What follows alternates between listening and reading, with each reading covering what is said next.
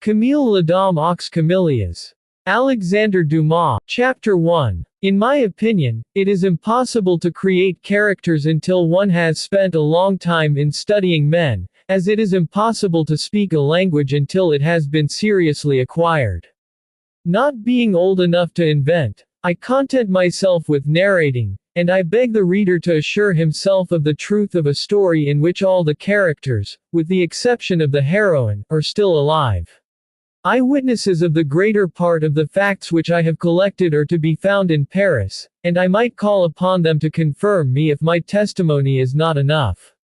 And, thanks to a particular circumstance, I alone can write these things, for I alone am able to give the final details, without which it would have been impossible to make the story at once interesting and complete. This is how these details came to my knowledge. On the 12th of March, 1847, I saw in the Rue Lafitte a great yellow placard announcing a sale of furniture and curiosities. The sale was to take place on account of the death of the owner. The owner's name was not mentioned, but the sale was to be held at 9, Rue d'Antin, on the 16th, from 12 to 5. The placard further announced that the rooms and furniture could be seen on the 13th and 14th.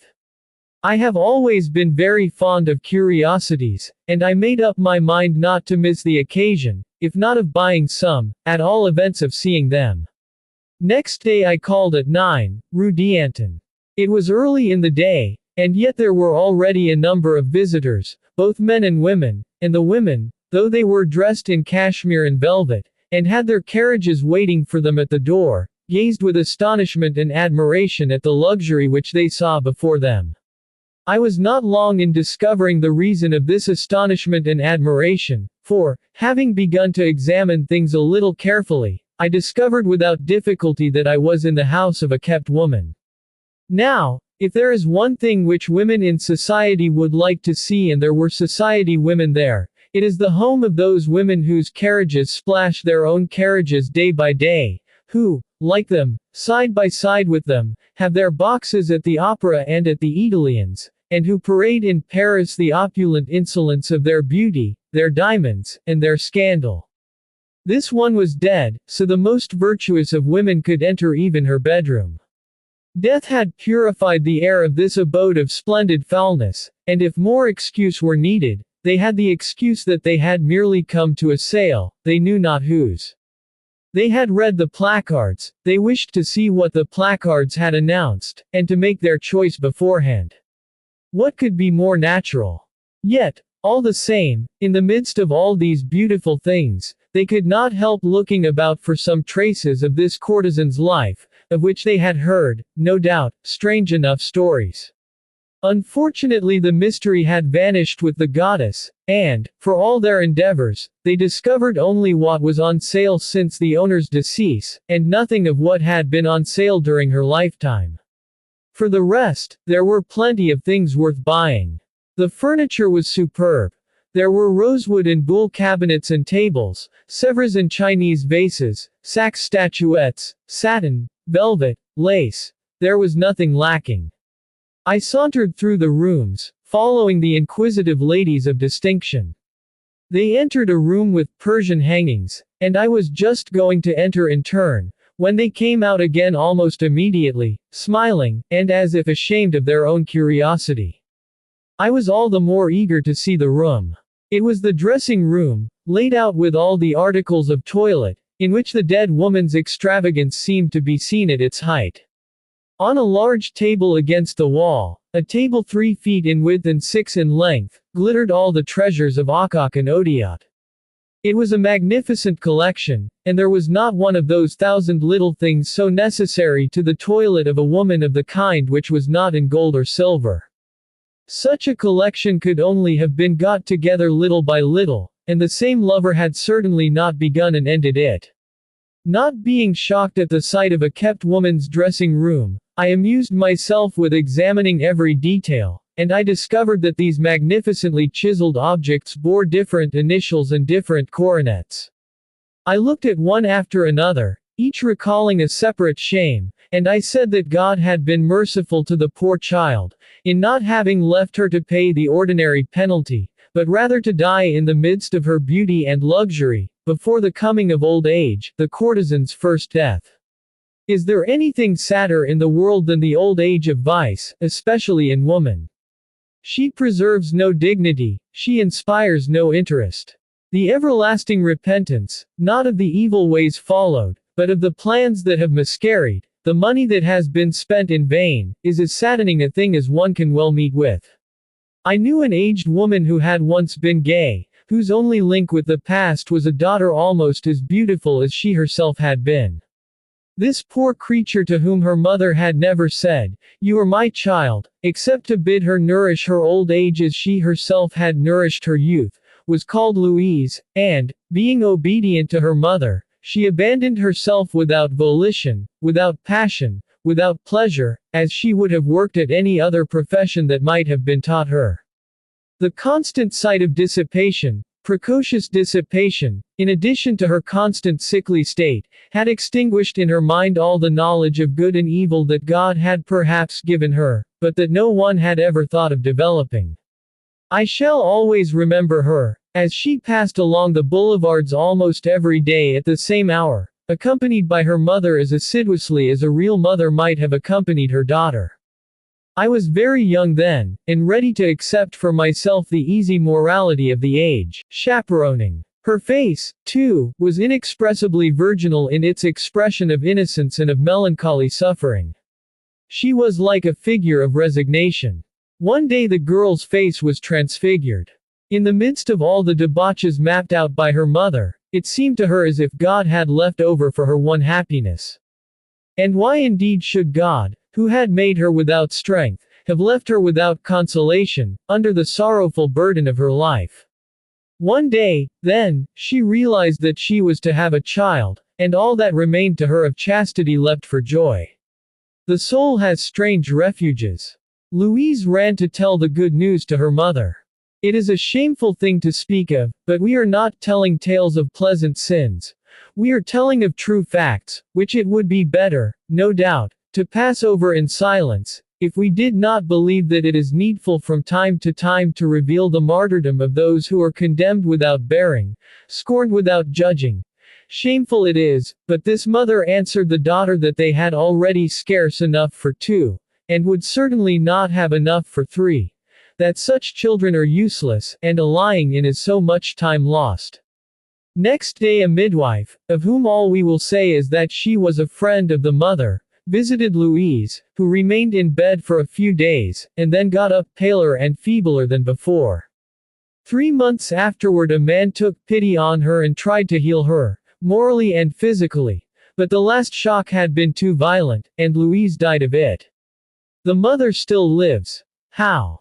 God knows. This story returned to my mind while I looked at the silver toilet things, and a certain space of time must have elapsed during these reflections, for no one was left in the room but myself and an attendant, who, standing near the door, was carefully watching me to see that I did not pocket anything. I went up to the man, to whom I was causing so much anxiety. "Sir," I said, "can you tell me the name of the person who formerly lived here?" "Mademoiselle Marguerite Gautier. I knew her by name and by sight." "What?" I said to the attendant. "Marguerite Gautier is dead." "Yes, sir." "When did she die?" 3 weeks ago, I believe." "And why are the rooms on view?" "The creditors believe that it will send up the prices. People can see beforehand the effect of the things. You see that induces them to buy." "She was in debt, then?" "To any extent, sir. But the sale will cover it. And more too. Who will get what remains over?" "Her family. She had a family." "It seems so." "Thanks." The attendant, reassured as to my intentions, touched his hat, and I went out. "Poor girl," I said to myself as I returned home. "She must have had a sad death, for, in her world, one has friends only when one is perfectly well." And in spite of myself I began to feel melancholy over the fate of Marguerite Gautier. It will seem absurd to many people, but I have an unbounded sympathy for women of this kind, and I do not think it necessary to apologize for such sympathy. One day, as I was going to the prefecture for a passport, I saw in one of the neighboring streets a poor girl who was being marched along by two policemen. I do not know what was the matter. All I know is that she was weeping bitterly as she kissed an infant only a few months old, from whom her arrest was to separate her. Since that day I have never dared to despise a woman at first sight. Chapter 2. The sale was to take place on the 16th. A day's interval had been left between the visiting days and the sale, in order to give time for taking down the hangings, curtains, etc. I had just returned from abroad. It was natural that I had not heard of Marguerite's death among the pieces of news which one's friends always tell on returning after an absence. Marguerite was a pretty woman, but though the life of such women makes sensation enough, their death makes very little. They are suns which set as they rose, unobserved. Their death, when they die young, is heard of by all their lovers at the same moment, for in Paris almost all the lovers of a well-known woman are friends.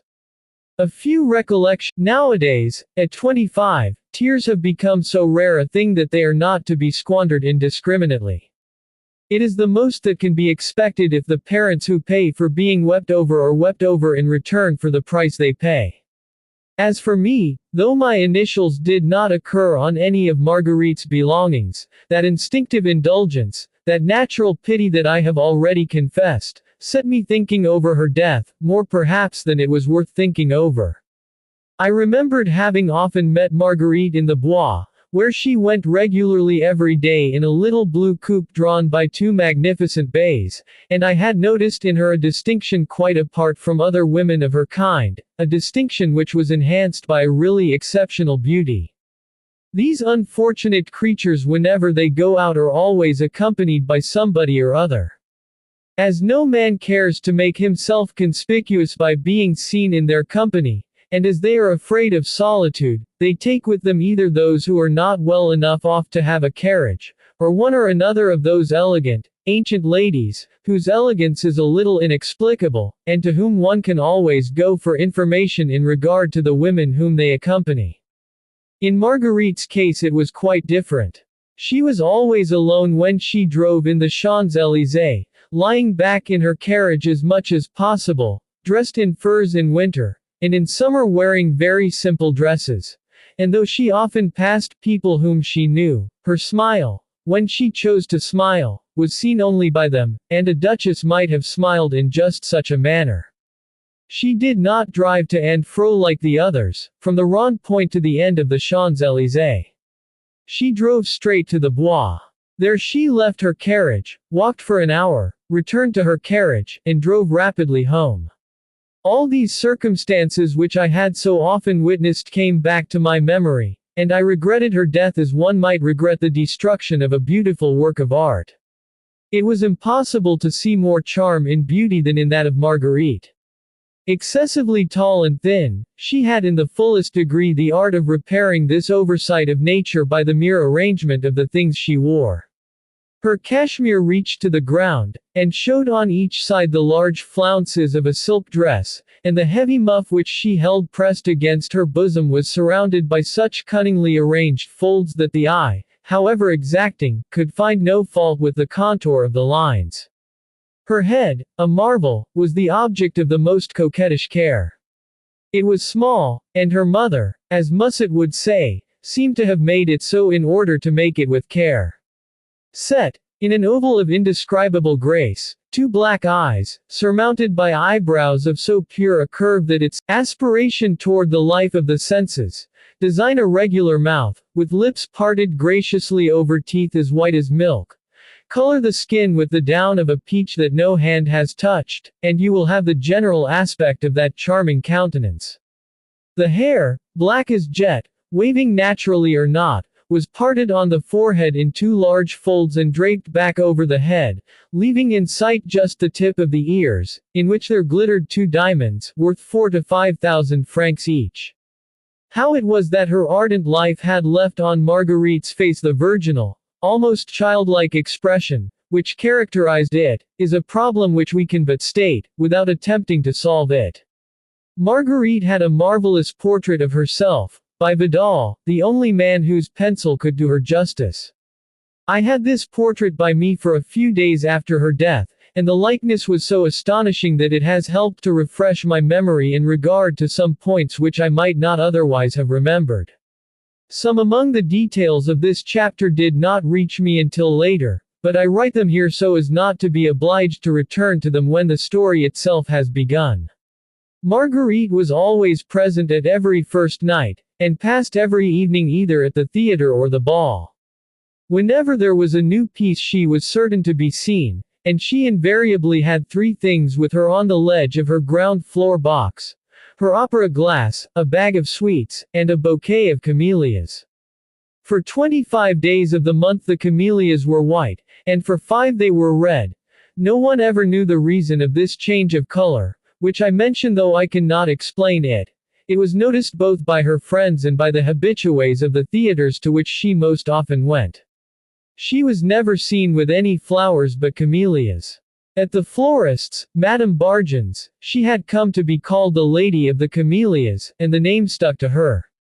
Like all those who move in a certain set in Paris, I knew that Marguerite had lived with some of the most fashionable young men in society, that she spoke of it openly, and that they themselves boasted of it, so that all seemed equally pleased with one another. Nevertheless, for about 3 years, after a visit to Bagnes, she was said to be living with an old duke, a foreigner, enormously rich, who had tried to remove her as far as possible from her former life, and, as it seemed, entirely to her own satisfaction. This is what I was told on the subject. In the spring of 1847 Marguerite was so ill that the doctors ordered her to take the waters, and she went to Bagnes. Among the invalids was the daughter of this duke. She was not only suffering from the same complaint, but she was so like Marguerite in appearance that they might have been taken for sisters. The young duchess was in the last stage of consumption, and a few days after Marguerite's arrival she died. One morning, the duke, who had remained at Bagnes to be near the soil that had buried a part of his heart, caught sight of Marguerite at a see the shadow of his child, and going up to her, he took her hands, embraced and wept over her, and without even asking her who she was, begged her to let him love in her the living image of his dead child. Marguerite, alone at Bagnes with her maid, and not being in any fear of compromising herself, granted the duke's request. Some people who knew her, happening to be at Bagnes, took upon themselves to explain Mademoiselle Gautier's true position to the duke. It was a blow to the old man, for the resemblance with his daughter was ended in one direction, but it was too late. She had become a necessity to his heart, his only pretext, his only excuse, for living. He made no reproaches, he had indeed no right to do so, but he asked her if she felt herself capable of changing her mode of life, offering her in return for the sacrifice every compensation that she could desire. She consented. It must be said that Marguerite was just then very ill. The past seemed to her sensitive nature as if it were one of the main causes of her illness, and a sort of superstition led her to hope that God would restore to her both health and beauty in return for her repentance and conversion. By the end of the summer, the waters, sleep, the natural fatigue of long walks, had indeed more or less restored her health. The Duke accompanied her to Paris, where he continued to see her as he had done at Bagnes. This liaison, whose motive and origin were quite unknown, caused a great sensation, for the Duke, already known for his immense fortune, now became known for his prodigality. All this was set down to the debauchery of a rich old man, and everything was believed except the truth. The father's sentiment for Marguerite had, in truth, so pure a cause that anything but a communion of hearts would have seemed to him a kind of incest, and he had never spoken to her a word which his daughter might not have heard. Far be it from me to make out our heroine to be anything but what she was. As long as she remained at Bagnes, the promise she had made to the Duke had not been hard to keep, and she had kept it. But, once back in Paris, it seemed to her, accustomed to a life of dissipation, of balls, of orgies, as if the solitude, only interrupted by the Duke's stated visits, would kill her with boredom, and the hot breath of her old life came back across her head and heart. We must add that Marguerite had returned more beautiful than she had ever been. She was but 20, and her malady, sleeping but not subdued, continued to give her those feverish desires which are almost always the result of diseases of the chest. It was a great grief to the Duke when his friends, always on the lookout for some scandal on the part of the woman with whom, it seemed to them, he was compromising himself, came to tell him, indeed to prove to him, that at times when she was sure of not seeing him she received other visits, and that these visits were often prolonged till the following day, for she felt incapable of carrying out what she had undertaken, and she did not wish to go on accepting benefits from a man whom she was deceiving. The Duke did not return for a week. It was all he could do, and on the 8th day he came to beg Marguerite to let him still visit her, promising that he would take her as she was, so long as he might see her, and swearing that he would never utter a reproach against her, not though he were to die of it. This, then, was the state of things 3 months after Marguerite's return. That is to say, in November or December, 1842. Chapter 3. At 1 o'clock on the 16th I went to the Rue d'Antin. The voice of the auctioneer could be heard from the outer door. The rooms were crowded with people. There were all the celebrities of the most elegant impropriety, furtively examined by certain great ladies who had again seized the opportunity of the sale in order to be able to see, close at hand, women whom they might never have another occasion of meeting, and whom they envied perhaps in secret for their easy pleasures. The Duchess of F elbowed M.L.A., one of the most melancholy examples of our modern courtesan. The Marquis de T hesitated over a piece of furniture the price of which was being run high by me. D, the most elegant and famous adulteress of our time, the Duke of Y, who in Madrid is supposed to be ruining himself in Paris, and in Paris to be ruining himself in Madrid, and who, as a matter of fact, never even reaches the limit of his income, talked with me. M, one of our wittiest storytellers, who from time to time writes what she says and signs what she writes, while at the same time he exchanged confidential glances with me.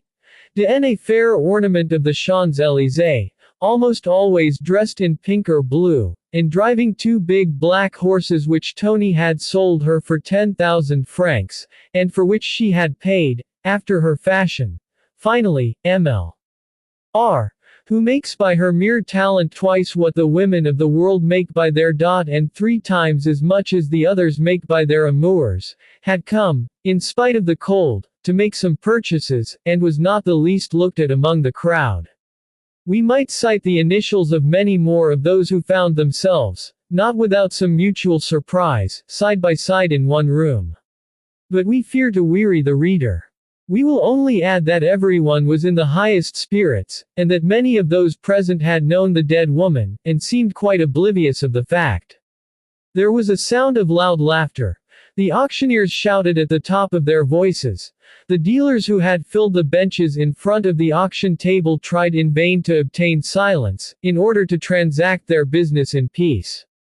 Never was there a noisier or a more varied gathering. I slipped quietly into the, rather to examine than to buy. I watched the faces of the auctioneers, noticing how they beamed with delight whenever anything reached a price beyond their expectations. Honest creatures, who had speculated upon this woman's prostitution, who had gained their 100% out of her, who had plagued with their writs the last moments of her life, and who came now after her death to gather in at once the fruits of their dishonorable calculations and the interest on their shameful credit, how wise were the ancients in having only one God for traitors and robbers. Dresses, cashmeres, jewels, were sold with incredible rapidity. There was nothing that I cared for, and I still waited. All at once I heard a volume, beautifully bound, gilt-edged, entitled Manon Lescaut. There is something written on the first page. 10 francs. 12, said a voice after a longish silence. 15, I said. Why? I did not know. Doubtless for the something written. 15, repeated the auctioneer. 30, said the first bidder in a tone which seemed to defy further competition. It had now become a struggle. 35, I cried in the same tone. 40, 50, 60. 100. If I had wished to make a sensation I should certainly have succeeded, for a profound silence had ensued, and people gazed at me as if to see what sort of a person it was, who seemed to be so determined to possess the volume. The accent which I had given to my last word seemed to convince my adversary. He preferred to abandon a conflict which could only have resulted in making me pay 10 times its price for the volume, and, bowing, he said very gracefully, though indeed a little late, "I must have given considerable food for reflection to the witnesses of this scene, who would no doubt ask themselves what my purpose could have been in paying 100 francs for a book which I could have had anywhere for 10, or, at the outside, 15. An hour after, I sent for my purchase. On the first page was written in ink, in an elegant hand, an inscription on the part of the giver. It consisted of these words: Manon to Marguerite. Humility. It was signed Armand Duval. What was the meaning of the word humility? Was Manon to recognize in Marguerite, in the opinion of M. Armand Duval, her superior in vice or in affection? The second interpretation seemed the more probable, for the first would have been an impertinent piece of plain speaking which Marguerite, whatever her opinion of herself, would never have accepted. I went out again, and thought no more of the book until at night, when I was going to bed. Manon Lescaut is a touching story. I know every detail of it, and yet whenever I come across the volume the same sympathy always draws me to it. I open it, and for the 100th time I live over again with the heroine of the Abbé Prévost. Now this heroine is so true to life that I feel as if I had known her. And thus the sort of comparison between her and Marguerite gave me an unusual inclination to read it, and my indulgence passed into pity, almost into a kind of love for the poor girl to whom I owed the volume. Manon died in the desert, it is true, but in the arms of the man who loved her with the whole energy of his soul, who, when she was dead, dug a grave for her, and watered it with his tears, and buried his heart in it, while Marguerite, a sinner like Manon, and perhaps converted like her, had died in a sumptuous bed it seemed, after what I had seen, the bed of her past, but in that desert of the heart, a more barren, a vaster, a more pitiless desert than that in which Manon had found her last resting place. Marguerite, in fact, as I had found from some friends who knew of the last circumstances of her life, had not a single real friend by her bedside during the 2 months of her long and painful agony. Then from Manon and Marguerite my mind wandered to those whom I knew, and whom I saw singing along the way which led to just such another death. Poor souls! If it is not right to love them, is it not well to pity them? Spite of herself, incapable of seeing what is good, of bearing the Lord, and of speaking the pure language of love and faith. Hugo has written Marion Delorme, Musset has written Bernhardt, Alexander Dumas has written Fernand. The thinkers and poets of all time have brought to the courtesan the offering of their pity, and at times a great man has rehabilitated them with his love and even with his name. If I insist on this point, it is because many among those who have begun to read me will be ready to throw down a book in which they will fear to find an apology for vice and prostitution, and the author's age will do something, no doubt, to increase this fear. Let me undeceive those who think thus, and let them go on reading, if nothing but such a fear hinders them. I am quite simply convinced of a certain principle, which is, for the woman whose education has not taught her what is right, God almost always opens 2 ways which led thither, the ways of sorrow and of love. They are hard. Those who walk in them walk with bleeding feet and torn hands, but they also leave the trappings of vice upon the thorns of the wayside, and reach the journey's end in a nakedness which is not shameful in the sight of the Lord. Those who meet these bold travelers ought to succor them, and to tell all that they have met them, for in so doing they point out the way. It is not a question of setting at the outset of life 2 signposts, one bearing the inscription the right way, the other the inscription the wrong way, and of saying to those who come there, choose. One must needs, like Christ, point out the ways which led from the second road to the first, to those who have been easily led astray. And it is needful that the beginning of these ways should not be too painful nor appear too impenetrable. Here is Christianity with its marvelous parable of the prodigal son to teach us indulgence and pardon. Jesus was full of love for souls wounded by the passions of men. He loved to bind up their wounds and to find in those very wounds the balm which should heal them.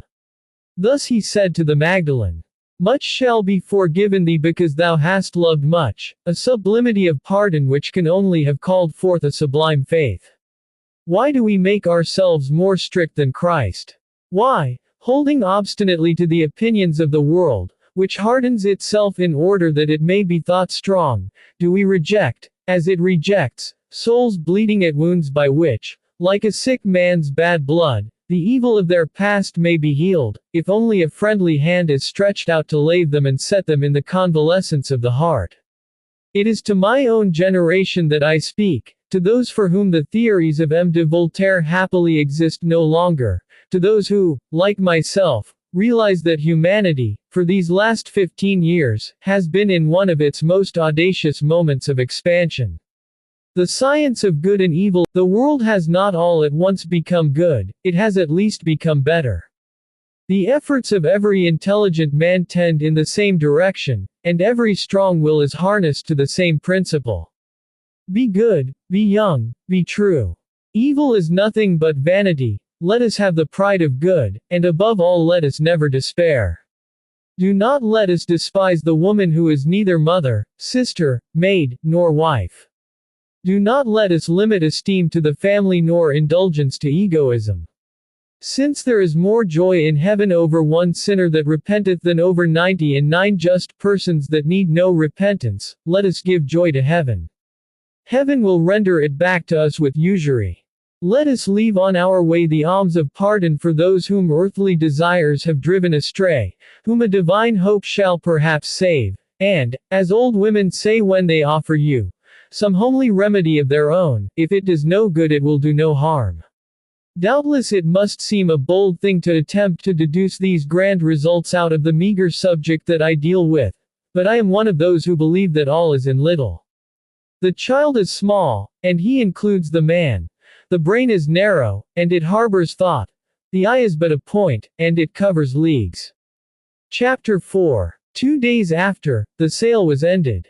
It had produced 3,500 francs. The creditors divided among them 2/3, and the family, a sister and a grand-nephew, received the remainder. The sister opened her eyes very wide when the lawyer wrote to her that she had inherited 50,000 francs. The girl had not seen her sister for 6 or 7 years, and did not know what had become of her from the moment when she had disappeared from home. She came up to Paris in haste, and great was the astonishment of those who had known Marguerite when they saw as her only heir a fine, fat country girl, who until then had never left her village. She had made the fortune at a single stroke, without even knowing the source of that fortune. She went back, I heard afterward, to her countryside, greatly saddened by her sister's death, but with a sadness which was somewhat lightened by the investment at 4.5% which she had been able to make. All these circumstances, often repeated in Paris, the mother city of scandal, had begun to be forgotten, and I was even little by little forgetting the part one had taken in them, when a new incident brought to my knowledge the whole of Marguerite's life, and acquainted me with such pathetic details that I was taken with the idea of writing down the story which I now write. The rooms, now emptied of all their furniture, had been to let for 3 or 4 days when one morning there was a ring at my door.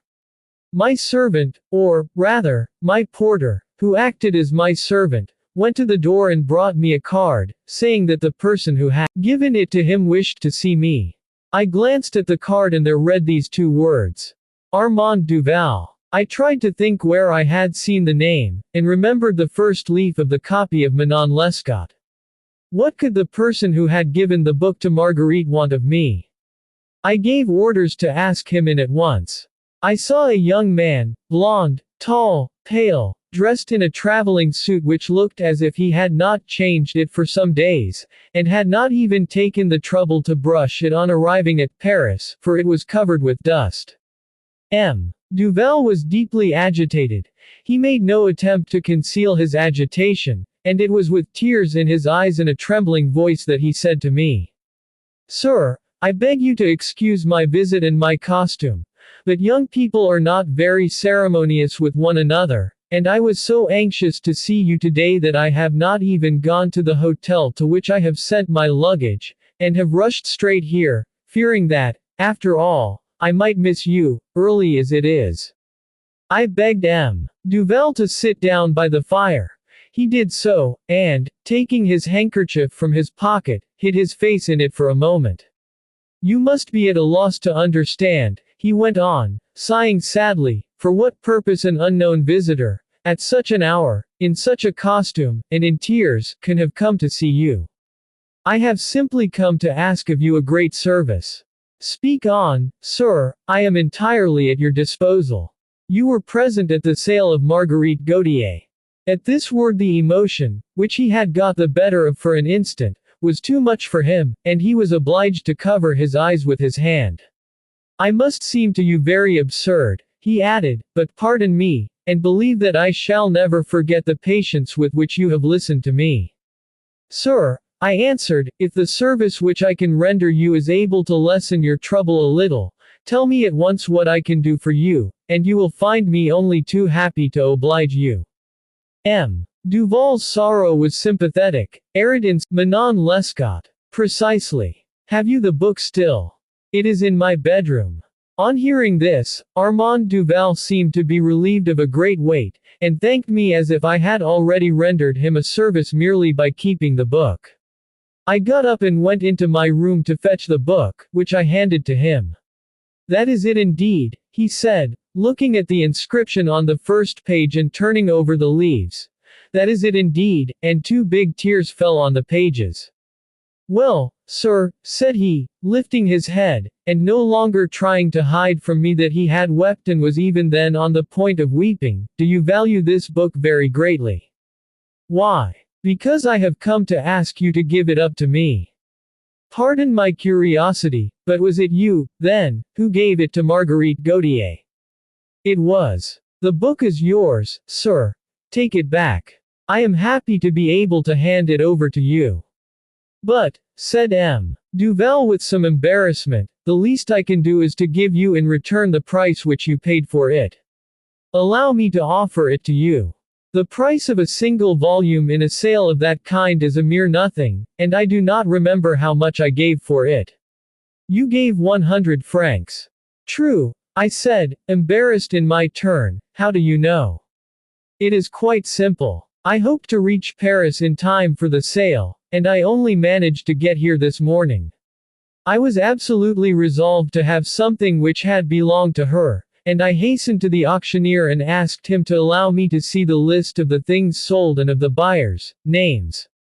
I saw that this volume had been bought by you, and I decided to ask you to give it up to me, though the price you had set upon it made me fear that you might yourself have some souvenir in connection with." "I knew M.L. Gautier only by sight," I said.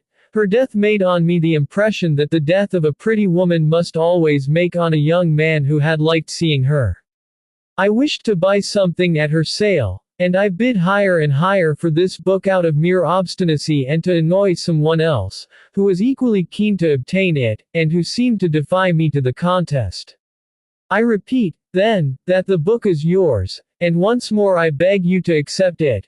Do not treat me as if I were an auctioneer, and let it be the pledge between us of a longer and more intimate acquaintance." "Good," said Armand, holding out his hand and pressing mine. "I accept, and I shall be grateful to you all my life." I was very anxious to question Armand on the subject of Marguerite, for the inscription in the book, the young man's hurried journey, his desire to possess the volume, piqued my curiosity, but I feared if I questioned my visitor that I might seem to have refused his money only in order to have the right to pry into his affairs. It was as if he guessed my desire, for he said to me, "Have you read the volume? All through? What did you think of the 2 lines that I wrote in it?"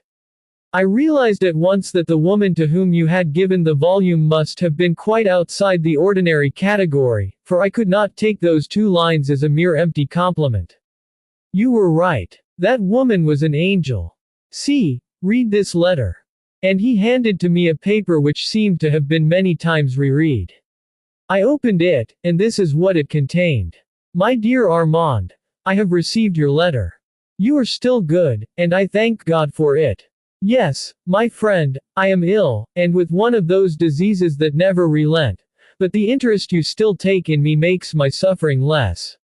I shall not live long enough, I expect, to have the happiness of pressing the hand which has written the kind letter I have just received. The words of it would be enough to cure me, if anything could cure me. I shall not see you, for I am quite near death, and you are hundreds of leagues away. My poor friend, your Marguerite of old times is sadly changed. It is better perhaps for you not to see her again than to see her as she is. You ask if I forgive you. Oh, with all my heart, friend, for the way you hurt me was only a way of proving the love you had for me. I have been in bed for a month, and I think so much of your esteem that I write every day the journal of my life, from the moment we left each other to the moment when I shall be able to write no longer. If the interest you take in me is real, Armand, when you come back go and see Julie Duprat. She will give you my journal. You will find in it the reason and the excuse for what has passed between us. Julie is very good to me. We often talk of you together. She was there when your letter came, and we both cried over it. If you had not sent me any word, I had told her to give you those papers when you returned to France. Do not thank me for it. This daily looking back on the only happy moments of my life does me an immense amount of good, and if you will find in reading it some excuse for the past, I, for my part, find a continual solace in it. I should like to leave you something which would always remind you of me, but everything here has been seized, and I have nothing of my own. Do you understand, my friend? I am dying, and from my bed I can hear a man walking to and fro in the drawing room.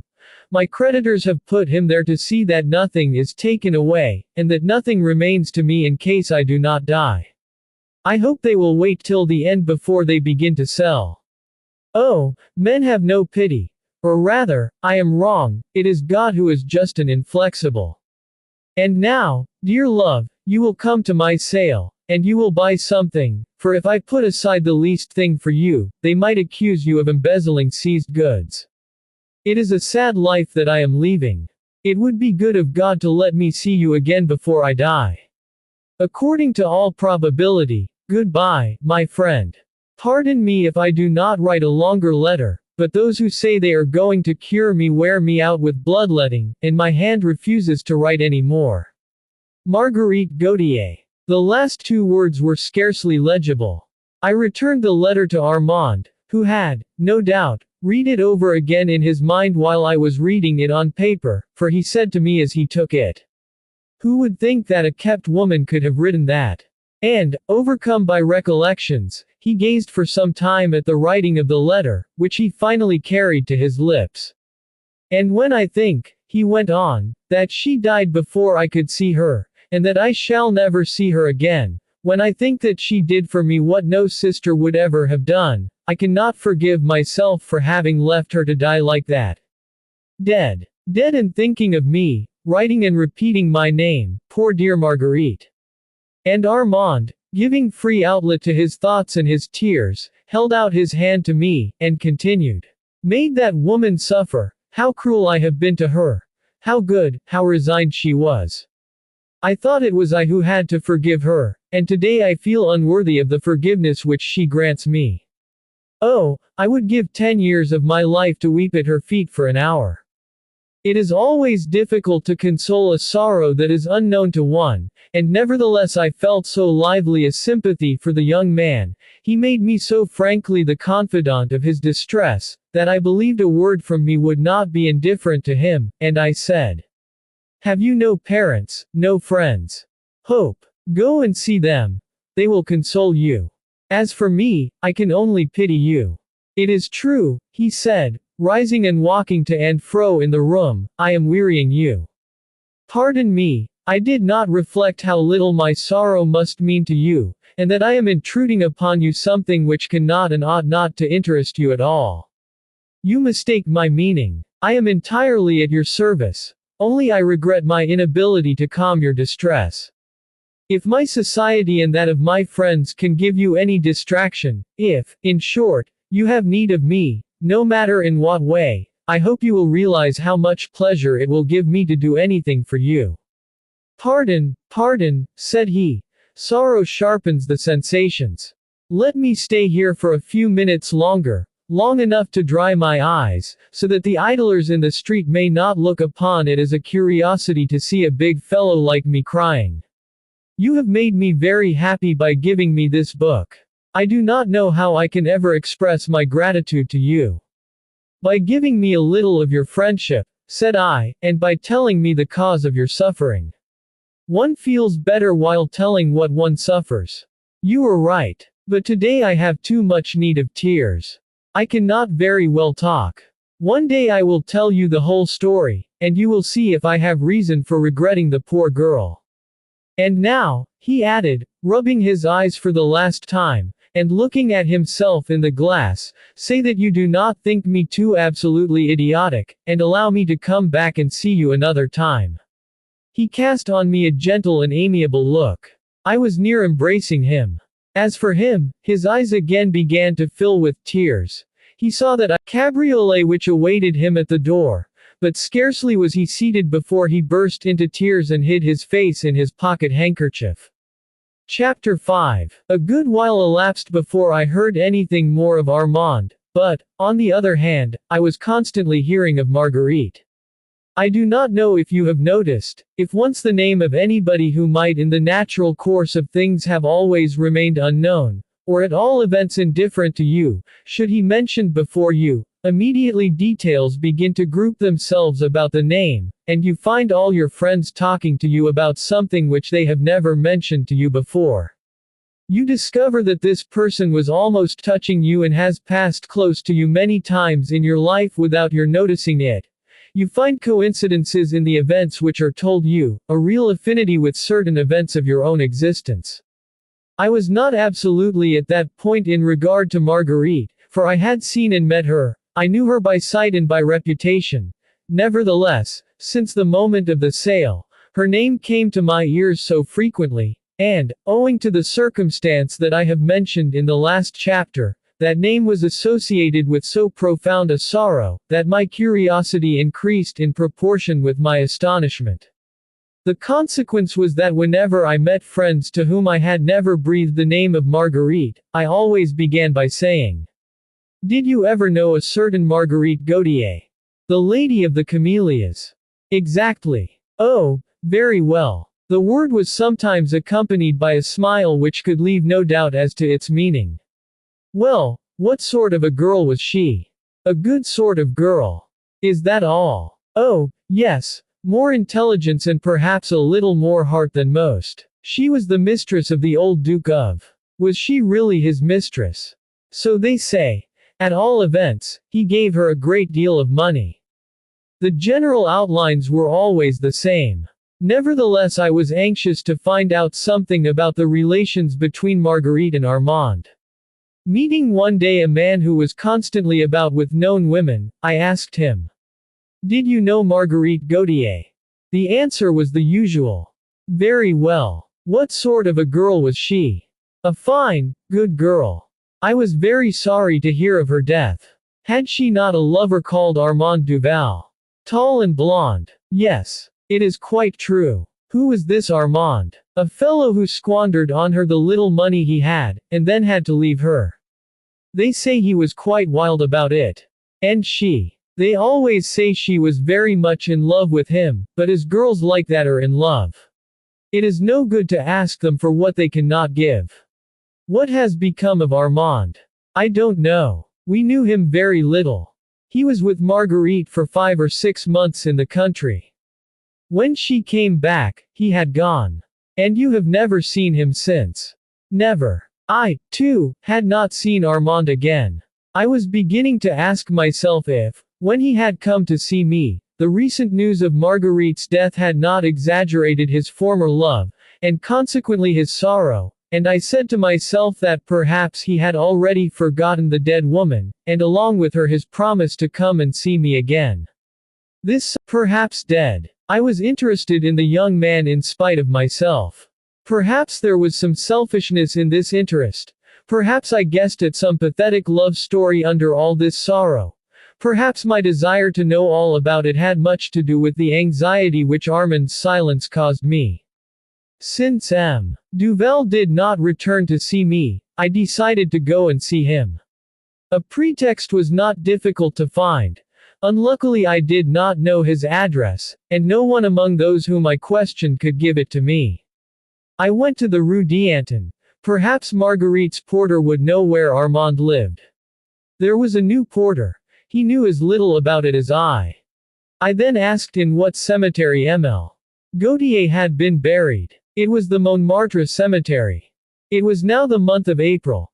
The weather was fine, the graves were not likely to look as sad and desolate as they do in winter. In short, it was warm enough for the living to think a little of the dead, and pay them a visit. I went to the cemetery, saying to myself, one glance at Marguerite's grave, and I shall know if Armand's sorrow still exists, and perhaps I may find out what has become of him. I entered the keeper's lodge, and asked him if on the 22nd of February a woman named Marguerite Gautier had not been buried in the Montmartre cemetery. He turned over the pages of a big book in which those who enter this last resting place are inscribed and numbered, and replied that on the 22nd of February, at 12 o'clock, a woman of that name had been buried. I asked him to show me the grave, for there is no finding one's way without a guide in this city of the dead, which has its streets like a city of the living. The keeper called over a gardener, to whom he gave the necessary instructions. The gardener interrupted him, saying, I know, it is not difficult to find that grave, he added, turning to me. Why? Because it has very different flowers from the others. Is it you who look after it? Yes, sir. And I wish all relations took as much trouble about the dead as the young man who gave me my orders. After several turnings, the gardener stopped and said to me, Here we are. I saw before me a square of flowers which one would never have taken for a grave, if it had not been for a white marble slab bearing a name. The marble slab stood upright, an iron railing marked the limits of the ground purchased, and the earth was covered with white camellias. What do you say to that? Said the gardener. It is beautiful. And whenever a camellia fades, I have orders to replace it. Who gave you the order? A young gentleman, who cried the first time he came here. An old pal of hers, I suppose, for they say she was a gay one. Very pretty, too, I believe. Did you know her, sir? Yes. Like the other, said the gardener, with a knowing smile. No, I never spoke to her. And you come here, too. It is very good of you, for those that come to see the poor girl don't exactly cumber the cemetery.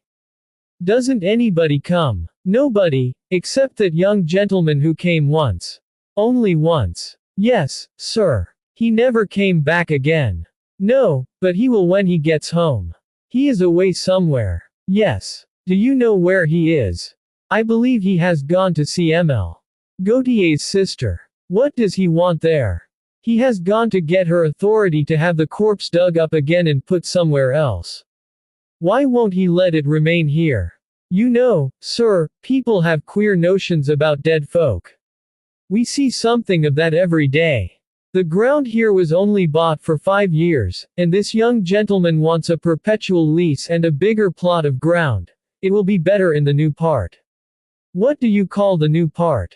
The new plots of ground that are for sale, there to the left. If the cemetery had always been kept like it is now, there wouldn't be the like of it in the world. But there is still plenty. I mean that there are people who carry their pride even here. Now, this Demoiselle Gautier, it appears she lived a bit free, if you'll excuse my saying so. Poor lady, she's dead now. There's no more of her left than of them that no one has a word to say against. We water them every day. Well, when the relatives of the folk that are buried beside her found out the sort of person she was, what do you think they said? That they would try to keep her out from here, and that there ought to be a piece of ground somewhere apart for these sort of women, like there is for the poor. Did you ever hear of such a thing? I gave it to them straight, I did. Well-to-do folk who come to see their dead 4 times a year, and bring their flowers themselves, and what flowers? And look twice at the keep of them they pretend to cry over, and write on their tombstones all about the tears they haven't shed, and come and make difficulties about their neighbors. You may believe me or not, sir, I never knew the young lady. I don't know what she did. Well, I'm quite in love with the poor thing. I look after her well, and I let her have her Camilias at an honest price. She is the dead body that I like the best. You see, sir, we are obliged to love the dead, for we are kept so busy, we have hardly time to love anything else. I looked at the man, and some of my readers will understand, without my needing to explain it to them, the emotion which I felt on hearing him. He observed it, no doubt, for he went on. They tell me there were people who ruined themselves over that girl, and lovers that worshipped her. Well, when I think there isn't one of them that so much as buys her a flower now, that's queer, sir, and sad. And, after all, she isn't so badly off, for she has her grave to herself, and if there is only one who remembers her, he makes up for the others. But we have other poor girls here, just like her and just her age, and they are just thrown into a pauper's grave, and it breaks my heart when I hear their poor bodies drop into the earth. And not a soul thinks about them any more, once they are dead. 'Tisn't a merry trade, ours, especially when we have a little heart left. What do you expect? I can't help it. I have a fine, strapping girl myself. She's just 20, and when a girl of that age comes here I think of her. And I don't care if it's a great lady or a vagabond, I can't help feeling it a bit. But I am taking up your time, sir, with my tales, and it wasn't to hear them you came here. I was told to show you M.L. Gautier's grave. Here you have it. Is there anything else I can do for you? Do you know M. Armand Duval's address? I asked. Yes. He lives at Rue de, at least, that's where I always go to get my money for the flowers you see there. Do you want to see M. Duval, sir? Said the gardener, who was walking beside me. Yes. Well, I am pretty sure he is not back yet, or he would have been here already. You don't think he has forgotten Marguerite? I am not only sure he hasn't, but I would wager that he wants to change her grave simply in order to have one more look at her. Why do you think that? The first word he said to me when he came to the cemetery was, "How can I see her again? That can't be done unless there is a change of grave," and I told him all about the formalities that have to be attended to in getting it done. For, you see, if you want to move a body from one grave to another you must have it identified, and only the family can give leave for it under the direction of a police inspector. That is why M. Duval has gone to see M.L. Gautier's sister, and you may be sure his first visit will be for me. We had come to the cemetery gate. I thanked the gardener again, putting a few coins into his hand, and made my way to the address he had given me. Armand had not yet returned. I left word for him, begging him to come and see me as soon as he arrived, or to send me word where I could find him. Next day, in the morning, I received a letter from Duval, telling me of his return, and asking me to call on him, as he was so worn out with fatigue that it was impossible for him to go out. Chapter 6. I found Armand in bed. On seeing me he held out a burning hand. "You are feverish," I said to him. "It is nothing, the fatigue of a rapid journey, that is all." "You have been to see Marguerite's sister?" "Yes." "Who told you?" "I knew it." "Did you get what you wanted?" "Yes. But who told you of my journey, and of my reason for taking it?" "The gardener of the cemetery." "You have seen the tomb?" I scarcely dared reply, for the tone in which the words were spoken proved to me thoughts or speech traveled back to that mournful subject. Emotion would still, for a long time to come, prove stronger than his will. I contented myself with a nod of the head. "He has looked after it well," continued Armand. Two big tears rolled down the cheeks of the sick man, and he turned away his head to hide them from me. I pretended not to see them, and tried to change the conversation. You have been away 3 weeks, I said. Armand passed his hand across his eyes and replied, exactly 3 weeks. You had a long journey. Oh, I was not traveling all the time. I was ill for a fortnight or I should have returned long ago, but I had scarcely got there when I took this fever, and I was obliged to keep my room. And you started to come back before you were really well. If I had remained in the place for another week, I should have died there. Well, now you are back again, you must take care of yourself. Your friends will come and look after you. Myself, first of all, if you will allow me. I shall get up in a couple of hours. It would be very unwise. I must. What have you to do in such a great hurry? I must go to the inspector of police. Why do you not get one of your friends to see after the matter? It is likely to make you worse than you are now. It is my only chance of getting better. I must see her. Ever since I heard of her death, especially since I saw her grave, I have not been able to sleep. I cannot realize that this woman, so young and so beautiful when I left her, is really dead. I must convince myself of it. I must see what God has done with a being that I have loved so much, and perhaps the horror of the sight will cure me of my despair.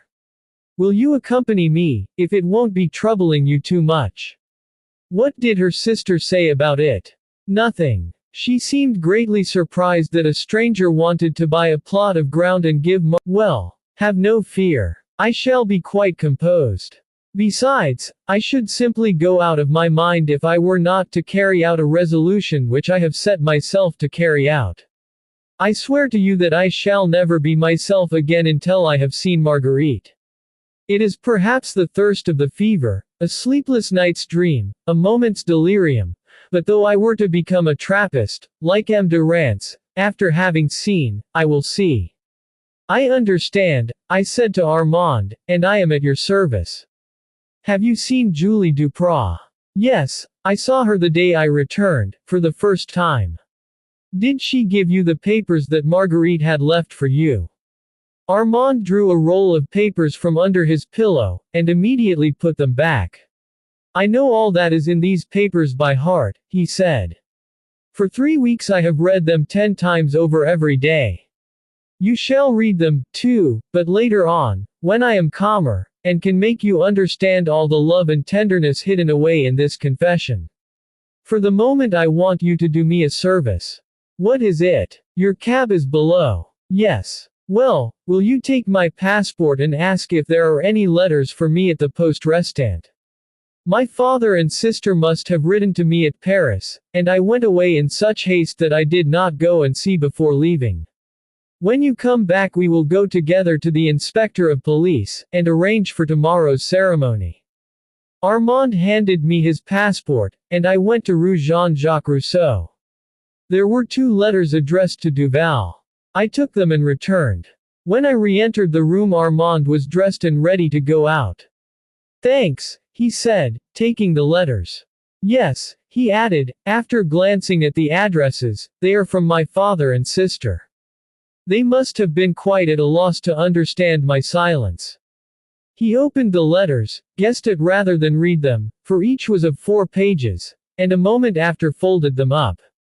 Come, he said, I will answer tomorrow. We went to the police station, and Armand handed in the permission signed by Marguerite's sister. He received in return a letter to the keeper of the cemetery, and it was settled that the disinterment was to take place next day, at 10 o'clock, that cemetery together. I confess that I was curious to be present, and I did not sleep all night. Judging from the thoughts which filled my brain, it must have been a long night for Armand. When I entered his room at 9 on the following morning he was frightfully pale, but seemed calm. He smiled and held out his hand. His candles were burned out, and before leaving he took a very heavy letter addressed to his father, and no doubt containing an account of that night's impressions. Half an hour later we were at Montmartre. The police inspector was there already.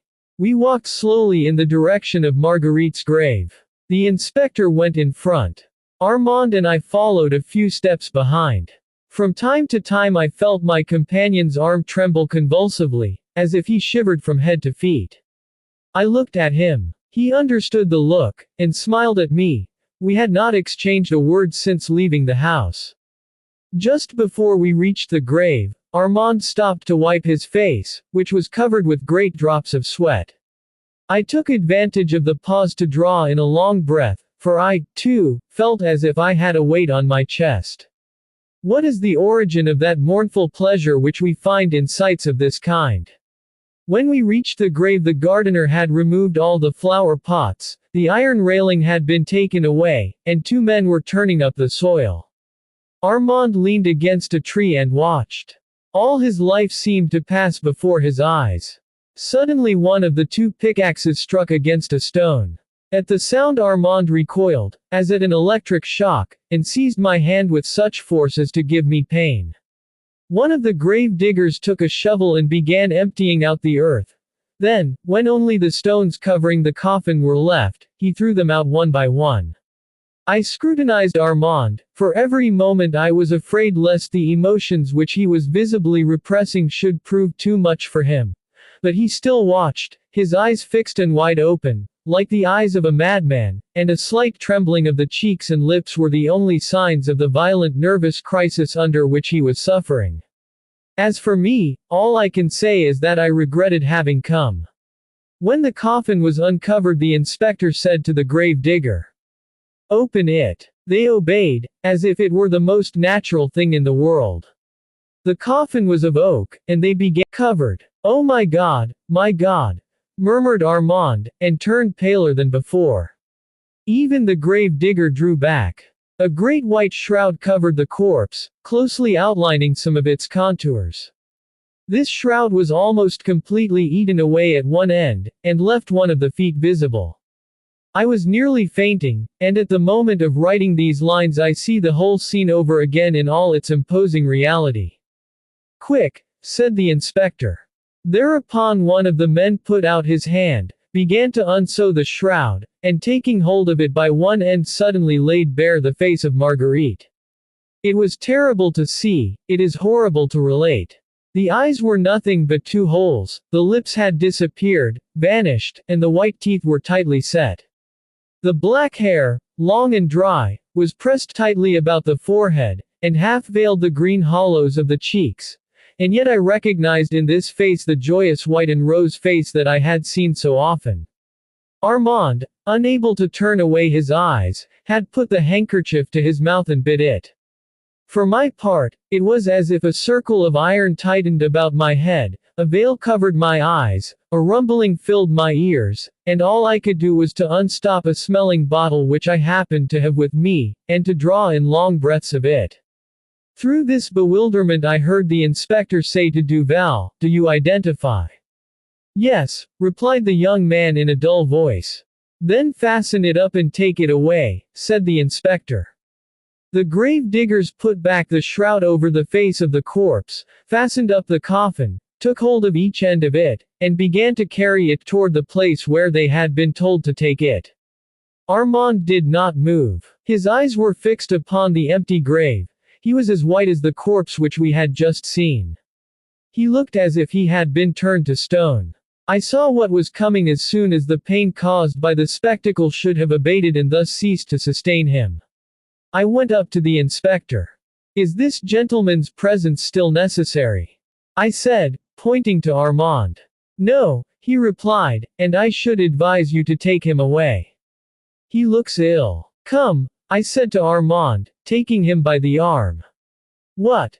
he said, looking at me as if he did not recognize me. "It is all over," I added. "You must come, my friend. You are quite white. You are cold. These emotions will be too much for you. You are right. Let us go," he answered mechanically, but without moving a step. I took him by the arm and led him along. He let himself be guided like a child, only from time to time murmuring, "Did you see her eyes?" And he turned as if the vision had recalled her. Nevertheless, his steps became more irregular. He seemed to walk by a series of jerks. His teeth chattered. His hands were cold. A violent agitation ran through his body. I spoke to him. He did not answer. He was just able to let himself be led along. A cab was waiting at the gate. It was only just in time.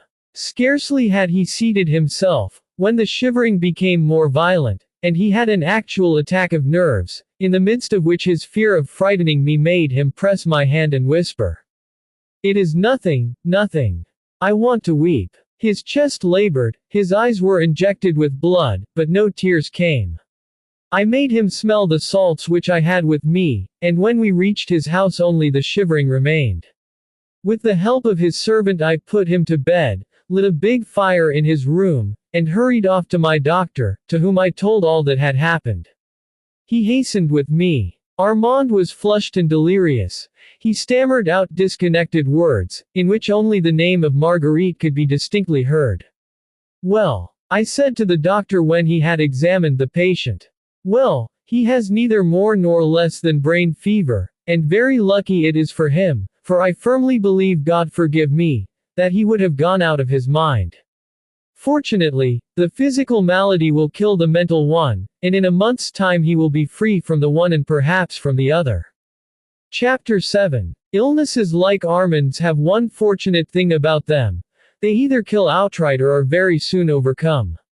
A fortnight after the events which I have just related, Armand was convalescent, and we had already become great friends.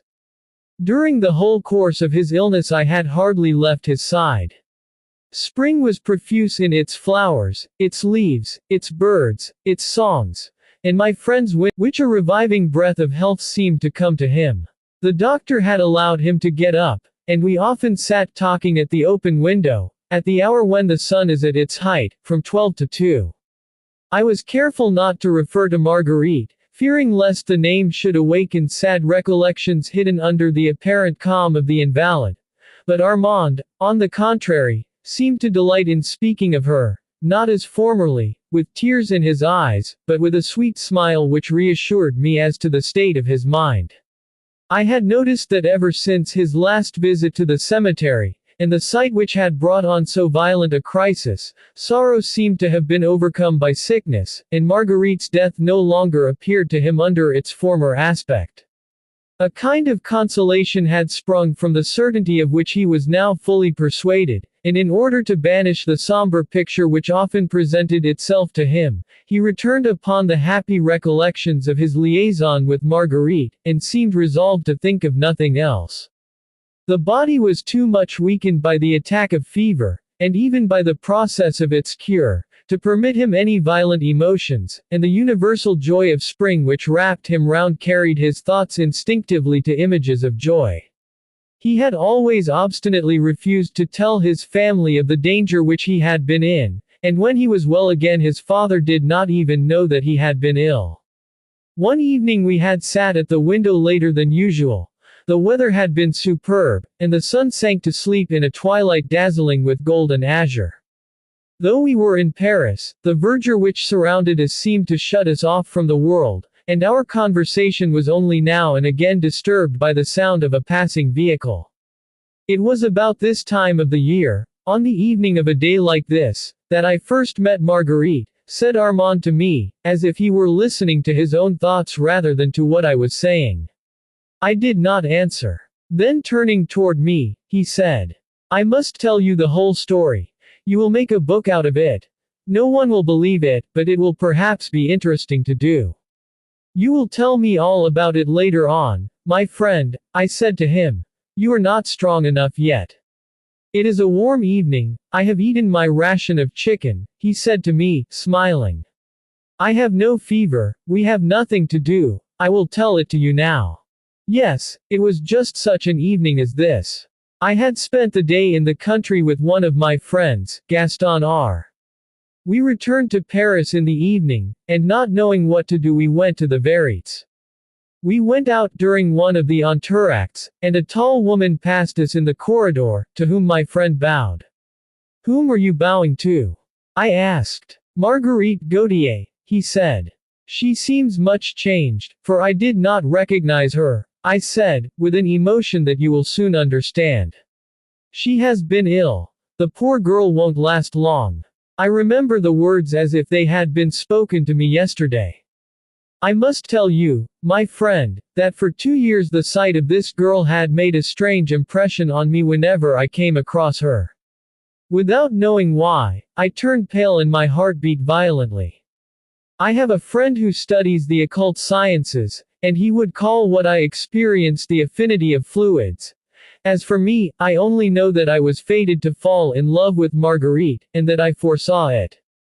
It is certainly the fact that she made a very definite impression upon me, that many of my friends had noticed it and that they had been much amused when they saw who it was that made this impression upon me.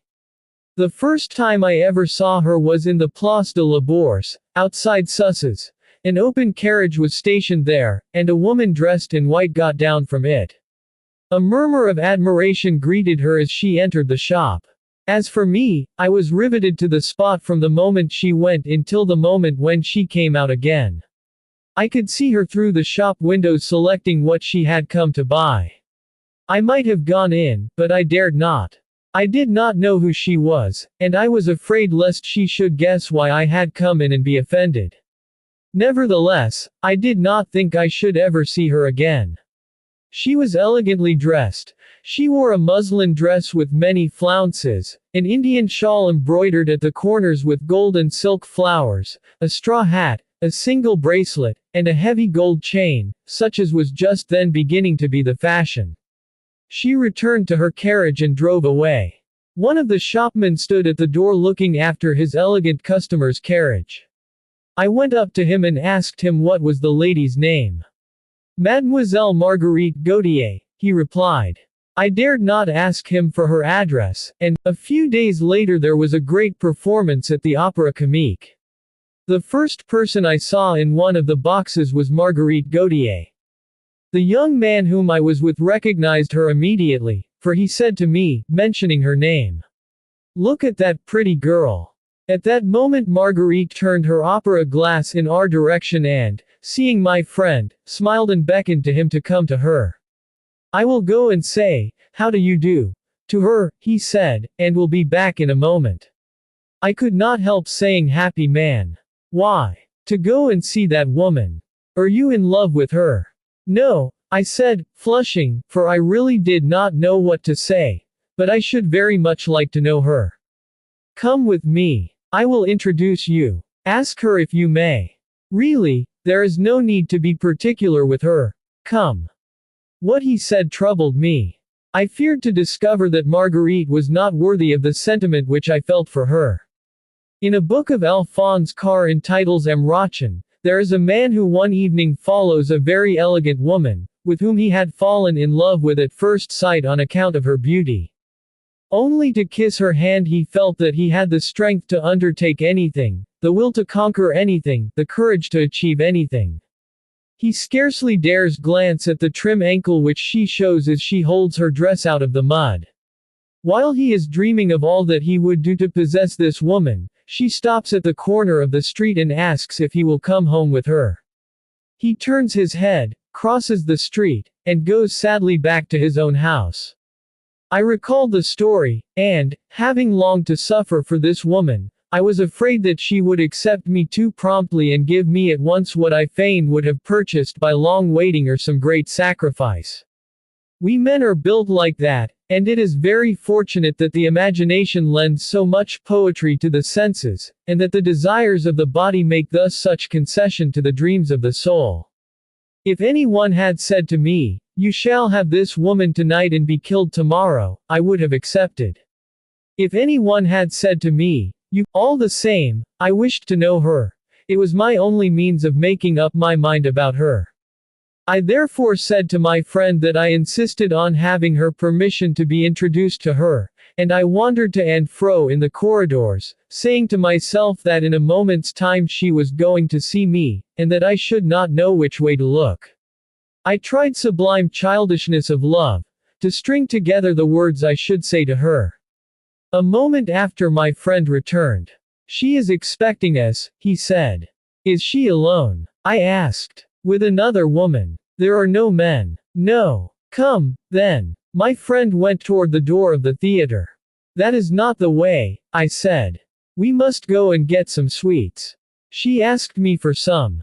We went into a confectioner's in the Passage de l'Opera.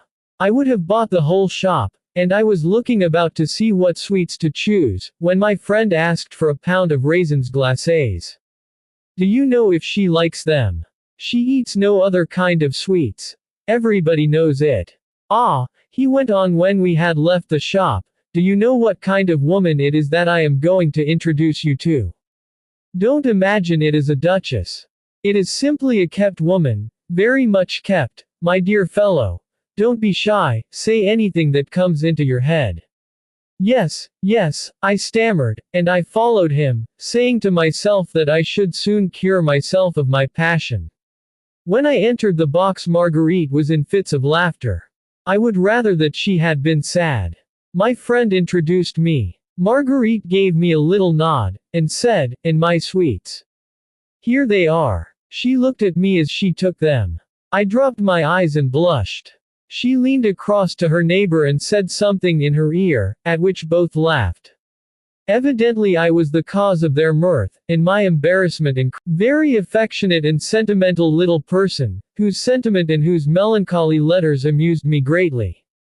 I realized the pain I must have given her by what I now experienced, and for 5 minutes I loved her as no woman was ever loved. Marguerite ate her raisins glacés without taking any more notice of me. The friend who had introduced me did not wish to let me remain in so ridiculous a position. "Marguerite," he said, "you must not be surprised if M. Duval says nothing. You overwhelm him to such a degree that he cannot find a word to say. I should say, on the contrary, that he has only come with you because it would have bored you to come here by yourself." "If that were true," I said, "I should not have begged Ernest to ask your permission to introduce me. Perhaps that was only in order to put off the fatal moment. However little one may have known women like Marguerite, one cannot but know the delight they take in pretending to be witty and in teasing the people whom they meet for the first time. It is no doubt a return for the humiliations which they often have to submit to on the part of those whom they see every day. To answer them properly, one requires a certain knack, and I had not had the opportunity of acquiring it. Besides, the idea that I had formed of Marguerite accentuated the effects of her mockery. Nothing that came from her was indifferent to me. I rose to my feet, saying in an altered voice, which I could not entirely control, "If that is what you think of me, madam, I have only to ask your pardon for my indiscretion, and to take leave of you with the assurance that it shall not occur again." Thereupon I bowed and quitted the box. I had scarcely closed the door when I heard a third peal of laughter. It would not have been well for anybody who had elbowed me at that moment. I returned to my seat. The signal for raising the curtain was given. Ernest came back to his place beside me. "What a way you behaved," he said, as he sat down. "They will think you are mad."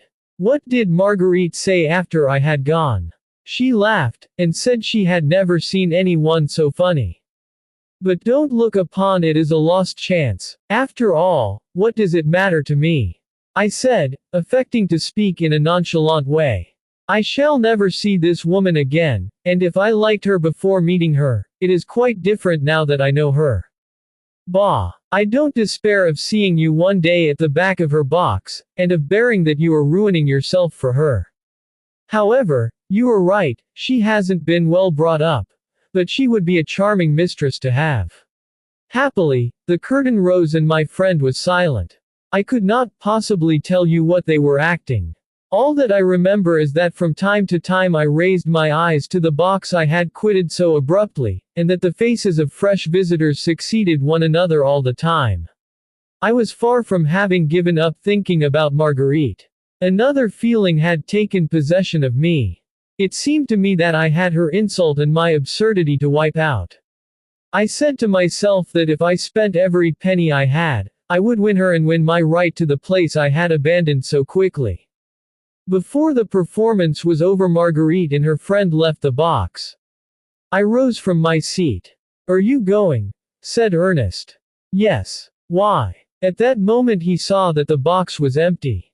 Go, go, he said, and good luck, or rather better luck. I went out. I heard the rustle of dresses, the sound of voices, on the staircase.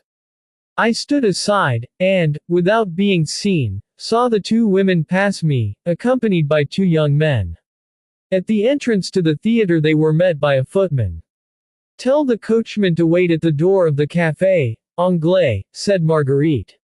We will walk there. A few minutes afterward I saw Marguerite from the street at a window of one of the large rooms of the restaurant, pulling the camellias of her bouquet to pieces, one by one. One of the two men was leaning over her shoulder and whispering in her ear. I took up my position at the Maison d'Or, in one of the first-floor rooms, and did not lose sight of the window for an instant. At 1 in the morning Marguerite got into her carriage with her three friends. I took a cab and followed them. The carriage stopped at number 9, Rue d'Antin. Marguerite got out and went in alone. It was no doubt a mere From that time forward, I often met Marguerite at the theater or in the Champs-Élysées. Always there was the same gaiety in her, the same emotion in me. At last a fortnight passed without my meeting her. I met Gaston and asked after her. Poor girl, she is very ill, he answered. What is the matter? She is consumptive, and the sort of life she leads isn't exactly the thing to cure her. She has taken to her bed. She is dying. The heart is a strange thing. I was almost glad at hearing it. Every day I went to ask after her, without leaving my name or my card. I heard she was convalescent and had gone to Bagner's. Time went by, the impression, if not the memory, faded gradually from my mind. I traveled. Love affairs, habits, work, took the place of other thoughts, and when I recalled this adventure I looked upon it as one of those passions which one has when one is very young, and laughs at soon afterward. For the rest, it was no credit to me to have got the better of this recollection, for I had completely lost sight of Marguerite, and, as I told you, when she passed me in the corridor of the Verites, I did not recognize her. She was veiled, it is true, but, veiled though she might have been 2 years earlier, I should not have needed to see her in order to recognize her. I should have known her intuitively. All the same, my heart began to beat when I knew that it was she, and the 2 years that had passed since I saw her, and what had seemed to be the results of that separation, vanished in smoke at the mere touch of her dress. Chapter 8. However, continued Armand after a pause, while I knew myself to be still in love with her, I felt more sure of myself, and part of my desire to speak to Marguerite again was a wish to make her see that I was stronger than she. How many ways does the heart take, how many reasons does it invent for itself, in order to arrive at what it wants? I could not remain in the corridor, and I returned to my place in the stalls, looking hastily around to see what box she was in. She was in a ground-floor box, quite alone. She had changed, as I have told you, and no longer wore an I gazed at her so fixedly that my eyes attracted hers. She looked at me for a few seconds, put up her opera glass to see me better, and seemed to think she recognized me, without being quite sure who I was, for when she put down her glasses, a smile, that charming, feminine salutation, flitted across her lips, as if to answer the bow which she seemed to expect. But I did not respond, so as to have an advantage over her, as if I had forgotten, while she remembered. Supposing herself mistaken, she looked away. The curtain went up. I have often seen Marguerite at the theater. I never saw her pay the slightest attention to what was being acted. As for me, the performance interested me equally little, and I paid no attention to anything but her, though doing my utmost to keep her from noticing it. Presently I saw her glancing across at the person who was in the opposite box. On looking, I saw a woman with whom I was quite familiar. She had once been a kept woman, and had tried to go on the stage, had failed, and, relying on her acquaintance with fashionable people in Paris, had gone into business and taken a milliner's shop. I saw in her a means of meeting with Marguerite, and profited by a moment in which she looked my way to wave my hand to her. As I expected, she beckoned to me to come to her box. Prudence Duvernoy, that was the milliner's auspicious name, was one of those fat women of 40 with whom one requires very little diplomacy to make them understand what one wants to know, especially when what one wants to know is as simple as what I had to ask of her. I took advantage of a moment when she was smiling across at Marguerite to ask her, "Whom are you looking at?" "Marguerite Gautier. You know her?" "Yes, I am her milliner, and she is a neighbor of mine." "Do you live in the Rue d'Antin?" "No." 7. The window of her dressing room looks onto the window of mine. "They say she is a charming girl." "Yes. That is more difficult." "Why?" "Because she is under the protection of a jealous old duke." "Protection is charming." "Yes, protection," replied Prudence. "Poor old man, he would be greatly embarrassed to offer her anything else." Prudence then told me how Marguerite had made the acquaintance of the Duke at Bagner's. "That, then," I continued, "is why she is alone here." "Precisely. But who will see her home?" "He will. He will come for her. In a moment." "And you, who is seeing you home?" "No one." "May I offer myself?" "But you are with a friend, are you not?" "May we offer, then?" "Who is your friend?" "A charming fellow, very amusing. He will be delighted to make your acquaintance." "Well, all right. We will go after this piece is over, for I know the last piece." "With pleasure. I will go and tell my friend." "Go, then." "Ah," added Prudence, as I was going, "there is the Duke just coming into Marguerite's box." I looked at him. A man of about 70 had sat down behind her, and was giving her a bag of sweets, into which she dipped at once, smiling. Then she held it out toward Prudence, with a gesture which seemed to say, "Will you have some?" "No," signaled Prudence. Marguerite drew back the bag, and, turning, began to talk with the Duke. It may sound childish to tell you all these details, but everything relating to Marguerite is so fresh in my memory that I cannot help recalling them now. I went back to Gaston and told him of the arrangement I had made for him and for me. He agreed, and we left our stalls to go round to me. Duvernoy's box. We had scarcely opened the door leading into the stalls when we had to stand aside to allow Marguerite and the Duke to pass. I would have given 10 years of my life to have been in the old man's place. When they were on the street he handed her into a phaeton, which he drove himself, and they were whirled away by 2 superb horses. We returned to Prudence's box, and when the play was over we took a cab and drove to 7, Rue d'Antin. At the door, Prudence asked us to come up and see her showrooms, which we had never seen, and of which she seemed very proud. You can imagine how eagerly I accepted. It seemed to me as if I was coming nearer and nearer to Marguerite. I soon turned the conversation in her direction. "The old Duke is at your neighbor's," I said to Prudence. "Oh, no, she is probably alone. But she must be dreadfully bored," said Gaston. "We spend most of our evening together, or she calls to me when she comes in. She never goes to bed before 2 in the morning. She can't sleep before that." "Why?" "Because she suffers in the chest, and is almost always feverish." "Hasn't she any lovers?" I asked. "I never see any one remain after I leave. I don't say no one ever comes when I am gone. Often in the evening I meet there a certain Comte de N who thinks he is making some headway by calling on her at 11 in the evening, and by sending her jewels to any extent, but she can't stand him. She makes a mistake. He is very rich. It is in vain that I say to her from time to time, 'My dear child, there's the man for you.' She, who generally listens to me, turns her back and replies that he is too stupid. Stupid, indeed, he is, but it would be a position for her, while this old Duke might die any day. Old men are egoists. Isn't all fun," continued Prudence, "to live like that? I know very well it wouldn't suit me, and I should soon send the old man about his business. He is so dull. He calls her his daughter, looks after her like a child, and is always in the way.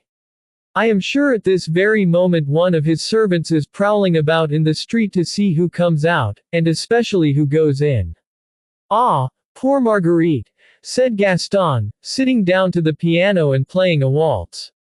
I hadn't a notion of it, but I did notice she hasn't been looking so gay lately. Hush, said Prudence, listening. Gaston stopped. She is calling me, I think. We listened. A voice was calling, Prudence. Come, now, you must go, said me. Duvernoy. Ah, that is your idea of hospitality, said Gaston, laughing. We won't go till we please. Why should we go? I am going over to Marguerite's. We will wait here. You can't. Then we will go with you. That's still less. I know Marguerite, said Gaston. I can very well pay her a call. But Armand doesn't know her. I will introduce him. Impossible. We again heard Marguerite's voice calling to Prudence, who rushed to her dressing room window. I followed with Gaston as she opened the window. We hid ourselves so as not to be seen from outside. I have been calling you for 10 minutes, said Marguerite from her window, in almost an imperious tone of voice. What do you want? I want you to come over at once. Why? Because the Comte de N is still here, and he is boring me to death. I can't now. What is hindering you? There are 2 young fellows here who won't go. Tell them that you must go out. I have told them. Well, then, leave them in the house. They will soon go when they see you have gone. They will turn everything upside down. But what do they want? They want to see you. What are they called? You know one, M. Gaston R. Ah, yes, I know him. And the other? M. Armand Duval. And you don't know him? No, but bring them along. Anything is better than the Count. I expect you. Come at once. Marguerite closed her window and Prudence hers. Marguerite, who had remembered my face for a moment, did not remember my name. I would rather have been remembered to my disadvantage than thus forgotten. I knew, said Gaston, that she would be delighted to see us. Delighted isn't the word, replied Prudence, as she put on her hat and shawl. She will see you in order to get rid of the Count. Try to be more agreeable than he is, or I know Marguerite she will put it all down to me. We followed Prudence downstairs. I trembled. It seemed to me that this visit was to have a great influence on my life. I was still more agitated than on the evening when I was introduced in the box at the Opera Comique. As we reached the door that you know, my heart beat so violently that I was hardly able to think. We heard the sound of a piano. Prudence rang. The piano was silent. A woman who looked more like a companion than a servant opened the door. We went into the drawing room, and from that to the boudoir, which was then just as you have seen it since. A young man was leaning against the mantelpiece. Marguerite, seated at the piano, breathed boredom, the man embarrassed by the consciousness of his nullity, the woman tired of her dismal visitor. At the voice of Prudence, Marguerite rose, and coming toward us with a look of gratitude to me. Duvernoy said, "Come in, and welcome." Chapter 9. Good evening, my dear Gaston, said Marguerite to my companion. I am very glad to see you. Why didn't you come to see me in my box at the Varites? I was afraid it would be indiscreet. Friends, and Marguerite lingered over the word, as if to intimate to those who were present that in spite of the familiar way in which she greeted him, Gaston was not and never had been anything more than a friend. Friends are always welcome. Then, will you permit me to introduce M. Armand Duval? I had already authorized Prudence to do so. As far as that goes, madam, I said, bowing, and succeeding in getting more or less intelligible sounds out of my throat, I have already had the honor of being introduced to you. Marguerite's beautiful eyes seemed to be looking back in memory, but she could not, or seemed not to, remember. Madam, I continued, I am grateful to you for having forgotten the occasion of my first introduction, for I was very absurd and must have seemed to you very tiresome. It was at the Opera Comique, 2 years ago. I was with Ernest de. Ah, I remember, said Marguerite, with a smile. It was not you who were absurd. It was I who was mischievous, as I still am, but somewhat less. You have forgiven me. And she held out her hand, which I kissed. It is true, she went on. You know I have the bad habit of trying to embarrass people the first time I meet them. It is very stupid. My doctor says it is because I am nervous and always ill. Everyone knew it. I often came to inquire after you, and I was happy to hear of your convalescence. They never gave me your card. I did not leave it.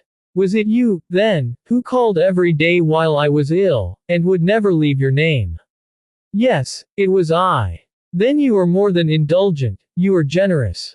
You, Count, wouldn't have done that, said she, turning toward Mdn after giving me one of those looks in which women sum up their opinion of a man. I have only known you for 2 months, replied the Count. And this gentleman only for 5 minutes. You always say something ridiculous. Women are pitiless toward those whom they do not care for. The Count reddened and bit his lips. I was sorry for him, for he seemed, like myself, to be in love, and the bitter frankness of Marguerite must have made him very unhappy, especially in the presence of 2 strangers. You were playing the piano when we came in, I said, in order to change the conversation. Won't you be so good as to treat me as an old acquaintance and go on? Oh, said she, flinging herself on the sofa and motioning to us to sit down, Gaston knows what my music is like. It is all very well when I am alone with the Count, but I won't inflict such a punishment on you.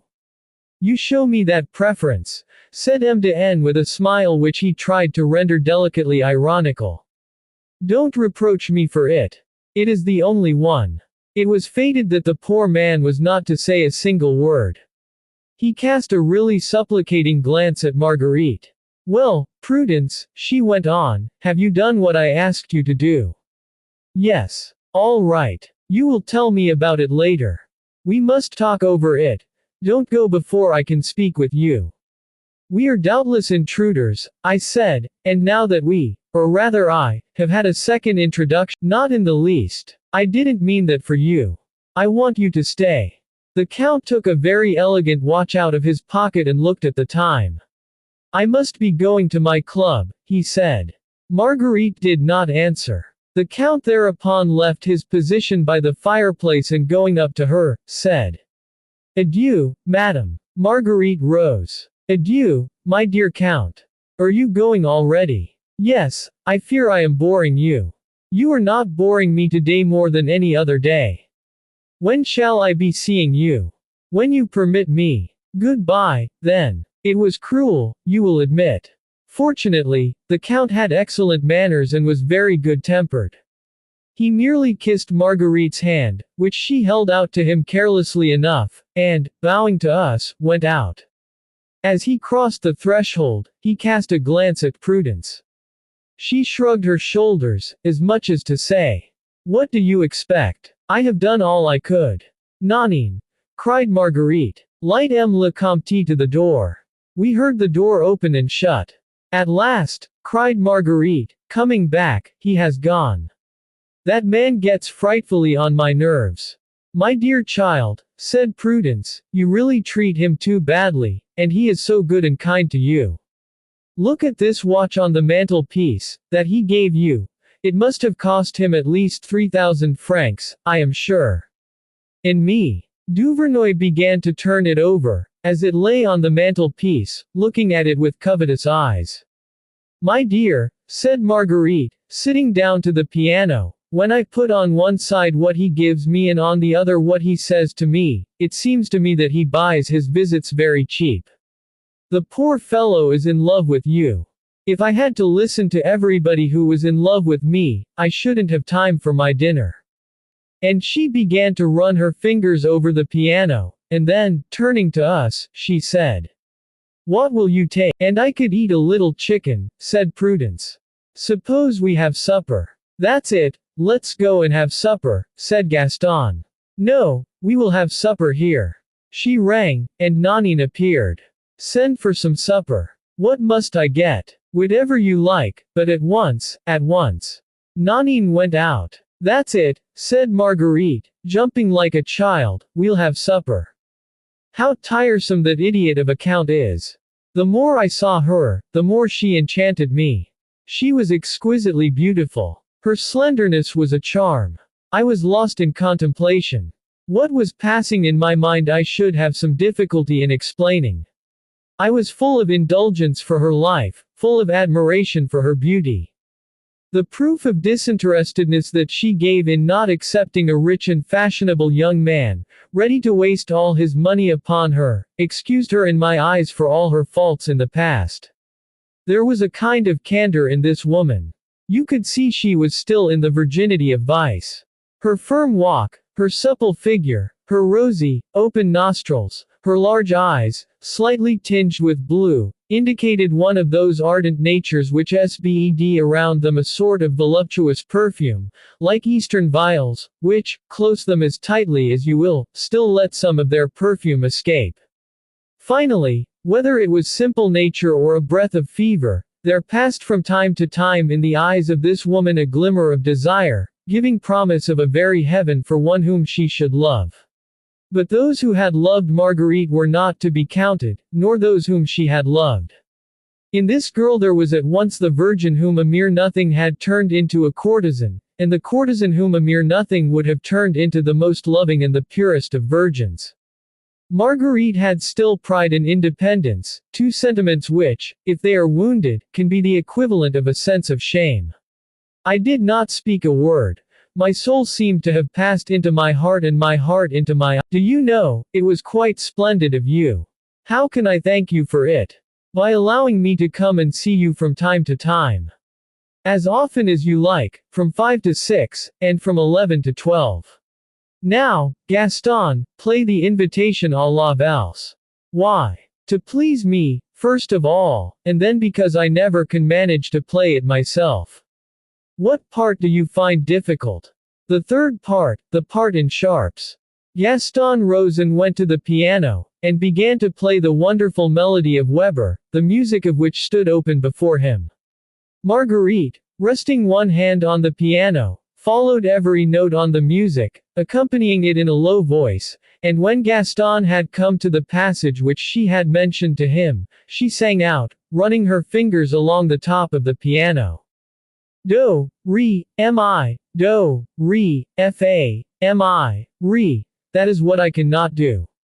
Over again. Gaston began over again, after which Marguerite said, "Now, let me try." She took her place and began to play, but her rebellious fingers always came to grief over one of the notes. "Isn't it incredible," she said, exactly like a child, "that I cannot succeed in playing that passage? Would you believe that I sometimes spend 2 hours of the morning over it?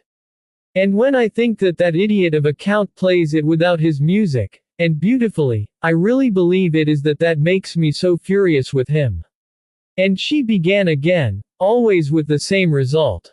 "The devil take Weber, music, and pianos," she cried, throwing the music to the other end of the room. "How can I play 8 sharps one after another?"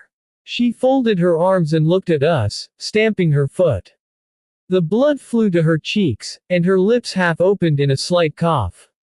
"Come, come," said Prudence, who had taken off her hat and was smoothing her hair before the glass, "you will work yourself into a rage and do yourself harm. Better come and have supper. For my part, I am dying of hunger." Marguerite rang the bell, sat down to the piano. "Don't sing those beastly things," I said to Marguerite, imploringly. "Oh, how proper you are," she said, smiling and giving me her hand. "It is not for myself, but for you." Marguerite made a gesture as if to say, "Oh, it is long since that I have done with propriety." At that moment Nanine appeared. "Is supper ready?" asked Marguerite. "Yes, madam, in one moment." "Apropos," said Prudence to me, "you have not looked round. Come, and I will show you." As you know, the drawing room was a marvel. Marguerite went with us for a moment, then she called Gaston and went into the dining room with him to see if supper was ready. "Ah," said Prudence, catching sight of a little Saxe figure on a side table, "I never knew you had this little gentleman." "Which?" "A little shepherd holding a bird cage. Take it, if you like it." I won't deprive you of it. I was going to give it to my maid. I think it hideous, but if you like it, take it. Prudence only saw the present, not the way in which it was given. She put the little figure on one side, and took me into the dressing room, where she showed me two miniatures hanging side by side, and said, "That is the Comte de G who was very much in love with Marguerite. It was he who brought her out. Do you know him?" "No. And this one?" I inquired, pointing to the other miniature. "That is the little Vicomte de L. He was obliged to disappear." "Why?" "Because he was all but ruined. That's one, if you like, who loved." Just then Nanine appeared, to tell us that supper was served. When we entered the dining room, Marguerite was leaning against the wall, and Gaston, holding her hands, was speaking to her in a low voice. "You are mad," replied Marguerite. "You know quite well that I don't want you. It is no good at the end of 2 years to make love to a woman like me. With us, it is at once, or never. Come, gentlemen, supper." And, slipping away from Gaston, Marguerite made him sit on her right at table, me on her left, then called to Nanine. "Before you sit down, tell them in the kitchen not to open to anybody if there is a ring." This order was given at 1 o'clock in the morning. We laughed, drank, and ate freely at this supper. In a short while mirth had reached its last limit, and the words that seem funny to a certain class of people, words that degrade the mouth that utters them, were heard from time to time, amidst the applause of Nanine, of Prudence, and of Marguerite. Gaston was thoroughly amused. He was a very good sort of fellow, but somewhat spoiled by the habits of his youth. For a moment I tried to forget myself, to force my heart and my thoughts to become indifferent to the sight before me, and to take my share of that gaiety which seemed like one of the courses of the meal. But little by little I withdrew from the noise. My glass remained full, and I felt almost sad as I saw this beautiful creature of 20 drinking, talking like a porter, and laughing the more loudly the more scandalous was the joke. Nevertheless, this hilarity, this way of talking and drinking, which seemed to me in the others the mere results of bad company or of bad habits, seemed in Marguerite a necessity of forgetting, a fever, a nervous irritability. At every glass of champagne her cheeks would flush with a feverish color, and a cough, hardly perceptible at the beginning of supper, became at last so violent that she was obliged to lean her head on the back of her chair and hold her chest in her hands every time that she coughed. I suffered at the thought of the injury to so frail a constitution which must come from daily excesses like this. At length, something which I had feared and foreseen happened. Toward the end of supper Marguerite was seized by a more violent fit of coughing than any she had had while I was there. It seemed as if her chest were being torn in two. The poor girl turned crimson, closed her eyes under the pain, and put her napkin to her lips. I could not stay still. And, to the consternation of Prudence and Nanine, who called to me to come back, I followed Marguerite. Chapter 10. The room to which she had fled was lit only by a single candle. She lay back on a great sofa, her dress undone, holding one hand on her heart, and letting the other hang by her side. On the table was a basin half full of water, and the water was stained with streaks of blood. Very pale, her mouth half open, Marguerite tried to recover breath. Now and again her bosom was raised by a long sigh, which seemed to relieve her a little, and for a few seconds she would seem to be quite comfortable. I went up to her. She made no movement, and I sat down and took the hand which was lying on the sofa. "Ah, it is you," she said, with a smile. I must have looked greatly agitated, for she added, "Are you unwell, too?" "No, but you, do you still suffer?" "Very little." And she wiped off with her handkerchief the tears which the coughing had brought to her eyes. "I am used to it now." "You are killing yourself, madam," I said to her in a moved voice. "I wish I were a friend, a relation of yours, that I might keep you from doing yourself harm like this." "Ah, it is really not worth your while to alarm yourself," she replied in a somewhat bitter tone. "See how much notice the others take of me. They know too well that there is nothing to be done. Thereupon she got up, and, taking the candle, put it on the mantelpiece and looked at herself in the glass. "How pale I am," she said, as she fastened. I took her hand, raised it to my lips, and in spite of myself 2 tears fell upon it. "Why, what a child you are," she said, sitting down by my side again. "You are crying. What is the matter? I must seem very silly to you, but I am frightfully troubled by what I have just seen. You are very good. What would you have of me? I cannot sleep. I must amuse myself a little. And then, girls like me, what does it matter, one more or less? The doctors tell me that the blood I spit up comes from my throat. I pretend to believe them. It is all I can do for them." "Listen, Marguerite," I said, unable to contain myself any longer.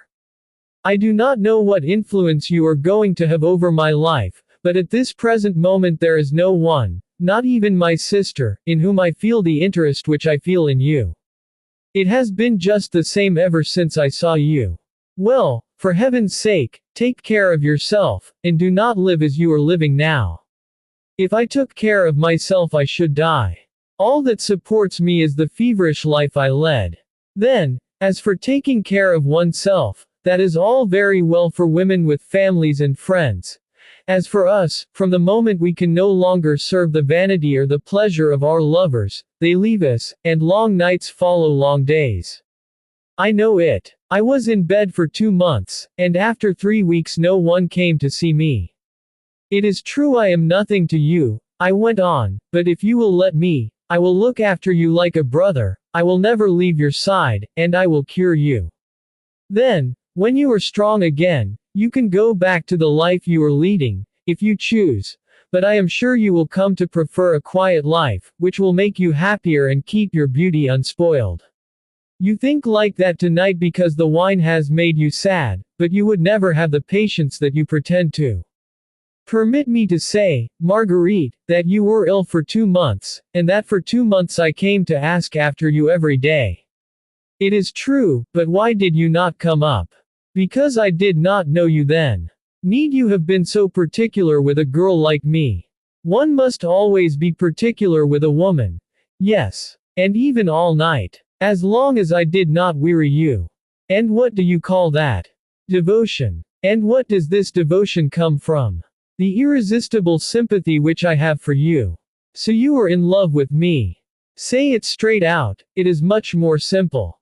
It is possible, but if I am to say it to you one day, it is not today. You will do better never to say it.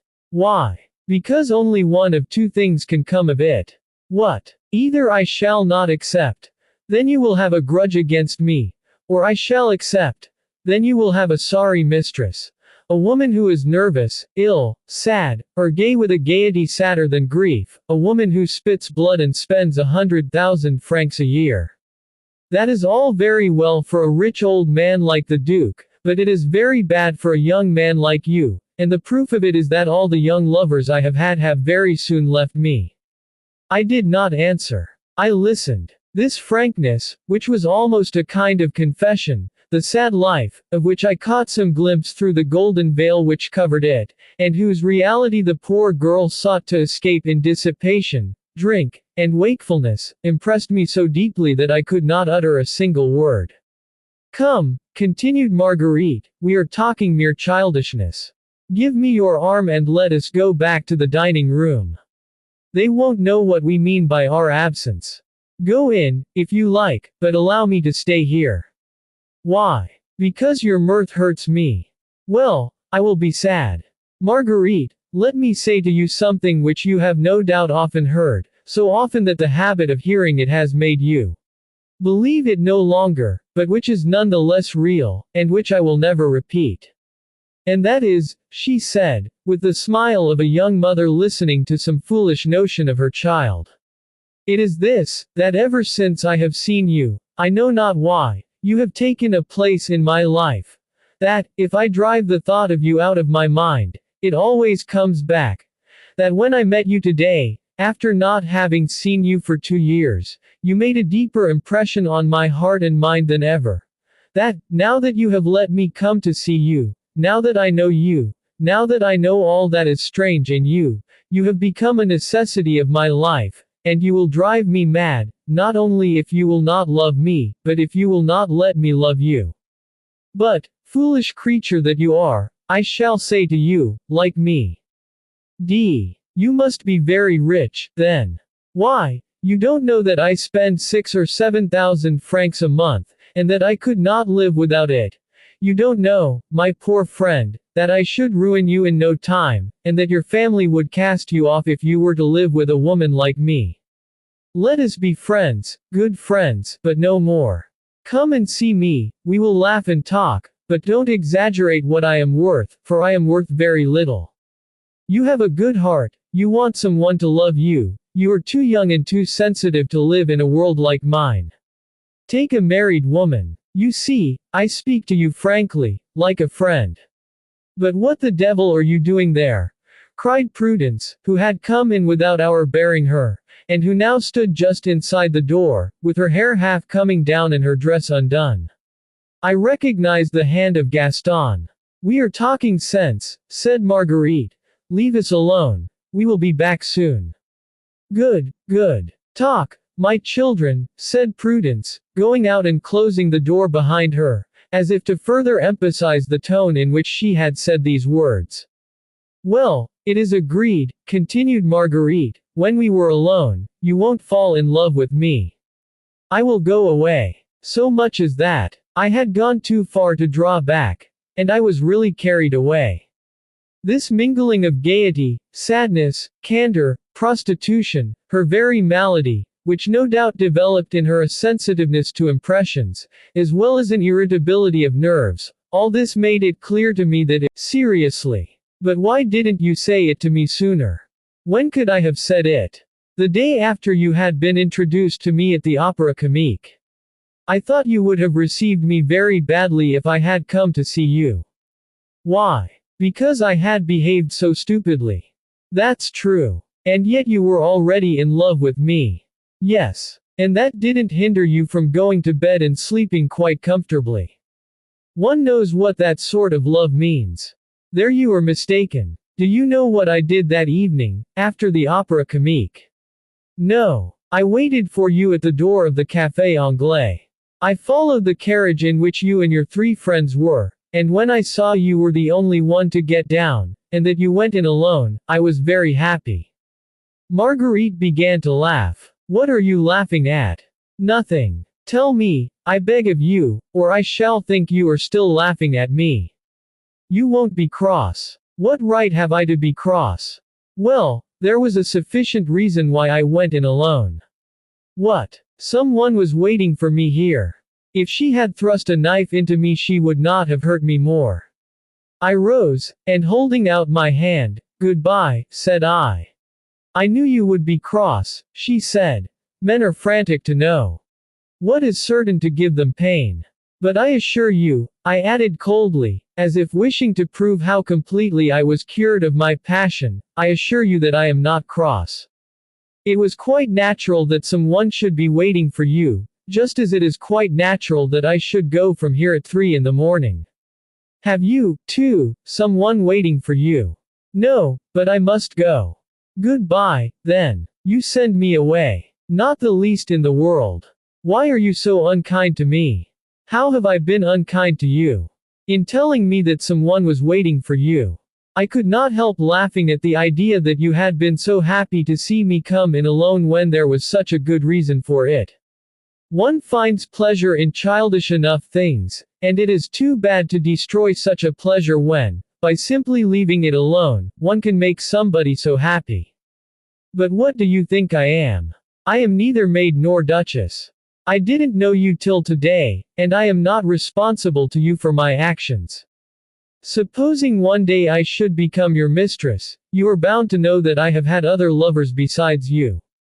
If you make scenes of jealousy like this before, what will it be after, if that after should ever exist? I never met anyone like you. That is because no one has ever loved you as I love you. Frankly, then, you really love me. As much as it is possible to love, I think. And that has lasted since.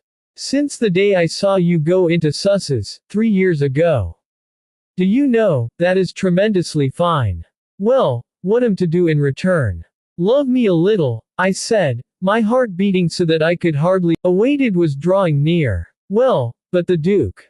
What Duke? My jealous old Duke. He will know nothing. And if he should, he would forgive you. Ah, no, he would leave me, and what would become of me? You risk that for someone else. How do you know? By the order you gave not to admit anyone tonight. It is true, but that is a serious friend, for whom you care nothing, as you have shut your door against him at such an hour. It is not for you to reproach me, since it was in order to receive you, you and your friend. Little by little I had drawn nearer to Marguerite. I had put my arms about her waist, and I felt her supple body weigh lightly on my clasped hands. If you knew how much I love you, I said in a low voice. Really true. I swear it. Well, if you will promise to do everything I tell you, without a word, without an opinion, without a question, perhaps I will say yes. I will do everything that you wish. But I forewarn you I must be free to do as I please, without giving you the slightest details what I do. I have long wished for a young lover, who should be young and not self-willed, loving without distrust, loved without claiming the right to it. I have never found one. Men, instead of being satisfied in obtaining for a long time what they scarcely hoped to obtain once, exact from their mistresses a full account of the present, the past, and even the future. As they get accustomed to her, they want to rule her, and the more one gives them the more exacting they become. If I decide now on, we shall see. When shall we see? Later on. Why? Because, said Marguerite, releasing herself from my arms, and, taking from a great bunch of red camellias a single camellia, she placed it in my buttonhole, because one cannot always carry out agreements the day they are signed. And when shall I see you again? I said, clasping her in my arms. When this camellia changes color. When will it change color? Tomorrow night between 11 and 12. Are you satisfied? Need you ask me? Not a word of this either to your friend or to Prudence, or to anybody whatever. I promise. Now, kiss me, and we will go back to the dining room. She held up her lips to me, smoothed her hair again, and we went out of the room, she singing, and I almost beside myself. In the next room she stopped for a moment and said to me in a low voice. It must seem strange to you that I am ready to take you at a moment's notice. Shall I tell you why? It is, she continued, taking my hand and placing it against her heart so that I could feel how rapidly and violently it palpitated.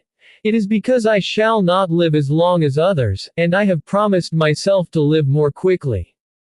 Don't speak to me like that, I entreat you.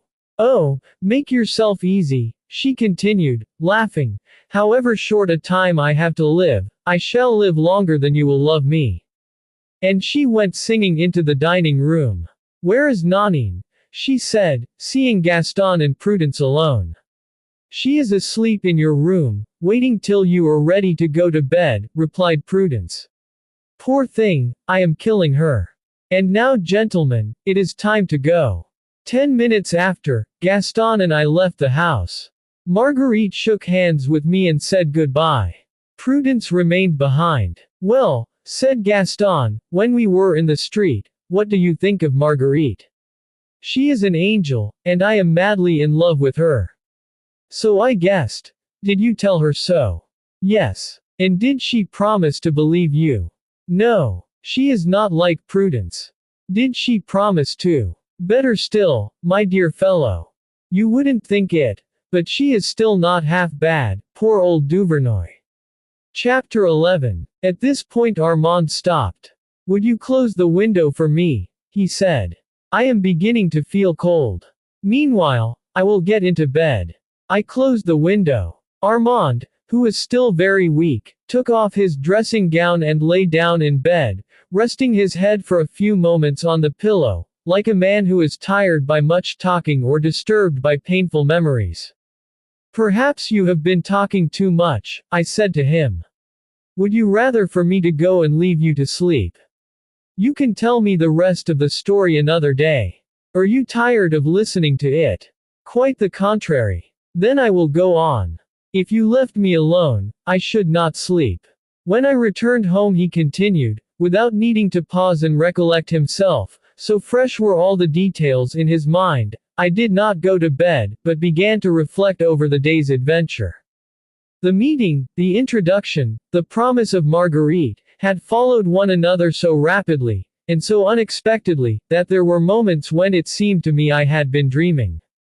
Nevertheless, it was not the first time that a girl like Marguerite had promised herself to a man on the morrow of the day on which he had asked for the promise. Though, indeed, I made this reflection, the first impression produced on me by my future mistress was so strong that it still persisted. I refused obstinately to see in her a woman like other women, and, with the vanity so common to all men, I was ready to believe that she could not but share the attraction which drew me to her. Yet, I had before me plenty of instances to the contrary, and I had often heard that the affection of Marguerite was a thing to be had more or less dear, according to the season. But, on the other hand, how was I to reconcile this reputation with her constant refusal of the young count whom we had found at her house? You may say that he was unattractive to her, and that, as she was splendidly kept by the Duke, she would be more likely to choose a man who was attractive to her, if she were to take another lover. If so, why did she not choose Gaston, who was rich, witty, and charming, and why did she care for me, whom she had thought so ridiculous the first time she had seen me? It is true that there are events of a moment which tell more than the courtship of a year. Of those who were at the supper, I was the only one who had been concerned at her leaving the table. I had followed her, I had been so affected as to be unable to hide it from her, I had wept as I kissed her hand. This circumstance, added to my daily visits during the 2 months of her illness, might have shown her that I was somewhat different from the other men she knew, and perhaps she had said to herself that for a love which could thus manifest itself she might well do what she had done so often that it had no more consequence for her. All these suppositions, as you may see, were improbable enough, but whatever might have been the reason of her consent, one thing was certain, she had consented. Now, I was in love with Marguerite. I had nothing more to ask of her. Nevertheless, though she was only a kept woman, I had so anticipated for myself, perhaps to poetize it a little, a hopeless love, that the nearer the moment approached when I should have nothing more to hope, the more I doubted. I did not close my eyes all night. I scarcely knew myself. I was half demented. Now, I seemed to myself not handsome or rich or elegant enough to possess such a woman, now I was filled with vanity at the thought of it.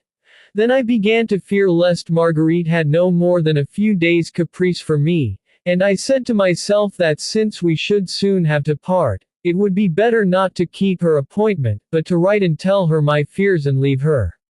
From that I went on to unlimited hope, unbounded confidence. I dreamed incredible dreams of the future. I said to myself that she should but I cannot repeat to you the 1,000 thoughts that rose from my heart to my head, and that only faded away with the sleep that came to me at daybreak. When I awoke it was 2 o'clock. The weather was superb. I don't think life ever seemed to me so beautiful and so full of possibilities. The memories of the night before came to me without shadow or hindrance, escorted gaily by the hopes of the night to come. From time to time my heart leapt with love and joy in my breast. A sweet fever thrilled me. I thought no more of the reasons which had filled my mind before I slept. I saw only the result. I thought only of the hour when I was to see Marguerite again. It was impossible to stay indoors. My room seemed too small to contain my happiness. I needed the whole of nature to unbosom myself. I went out. Passing by the Rue d'Antin, I saw Marguerite's coupe, waiting for her at the door. I went toward the Champs-Élysées. I loved all the people whom I met. Love gives one a kind of goodness. After I had been walking for an hour from the Marly horses to the Rond Point, I saw Marguerite's carriage in the distance. I divined rather than recognized it. As it was turning the corner of the Champs-Élysées it stopped, and a tall young man left a group of people with whom he was talking and came up to her. They talked for a few moments. The young man returned to his friends, the horses set out again, and as I came near the group I recognized the one who had spoken to Marguerite as the Comte de G whose portrait I had seen and whom Prudence had indicated to me as the man to whom Marguerite owed her position. It was to him that she had closed her doors the night before. I imagined that she had stopped her carriage in order to explain to him why she had done so, and I hoped that at the same time she had found some new pretext for not receiving him on the following night. How I spent the rest of the day I do not know. I walked, smoked, talked, but what I said, whom I met, I had utterly forgotten by 10 o'clock in the evening. All I remember is that when I returned home, I spent 3 hours over my toilet, and I looked at my watch and my clock 100 times, which unfortunately both pointed to the same hour. When it struck 10:30, I said to myself that it was time to go. I lived at that time in the Rue de Provence. I followed the Rue du Mont Blanc, crossed the boulevard, went up the Rue Louis le Grand, the Rue de Port Mahon, and the Rue d'Antin. I looked up at Marguerite's windows. There was a light. I rang. I asked the porter if Mlle. Gautier was at home. He replied that she never came. I walked to and fro in the street. There are no shops, and at that hour it is quite deserted. In half an hour's time, Marguerite arrived. She looked around her as she got down from her coupe, as if she were looking for someone. The carriage drove off. The stables were not at the house. Just as Marguerite was going to ring, I went up to her and said, "Good evening." "Ah, it is you," she said, in a tone that by no means reassured me as to her pleasure in seeing me. "Did you not promise me that I might come and see you today?" "Quite right. I had forgotten." This word upset all the reflections I had had during the day. Nevertheless, I was beginning to get used to her ways, and I did not leave her, as I should certainly have done once. We entered. Nanine had already opened the door. "Has Prudence come?" said Marguerite. "No, madam. Say that she is to be admitted as soon as she comes. But first put out the lamp in the drawing room, and if any one comes, say that I have not come back and shall not be coming back." She was like a woman who is preoccupied with something, and perhaps annoyed by an unwelcome guest. I did not know what to do or say. Marguerite went toward her bedroom. I remained where I was. "Come," she said. She took off her hat and her velvet cloak and threw them on the bed, then let herself drop into a great armchair beside the fire, which she kept till the very beginning of summer, and said to me as she fingered her watch chain, "Well, what news have you got for me?" "None, except that I ought not to have come tonight." "Why?" "Because you seem vexed, and no doubt I am boring you." "You are not boring me, only I am not well. I have been suffering all day. I could not sleep, and I have a frightful—" At that moment there was a ring. "Who is coming now?" she said, with an impatient movement. A few minutes after there was another ring. "Isn't there anyone to go to the door?" "I shall have to go." She got up and said to me, "Wait here." She went through the rooms, and I heard her open the outer door. I listened. The person whom she had admitted did not come farther than the dining room. At the first word I recognized the voice of the young Comte de N. "How are you this evening?" he said. "Not well," replied Marguerite dryly. "Am I disturbing you?" "Perhaps." "How you receive me." "What have I done, my dear Marguerite?" "My dear friend, you have done nothing. I am ill. I must go to bed, so you will be good enough to go. It is sickening not to be able to return at night without your making your appearance 5 minutes afterward. What is it you want? For me to be your mistress? Well, I have already told you 100 times, no, you simply worry me, and you might as well go somewhere else. I repeat to you today, for the last time, I don't want to have anything to do with you. That's settled. Goodbye. Here's Nanine coming in. She can light you to the door. Good night. Without adding another word, or listening to what the young man stammered out, Marguerite returned to the room and slammed the door. Nanine entered a moment after. "Now understand," said Marguerite, "you are always to say to that idiot that I am not in, or that I will not see him. I am tired out with seeing people who always want the same thing, who pay me for it, and then think they are quit of me. If those who are going to go in for our hateful business only knew what it really was, they would sooner be chambermaids. But no, vanity, the desire of having dresses and carriages and diamonds carries us away. One believes what one hears, for here, as elsewhere, there is such a thing as belief, and one uses up one's heart, one's body, one's beauty, little by little. One is feared like a beast of prey, scorned like a pariah, surrounded by people who always take more than they give. This dress worries me," continued Marguerite, unhooking her bodice. "Give me a dressing gown." "Well, and Prudence. She has not come yet, but I will send her to you, madam, the moment she comes. There's one, now," Marguerite went on, as she took off her dress and put on a white dressing gown, "there's one who knows very well how to find me when she is in want of me, and yet she can't do me a service decently. She knows I am waiting for an answer. She knows how anxious I am, and I am sure she is going about on her own account, without giving a thought to me. Perhaps she had to wait. Let us have some punch." "It will do you no good, madam," said Nanine. "So much the better. Bring some fruit, too, and a pate or a wing of chicken, something or other, at once. I am hungry. Need I tell you the impression which this scene made upon me, or can you not imagine it? You are going to have supper with me," she said to me. "Meanwhile, take a book. I am going into my dressing room for a moment." She lit the candles of a candelabra, opened a door at the foot of the bed, and disappeared.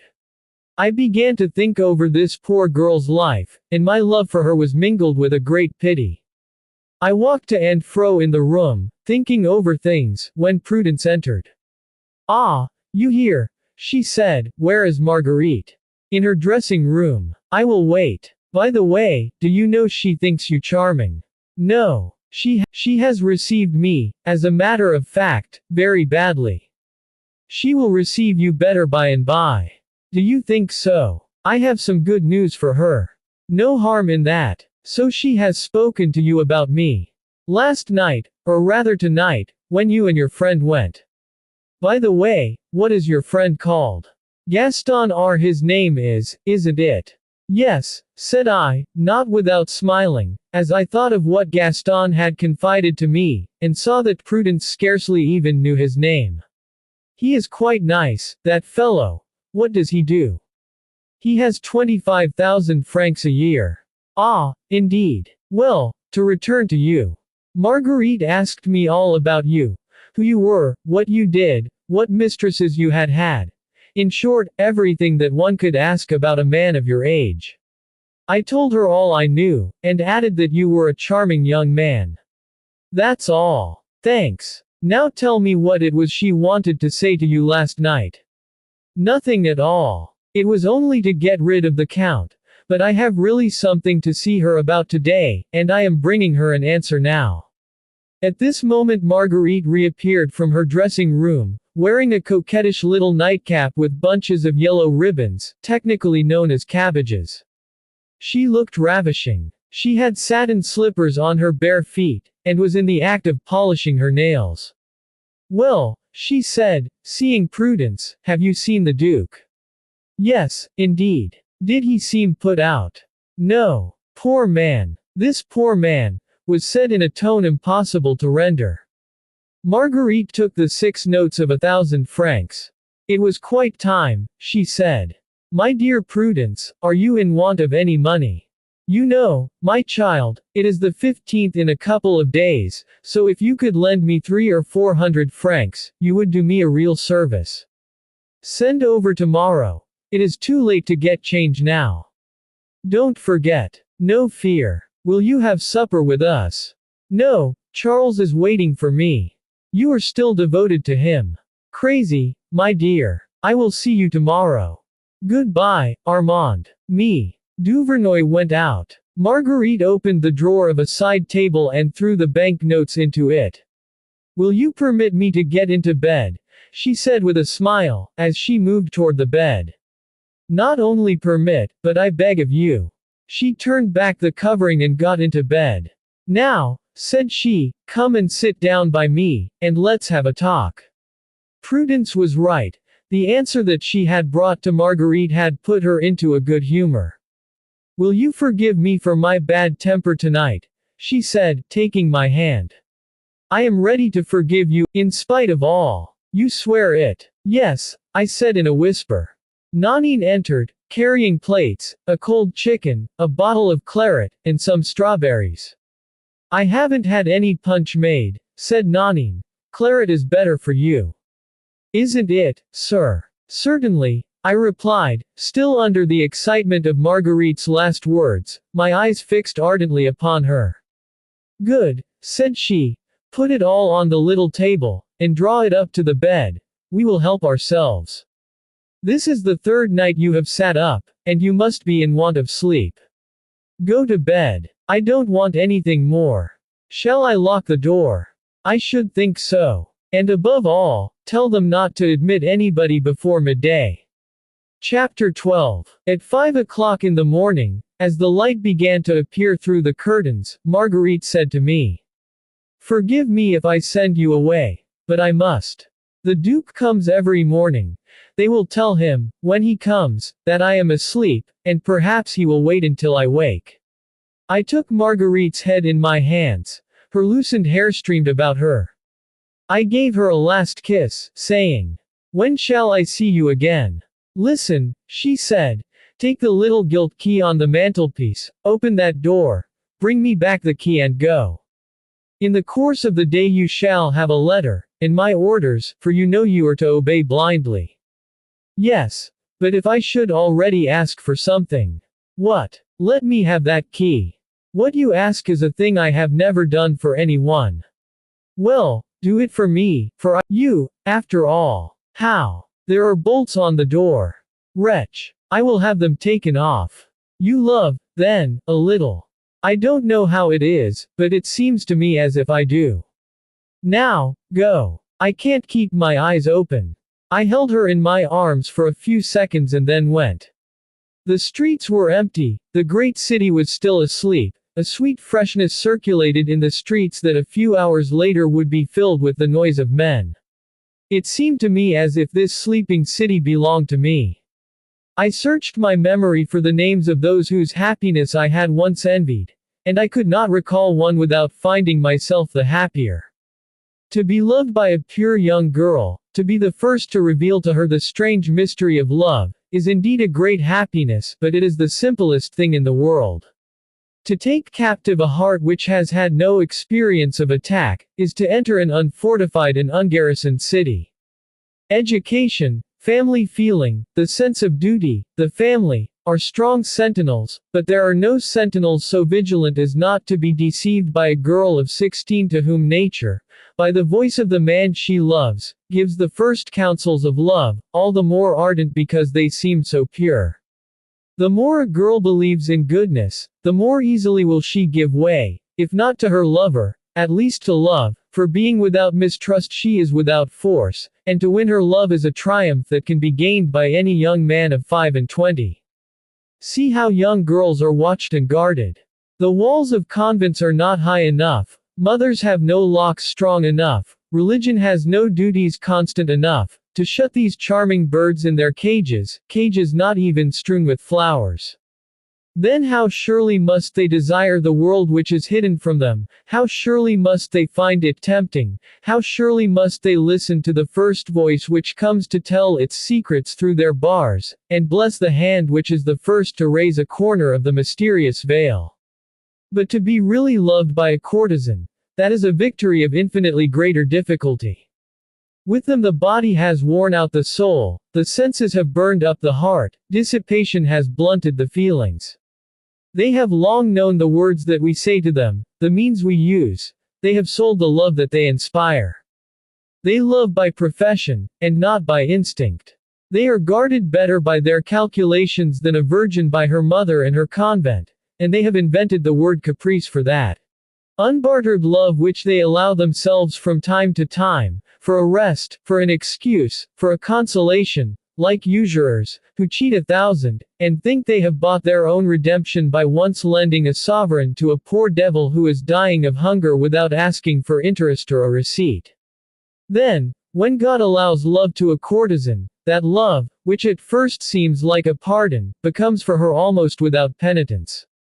When a creature who has all her past to reproach herself with is taken all at once by a profound, sincere, irresistible love, of which she had never felt herself capable, when she has confessed her love, how absolutely the man whom she loves dominates her. How strong he feels with his cruel right to say, "You do no more for love than you have done for money." They know not what proof to give. A child, says the fable, having often amused himself by crying help, a wolf, in order to disturb the laborers in the field, was one day devoured by a wolf, because those whom he had so often deceived no longer believed in his cries for help. It is the same with these unhappy women when they love seriously. They have lied so often that no one will believe them, and in the midst of their remorse they are devoured by their love. Hence those great devotions, those austere retreats from the world, of which some of them have given an example. But when the man who inspires this redeeming love is great enough in soul to receive it without remembering the past, when he gives himself up to it, when, in short, he loves as he is loved, this man drains at one draught all earthly emotions, and after such a love his heart will be closed to every other. I did not make these reflections on the morning when I returned home. They could but have been the presentiment of what was to happen to me, and, despite my love for Marguerite, I did not foresee such consequences. I make these reflections today. Now that all is irrevocably ended, they arise naturally out of what has taken place. But to return to the first day of my liaison. When I reached home I was in a state of mad gaiety. As I thought of how the barriers which my imagination had placed between Marguerite and myself had disappeared, of how she was now mine, of the place I now had in her thoughts, of the key to her room which I had in my pocket, and of my right to use this key, I was satisfied with life, proud of myself, and I loved God because he had let such things be. One day a young man is passing in the street, he brushes against a woman, looks at her, turns, goes on his way. He does not know the woman, and she has pleasures, griefs, loves, in which he has no part. He does not exist for her, and perhaps, if he spoke to her, she would only laugh at him, as Marguerite had laughed at me. Weeks, months, years pass, and all at once, when they have each followed their fate along a different path, the logic of chance brings them face to face. The woman, it seems as if they had known one another always, and all that had gone before is wiped out from the memory of the two lovers. It is curious, one must admit. As for me, I no longer remembered how I had lived before that night. My whole being was exalted into joy at the memory of the words we had exchanged during that first night. Either Marguerite was very clever in deception, or she had conceived for me one of those sudden passions which are revealed in the first kiss, and which die, often enough, as suddenly as they were born.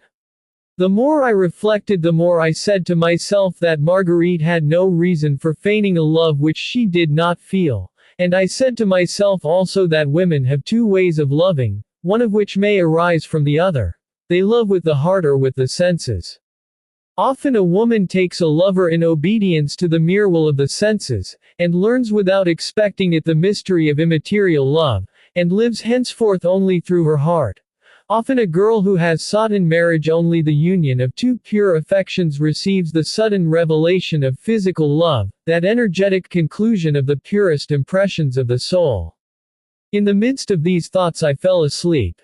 I was awakened by a letter from Marguerite containing these words. Here are my orders. Tonight at the vaudeville. Come during the third entr'acte. I put the letter into a drawer, so that I might always have it at hand in case I doubted its reality, as I did from time to time. She did not tell me to come to see her during the day, and I dared not go, but I had so great a desire to see her before the evening that I went to the Champs-Élysées, where I again saw her pass and repass, as I had on the previous day. At 7 o'clock I was at the vaudeville. Never had I gone to a theater so early. The boxes filled one after another. Only one remained empty, the stage box. At the beginning of the third act one heard the door of the box, on which my eyes had been almost constantly fixed, open, and Marguerite appeared. She came to the front at once, looked around the stalls, saw me, and thanked me with a look. That night she was marvelously beautiful. Was I the cause of this coquetry?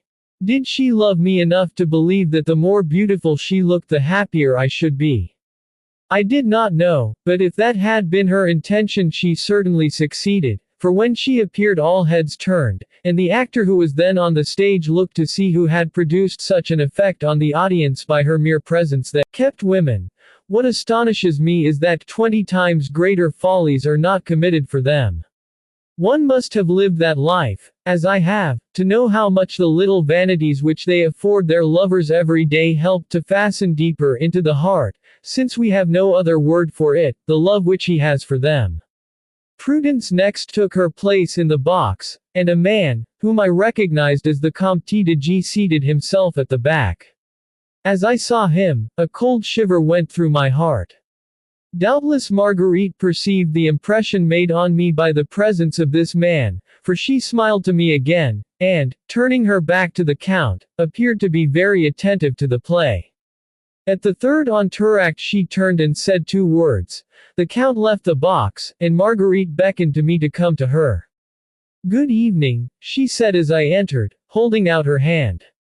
"Good evening," I replied to both Marguerite and Prudence. "Sit down. But I am taking someone's place. Isn't the Comte de G coming back?" "Yes. I sent him to fetch some sweets, so that we could talk by ourselves for a moment." "Me. Duvernoy is in the secret." "Yes, my children," said she. "Have no fear. I shall say nothing." "What is the matter with you tonight?" said Marguerite, rising and coming to the back of the box and kissing me on the forehead. "I am not very well." "You should go to bed," she replied, with that ironical air which went so well with her delicate and witty face. "Where? At home. You know that I shouldn't be able to sleep there." "Well, then, it won't do for you to come and be pettish here because you have seen a man in my box. It is not for that reason." "Yes, it is. I know. And you are wrong, so let us say no more about it. You will go back with Prudence after the theater, and you will stay there till I call. Do you understand?" "Yes. How could I disobey? You still love me. Can you ask? You have thought of me all day long. Do you know that I am really afraid that I shall get very fond of you?"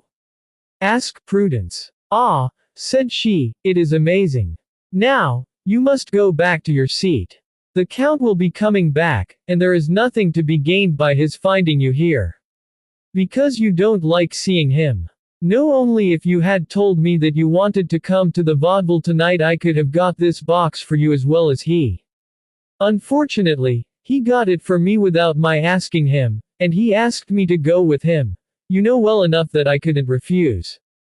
All I could do was to write and tell you where I was going, so that you could see me, and because I wanted to see you myself. But since this is the way you thank me, I shall profit by the lesson. I was wrong. Forgive me. Well and good. And now go back nicely to your place, and, above all, no more jealousy." She kissed me again, and I left the box.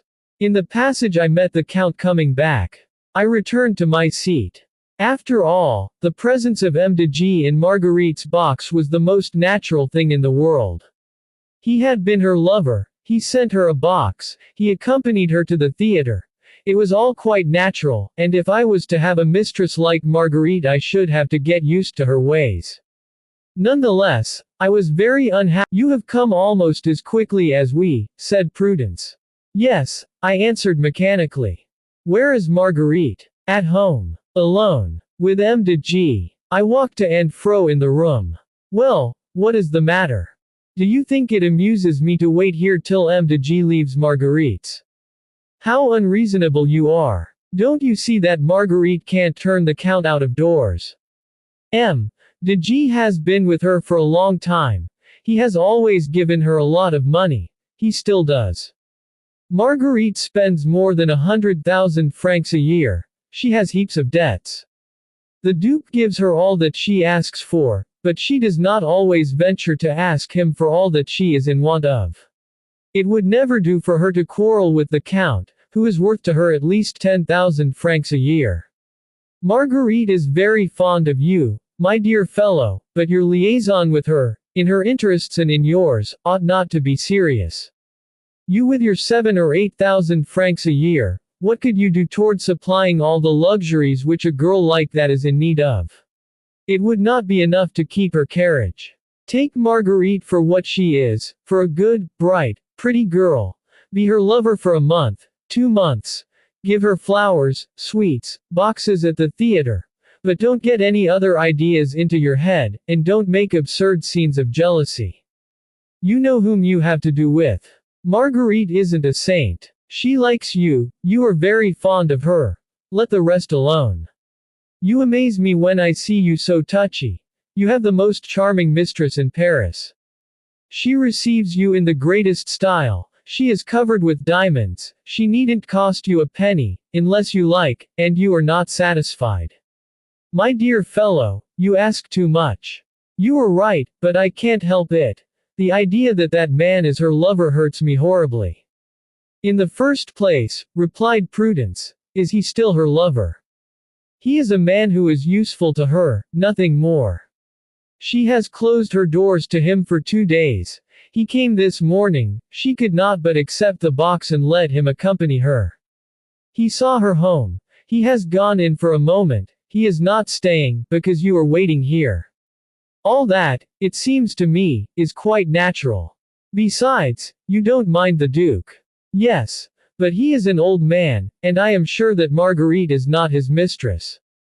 Then, it is all very well to accept one liaison, but not two.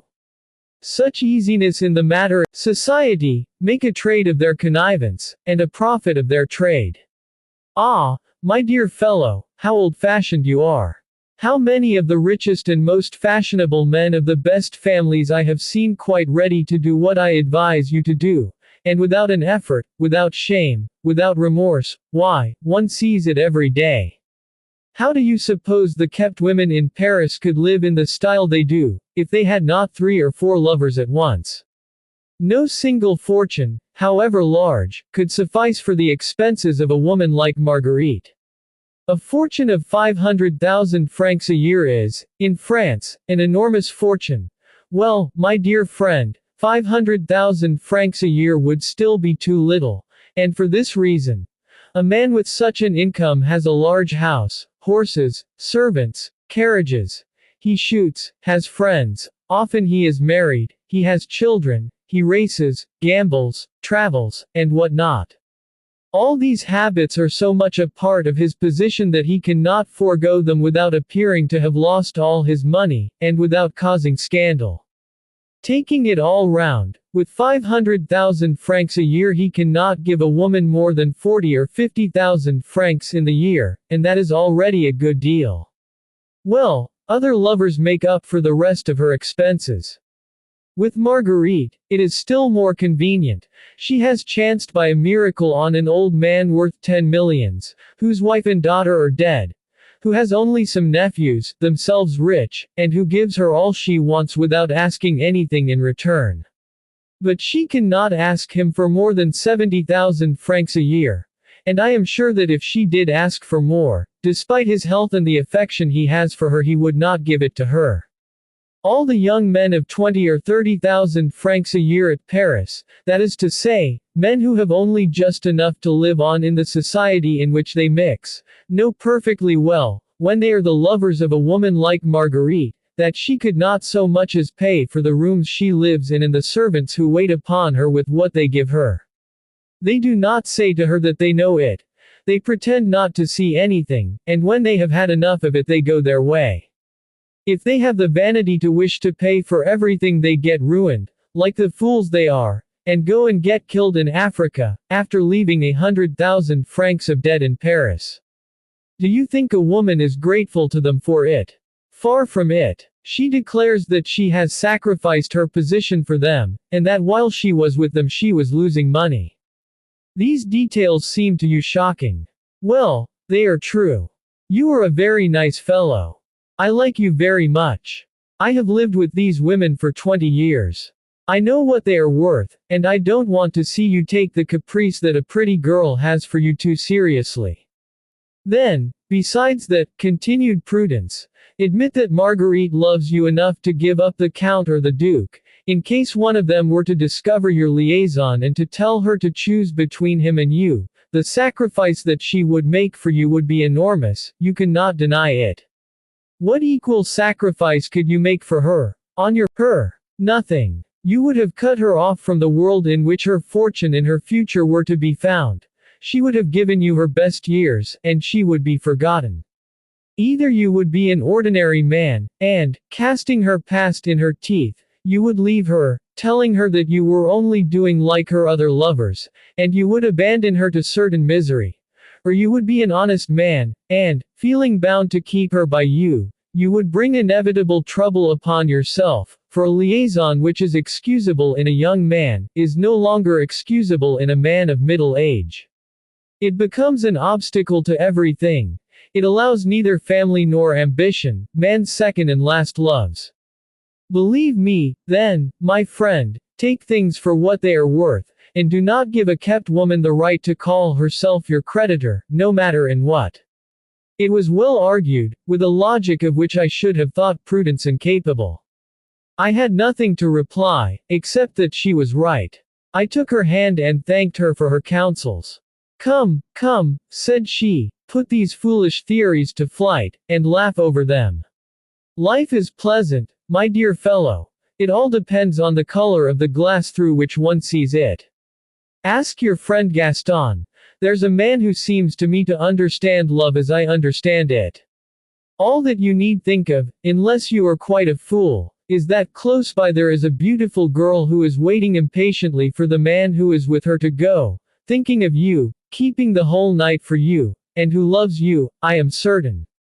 Now, come to the window with me, and let us watch for the Count to go. He won't be long in leaving the coast clear.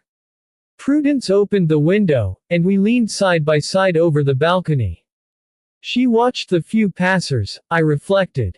All that she had said buzzed in my head, and I could not help feeling that she was right, but the genuine love which I had for Marguerite had some difficulty in accommodating itself to such a belief. I sighed from time to time, at which Prudence turned, and shrugged her shoulders like a physician who has given up his patient. How one realizes the shortness of life, I said to myself, by the rapidity of sensations. I have only known Marguerite for 2 days, she has only been my mistress since yesterday, and she has already so completely absorbed my thoughts, my heart, and my life that the visit of the Comte de G is a misfortune for me. At last the Count came out, got into his carriage and disappeared. Prudence closed the window. At the same instant Marguerite called to us. Come at once, she said. They are laying the table, and we'll have supper. When I entered, Marguerite ran to me, threw her arms around my neck and kissed me with all her might. Are we still sulky? No, it is all over, replied Prudence. I have given him a talking to, and he has promised to be reasonable. Well and good. In spite of myself I glanced at the bed. It was not unmade. As for Marguerite, she was already in her white dressing gown. We sat down to table. Charm, sweetness, spontaneity, Marguerite had them all, and I was forced from time to time to admit that I had no right to ask of her anything else. That many people would be very happy to be in my place. And that, like Virgil's shepherd, I had only to enjoy the pleasures that a god, or rather a goddess, set before me. I tried to put in practice the theories of Prudence, and to be as gay as my 2 companions, but what was natural in them was on my part an effort, and the nervous laughter, whose source they did not detect, was nearer to tears than to mirth. At last the supper was over and I was alone with Marguerite. She sat down as usual on the hearthrug before the fire and gazed sadly into the flames. What was she thinking of? I know not. As for me, I looked at her with a mingling of love and terror, as I thought of all that I was ready to suffer for her sake. Do you know what I am thinking of? No. Of a plan that has come into my head. And what is this plan? I can't tell you yet, but I can tell you what the result would be. The result would be that in a month I should be free, I should have no more debts, and we could go and spend the summer in the country. And you can't tell me by what means. No, only love me as I love you, and all will succeed. And have you made this plan all by yourself? Yes. And you will carry it out all by yourself. I alone shall have the trouble of it, said Marguerite, with a smile which I shall never forget, but we shall both partake its benefits. I could not help flushing at the word benefits. I thought of Manon Lescaut squandering with Desgrieux the money of M. de B. I replied in a hard voice, rising from my seat. You must permit me, benefits of those enterprises which I have conceived and carried out myself. What does that mean? It means that I have a strong suspicion that M. de G is to be your associate in this pretty plan, of which I can accept neither the cost nor the benefits. What a child you are! I thought you loved me. I was mistaken. All right. She rose, opened the piano and began to play the Invitation à la Valse, as far as the famous passage in the major which always stopped her. Was it through force of habit, or was it to remind me of the day when we first met? All I know is that the melody brought back that recollection, and, coming up to her, I took her head between my hands and kissed her. You forgive me, I said. You see I do, she answered, but observe that we are only at our second day, and already I have had to forgive you something. Is this how you keep your promise of blind obedience? What can I do, Marguerite? I love you too much and I am jealous of the least of your thoughts. What you proposed to me just now made me frantic with delight, but the mystery in its carrying out hurts me dreadfully. Come, let us reason it out, she said, taking both my hands and looking at me with a charming smile which it was impossible to resist. You love me, do you not? And you would gladly spend 2 or 3 months alone with me in the country. I too should be glad of this solitude à deux, and not only glad of it, but my health requires it. I cannot leave Paris for such a length of time without putting my affairs in order, and the affairs of a woman like me are always in great confusion. Well, I have found a way to reconcile everything, my money affairs and my love for you. Yes, for you, don't laugh. I am silly enough to love you. And here you are taking lordly airs and talking big words. Child, thrice child, only remember that I love you, and don't let anything disturb you. Now, is it agreed? I agree to all you wish, as you know. Then, in less than a month's time we shall be in some village, walking by the river side, and drinking milk. Does it seem strange that Marguerite Gautier should speak to you like that? The fact is, my friend, that when this Paris life, which seems to make me so happy, doesn't burn me, it wearies me, and then I have sudden aspirations toward a calmer existence which might recall my childhood. One has always had a childhood, whatever one becomes. Don't be alarmed. I am not going to tell you that I am the daughter of a colonel on half-pay, and that I was brought up at Saint Denis. I am a poor country girl, for myself and not for yourself, while all the others have only loved me for themselves. I have often been in the country, but never as I should like to go there. I count on you for this easy happiness. Do not be unkind, let me have it. Say this to yourself. She will never live to be old, and I should someday be sorry for not having done for her the first thing she asked of me, such an easy thing to do. Single quote. What could I reply to such words, especially with the memory of a first night of love, and in the expectation of a second? An hour later I held Marguerite in my arms, and, if she had asked me to commit a crime, I would have obeyed her. At 6 in the morning I left her, and before leaving her I said, "Till tonight." She kissed me more warmly than ever, but said nothing. During the day I received a note containing these words. Dear child, I am not very well, and the doctor has ordered quiet. I shall go to bed early tonight and shall not see you. But, to make up, I shall expect you tomorrow at 12. I love you. My first thought was, she is deceiving me. A cold sweat broke out on my forehead, for I already loved this woman too much not to be overwhelmed by the suspicion. And yet, I was bound to expect such a thing almost any day with Marguerite, and it had happened to me often enough with my other mistresses, without my taking much notice of it. What was the meaning of the hold which this woman had taken upon my life? Then it occurred to me, since I had the key, to go and see her as usual. In this way I should soon know the truth, and if I found a man there I would strike him in the face. Meanwhile I went to the Champs-Élysées. I waited there 4 hours. She did not appear. At night I went into all the theaters where she was accustomed to go. She was in none of them. At 11 o'clock I went to the Rue d'Antin. There was no light in Marguerite's windows. All the same, I rang. The porter asked me where I was going. Foolish scandal, I went away. Only I did not return home. I could not leave the street, and I never took my eyes off Marguerite's house. It seemed to me that there was still something to be found out, or at least that my suspicions were about to be confirmed. About midnight a carriage that I knew well stopped before No. 9. The Comte de G got down and entered the house, after sending away the carriage. For a moment I hoped that the same answer would be given to him as to me, and that I should see him come out, but at 4 o'clock in the morning I was still awaiting him. I have suffered deeply during these last 3 weeks, but that is nothing, I think, in comparison with what I suffered that night.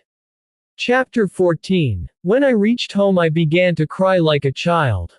There is no man to whom a woman has not been unfaithful, once at least, and who will not know what I suffered. I said to myself, under the weight of these feverish resolutions which one always feels as if one had the force to carry out, that I must break with my amour at once, and I waited impatiently for daylight in order to set out forthwith to rejoin my father and my sister, of whose love at least I was certain, and certain that that love would never be betrayed. However, I did not wish to go away without letting Marguerite know why I went.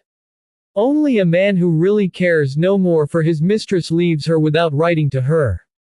I made and remade 20 letters in my head. I had had to do with a woman like all other women of the kind. I had been poetizing too much. She had treated me like a schoolboy, she had used in deceiving me a trick which was insultingly simple.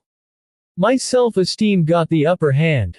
I must leave this woman without giving her the satisfaction of knowing that she had made me suffer, and this is what I wrote to her in my most elegant handwriting and with tears of rage and sorrow in my eyes. My dear Marguerite, I hope that your indisposition yesterday was not serious. I came, at 11 at night, to ask after you, and was told that you had not come in. M. de G was more fortunate, for he presented himself shortly afterward, and at 4 in the morning he had not left.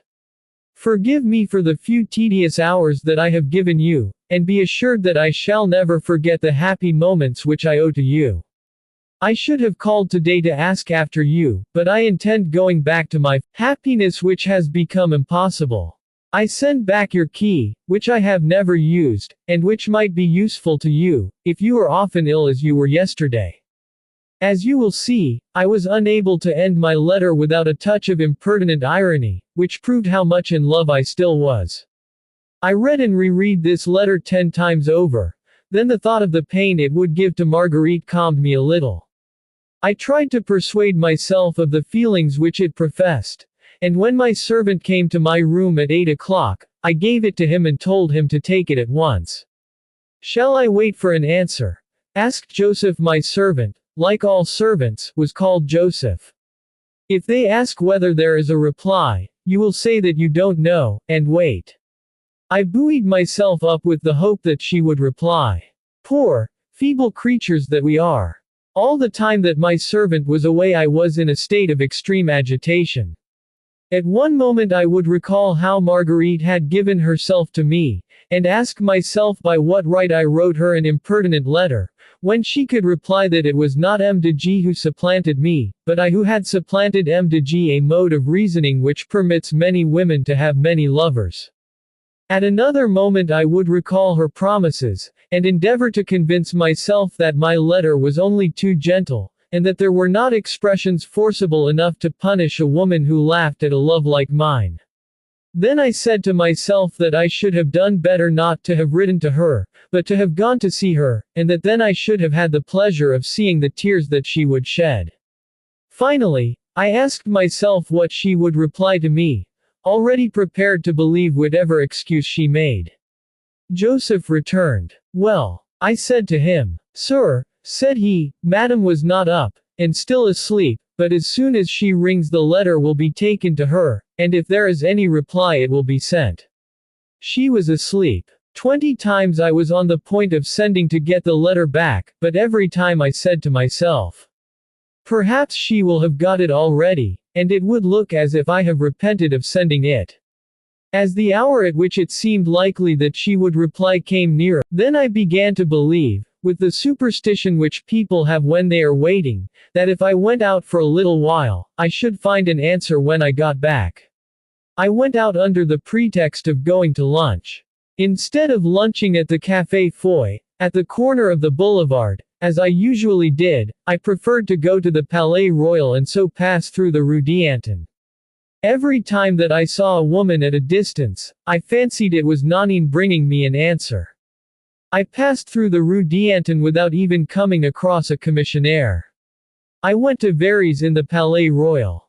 The waiter gave me something to eat, or rather served up to me whatever he liked, for I ate nothing. In spite of myself, my eyes were constantly fixed on the clock. I returned home, certain that I should find a letter from Marguerite.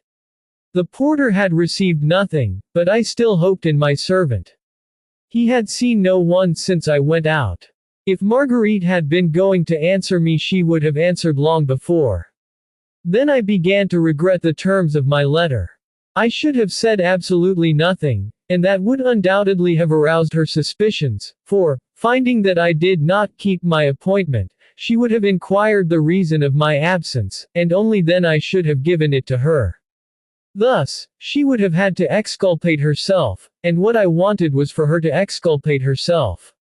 I already realized that I should have believed whatever reasons she had given me, and anything was better than not to see her again.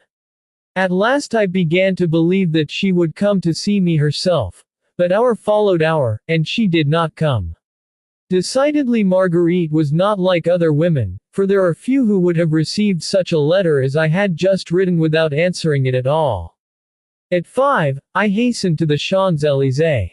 If I meet her, I thought, I will put on an indifferent air, and she will be convinced that I no longer think about her. As I turned the corner of the Rue Royale, I saw her pass in her carriage. The meeting was so sudden that I turned pale. I do not know if she saw my emotion. As for me, I was so agitated that I saw nothing but the carriage. I did not go any farther in the direction of the Champs-Élysées. I looked at the advertisements of the theaters, for I had still a chance. Either my letter had troubled her too much for her to care to go to the theater, or she feared to come across me, and so wished to avoid an explanation. So my vanity was whispering to me on the boulevards, when I met Gaston, who asked me where I had been. At the Palais Royal. And I at the opera, said he. I expected to see you there. Why? Because Marguerite was there. Ah, she was there.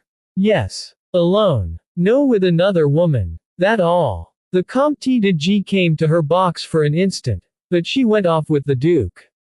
I expected to see you every moment, for there was a stall at my side which remained empty the whole evening, and I was sure you had taken it. But why should I go where Marguerite goes? Because you are her lover, surely. Who told you that? Prudence, whom I met yesterday. I give you my congratulations, my dear fellow. She is a charming mistress, and it isn't everybody who has the chance. Stick to her. She will do you credit. These simple reflections of Gaston showed me how absurd had been my susceptibilities. If I had only met him the night before and he had spoken to me like that, I should certainly not have written the foolish letter which I had written. I was on the point of calling on Prudence, and of sending her to tell Marguerite that I wanted to speak to her. But I feared that she would revenge herself on me by saying that she could not see me, and I returned home, after passing through the Rue d'Antin. Again I asked my porter if there was a letter for me. Nothing. She is waiting to see if I shall take some fresh step, and if I retract my letter of today, I said to myself as I went to bed. But, seeing that I do not write, she will write to me tomorrow. That night, more than ever, I reproached myself for what I had done. I was alone, unable to sleep, devoured by restlessness and jealousy, when by simply letting things take their natural course, I should have been with Marguerite, hearing the delicious words which I had heard only twice, and which made my ears burn in my solitude. The most frightful part of the situation was that my judgment was against me. As a matter of fact, everything went to prove that Marguerite loved me. First, her proposal to spend the summer with me in the country, then the certainty that there was no reason why she should be my mistress, since my income was insufficient for her needs and even for her caprices. There could not then have been on her part anything but the hope of finding in me a sincere affection, able to give her rest from the mercenary loves in whose midst she lived. And on the very second day I had destroyed this hope, and paid by impertinent irony for the love which I had accepted during 2 nights. What I had done was therefore not merely ridiculous, it was indelicate. I had not even paid the woman, that I might have some right to find fault with her. Withdrawing after 2 days, was I not like a parasite of love, afraid of having to pay the bill of the banquet? What? I had only known Marguerite for 36 hours. I had been her lover for only 24, and instead of being too happy that she should grant me all that she did, I wanted to have her all to myself, and to make her sever at one stroke all her past relations which were the revenue of her future. What had I to reproach in her? Nothing. She had written to say she was unwell, when she might have said to me quite crudely, with the hideous frankness of certain women, that she had to see a lover. And, instead of believing her letter, instead of going to any street in Paris except the Rue d'Antin, instead of spending the evening with my friends, and presenting myself next day at the appointed hour, I was acting the Othello, spying upon her, and thinking to punish her by seeing her no more. But, on the contrary, she ought to be enchanted at this separation. She ought to find me supremely foolish, and her silence was not even that of rancor, it was contempt. I might have made Marguerite a present which would leave no doubt as to my generosity and permit me to feel properly quits of her, as of a kept woman, but I should have felt that I was offending by the least appearance of trafficking, if not the love which she had for me, at all events the love which I had for her, and since this love was so pure that it could admit no division, it could not pay by a present, however generous, the happiness that it had received, however short that happiness had been. That is what I said to myself all night long, and what I was every moment prepared to go and say to Marguerite. When the day dawned I was still sleepless. I was in a fever. I could think of nothing but Marguerite. As you can imagine, it was time to take a decided step, and finish either with the woman or with one's scruples, if, that is, she would still be willing to see me. But you know well, one is always slow in taking a decided step. So, unable to, it was 9 o'clock, and I went at once to call upon Prudence, who asked to what she owed this early visit. I dared not tell her frankly what brought me. I replied that I had gone out early in order to reserve a place in the diligence for see where my father lived. You are fortunate, she said, in being able to get away from Paris in this fine weather. I looked at Prudence, asking myself whether she was laughing at me, but her face was quite serious. Shall you go and say goodbye to Marguerite? She continued, as seriously as before. No. You are quite right. You think so. Naturally. Since you have broken with her, why should you see her again? You know it is broken off. She showed me your letter. What did she say about it? She said, "My dear Prudence, your protégé is not polite. One thinks such letters, one does not write them." Single quote. In what tone did she say that? Laughingly, and she added, "He has had supper with me twice, and hasn't even called." Single quote. That, then, was the effect produced by my letter and my jealousy. I was cruelly humiliated in the vanity of my affection. What did she do last night? She went to the opera. I know. And afterward, she had supper at home. Alone. With the Comte de G. I believe. So my breaking with her had not changed you. Well, I am very glad to find that Marguerite does not put herself out for me, I said with a forced smile. She has very good reason not to. You have done what you were bound to do. You have been more reasonable than she, for she was really in love with you. She did nothing but talk of you. I don't know what she would not have been capable of doing. Why hasn't she answered me, if she was in love with me? Because she realizes she was mistaken in letting herself love you. Women sometimes allow you to be unfaithful to their love. They never allow you to wound their self-esteem. And one always wounds the self-esteem of a woman when, 2 days after one has become her lover, one leaves her, no matter for what reason. I know Marguerite. She would die sooner than reply. What can I do, then? Nothing. She will forget you, you will forget her, and neither will have any reproach to make against the other. But if I write and ask her forgiveness, don't do that, for she would forgive you. I could have flung my arms round Prudence's neck. A quarter of an hour later I was once more in my own quarters, and I wrote to Marguerite. Someone, who repents of a letter that he wrote yesterday and who will leave Paris tomorrow if you do not forgive him, wishes to know at what hour he might lay his repentance at your feet. When can he find you alone? For, you know, confessions must be made without witnesses. I folded this kind of madrigal in prose, and sent it by Joseph, who handed it to Marguerite herself. She replied that she would send the answer later. I only went out to have a hasty dinner, and at 11 in the evening no reply had come. I made up my mind to endure it no longer, and to set out next day. In consequence of this resolution, and convinced that I should not sleep if I went to bed, I began to pack up my things. Chapter 15. It was hardly an hour after Joseph and I had begun preparing for my departure, when there was a violent ring at the door. "Shall I go to the door?" said Joseph. "Go," I said, asking myself who it could be at such an hour, and not daring to believe that it was Marguerite. "Sir," said Joseph coming back to me, "it is two ladies." "It is we, Armand," cried a voice that I recognized as that of Prudence. I came out of my room. Prudence was standing looking around the place. Marguerite, seated on the sofa, was meditating.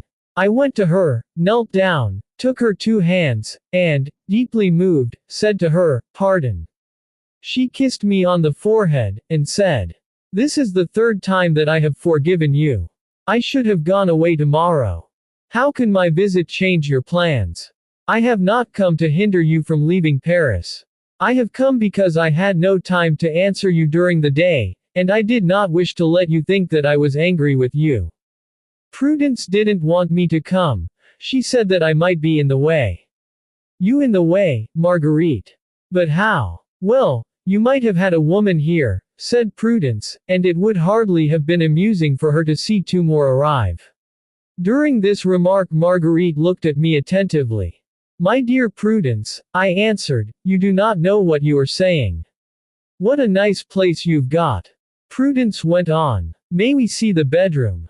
"Yes." Prudence went into the bedroom, not so much to see it as to make up for the foolish thing which she had just said, and to leave Marguerite and me alone.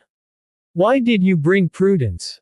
I asked her. "Because she was at the theater with me, and because when I leave here I want to have— And why could you not let me come up?" "Because I am watched, and the least suspicion might do me the greatest harm." "Is that really the only reason?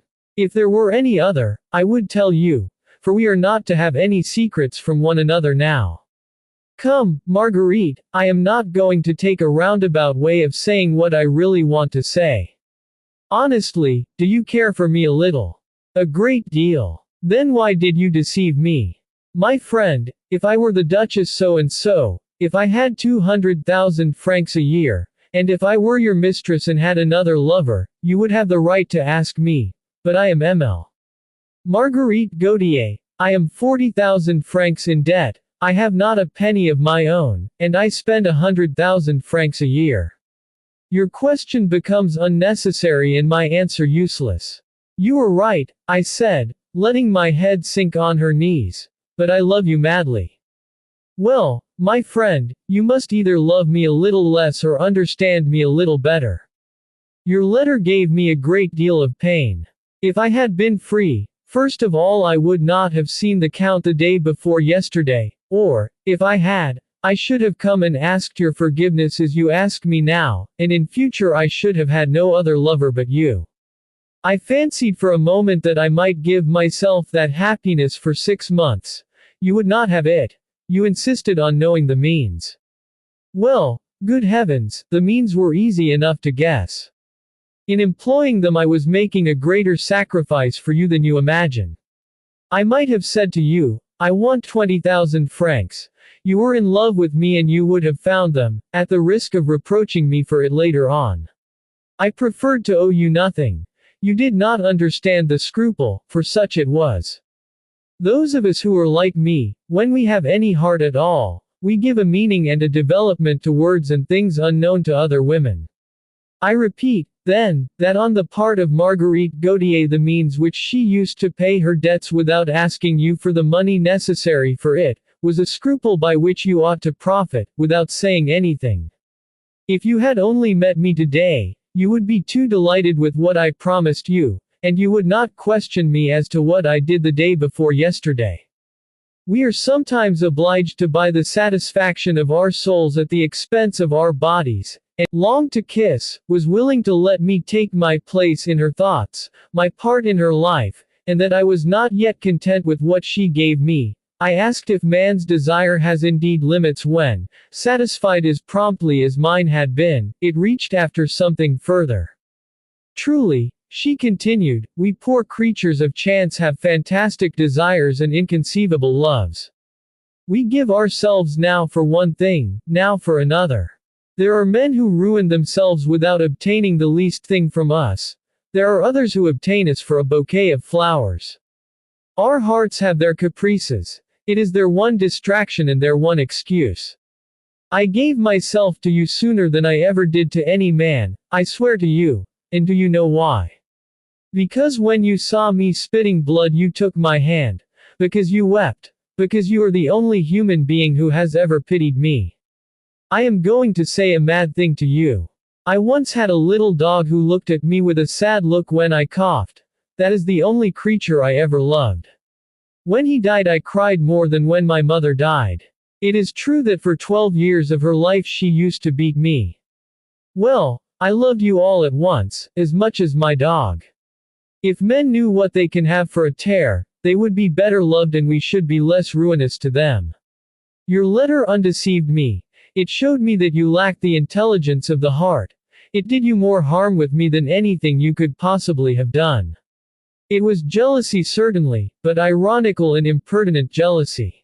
I was already feeling sad when I received your letter. I was looking forward to seeing you at 12, to having lunch with you, and wiping out, by seeing you, a thought which was with me incessantly, and which, before I knew you, I had no difficulty in tolerating. Then, continued Marguerite, you were the only person before whom it seemed to me, from the first, that I could think and speak freely. All those who come about women like me have an interest in calculating their slightest words, in thinking of the consequences of their most insignificant actions. Naturally we have no friends. We have selfish lovers who spend their fortunes, riot on us, as they say, but on their own vanity. For these people we have to be merry when they are merry, well when they want to sup, skeptics like themselves. We are not allowed to have hearts, under penalty of being hooted down and of ruining our credit. We no longer belong to ourselves. We are no longer beings, but things. We stand first in their self-esteem, last in their esteem. We have women who call themselves our friends, but they are friends like Prudence, women who were once kept and who have still the costly tastes that their age does not allow them to gratify. Then they become our friends, or rather our guests at table. Their friendship is carried to the point of servility, never to that of disinterestedness. Never do they give you advice which is not lucrative. It means little enough to them that we should our last night's bouquets, and they borrow our shawls. They never render us a service, however slight, without seeing that they are paid twice its value. You yourself saw when Prudence brought me the 6,000 francs that I had asked her to get from the Duke, how she borrowed 500 francs, which she will never pay me back, or which she will pay me in hats, which will never be taken out of their boxes.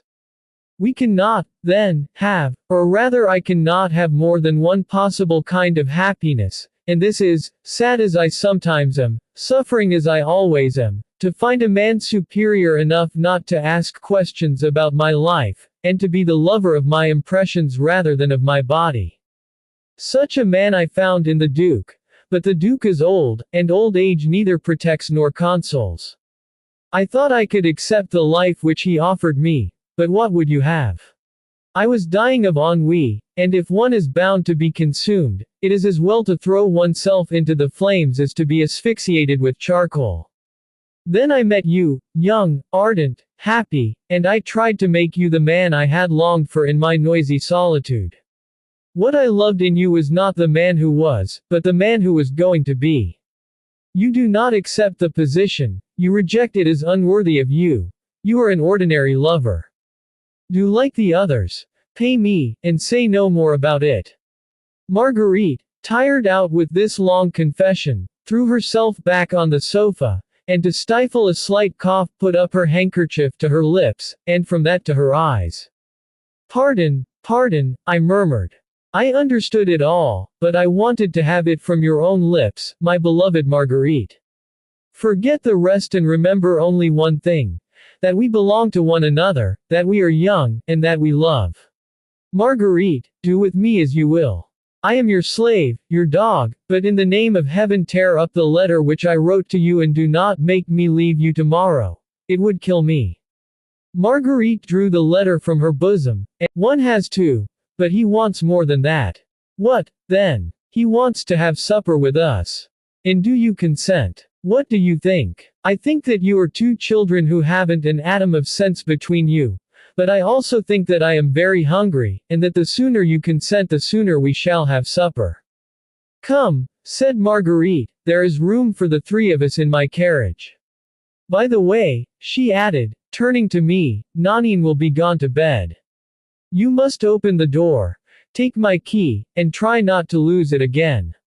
I embraced Marguerite until she was almost stifled. Thereupon Joseph entered. Sir, he said, with the air of a man who is very well satisfied with himself, the luggage is packed. All of it. Yes, sir. Well, then, unpack it again.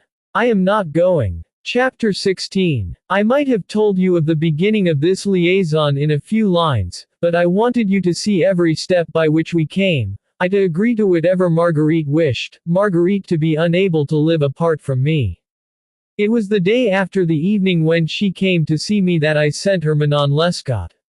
From that time, seeing that I could not change my mistress's life, I changed my own. I wished above all not to leave myself time to think over the position I had accepted, for, in spite of myself, it was a great distress to me. Thus my life, generally so calm, assumed all at once an appearance of noise and disorder. Never believe, however disinterested the love of a kept woman may be, that it will cost one nothing. Nothing is so expensive as their caprices, flowers, boxes at the theater, suppers, days in the country, which one can never refuse to one's mistress. As I have told you, I had little money. My father was, and still is, Receiver General at sea. He has a great reputation there for loyalty, thanks to which he was able to find the security which he needed in order to attain this position. It is worth 40,000 francs a year, and during the 10 years that he has had it, he has paid off the security and put aside a dowry for my sister. My father is the most honorable man in the world. When my mother died, she left 6,000 francs a year, which he divided between my sister and myself on the very day when he received his appointment. Then, when I was 21, he added to this little income an annual allowance of 5,000 francs, assuring me that with 8,000 francs a year I might live very happily at Paris, if, in addition to this, I would make a position for myself either in law or medicine. I came to Paris, studied law, was called to the bar, and, like many other young men, put my diploma in my pocket, and let myself drift, as one so easily does in Paris. My expenses were very moderate. Only I used up my year's income in 8 months, and spent the 4 summer months with my father, which practically gave me 12,000 francs a year, and, in addition, the reputation of a good son. For the rest, not a penny of debt. This, then, was my position when I made the acquaintance of Marguerite. You can well understand that, in spite of myself, my expenses soon increased. Marguerite's nature was very capricious, and, like so many women, she never regarded as a serious expense those 1,001 distractions which made up her life. So, wishing to spend as much time with me as possible, she would write to me in the morning that she would dine with me, not at home, but at some restaurant in Paris or in the country. I would call for her, and we would dine and go on to the theater, often having supper as well. And by the end of the evening I had spent 4 or 5 louis, which came to 2 or 3,000 francs a month, which reduced my year to 3 months and a half, and made it necessary for me either to go into debt or to leave Marguerite. I would have consented to anything except the latter. Forgive me if I give you all these details, but you will see that they were the cause of what was to follow. What I tell you is a true and simple story, and I leave to it all the naivete of its details and all the simplicity of its developments. I realized then that as nothing in the world would make me forget my mistress, it was needful for me to find some way of meeting the expenses into which she drew me. Then, too, my love for her had so disturbing an influence upon me that every moment I spent away from Marguerite was like a year, and that I felt the need of consuming these moments in the fire of some sort of passion, and of living them so swiftly as not to know that I was living them. I began by borrowing 5 or 6,000 francs on my little capital, and with this I took to gambling. Since gambling houses were destroyed, gambling goes on everywhere. Consolation of saying that one might have gained. Whereas now, except in the clubs, where there is still a certain rigor in regard to payments, one is almost certain, the moment one gains a considerable sum, not to receive it. You will readily understand why. Gambling is only likely to be carried on by young people very much in need of money and not possessing the fortune necessary for supporting the life they lead. They gamble, then, and with this result. Or else they gain, and then those who lose serve to pay for their horses and mistresses, which is very disagreeable. Debts are contracted, acquaintances begun about a green table end by quarrels in which life or honor comes to grief. And though one may be an honest man, one finds oneself ruined by very honest men, whose only defect is that they have not 200,000 francs a year. I need not tell you of those who cheat at play, and of how one hears one fine day of their hasty disappearance and tardy condemnation. I flung myself into this rapid, noisy, and volcanic life, which had formerly terrified me when I thought of it, and which had become for me the necessary complement of my love for Marguerite. What else could I have done? The nights that I did not spend in the Rue d'Antin, if I had spent them alone in my own room, I could not have slept. Jealousy would have kept me awake, and inflamed my blood and my thoughts, while gambling gave a new turn to the fever which would otherwise have preyed upon my heart, and fixed it upon a passion which laid hold on me in spite of myself, until the hour struck when I might go to my mistress. Then, and by this I knew the violence of my love, I left the table without a moment's hesitation, whether I was winning or losing, pitying those whom I left behind because they would not, like me, find their real happiness in leaving it. For the most of them, gambling was a necessity. For me, it was a remedy. Free of Marguerite, I should have been free of gambling. Thus, in the midst of all that, I preserved a considerable amount of self-possession. I lost only what I was able to pay, and gained only what I should have been able to lose. For the rest, chance was on my side. I made no debts, and I spent 3 times as much money as when I did not gamble. It was impossible to resist an existence which gave me an easy means of satisfying the 1,000 caprices of Marguerite. As for her, she continued to love me as much, or even more than ever. As I told you, I began by being allowed to stay only from midnight to 6 o'clock, then I was asked sometimes to a box in the theater, then she sometimes came to dine with me. One morning I did not go till 8, and there came a day when I did not go till 12, almost isolating her from her former habits. My doctor, whom I had made her meet, had told me that only rest and calm could preserve her health, so that in place of supper and sleepless nights, I succeeded in substituting a hygienic regime and regular sleep. In spite of herself, Marguerite got accustomed to this new existence, whose salutary effects she already realized. She began to spend some of her evenings at home, or, if the weather was fine, she wrapped herself in a shawl, put on a veil, and we went on foot, like 2 children, in the dim alleys of the Champs-Élysées. She would come in tired, take a light supper, and go to bed after a little music or reading, which she had never been used to do.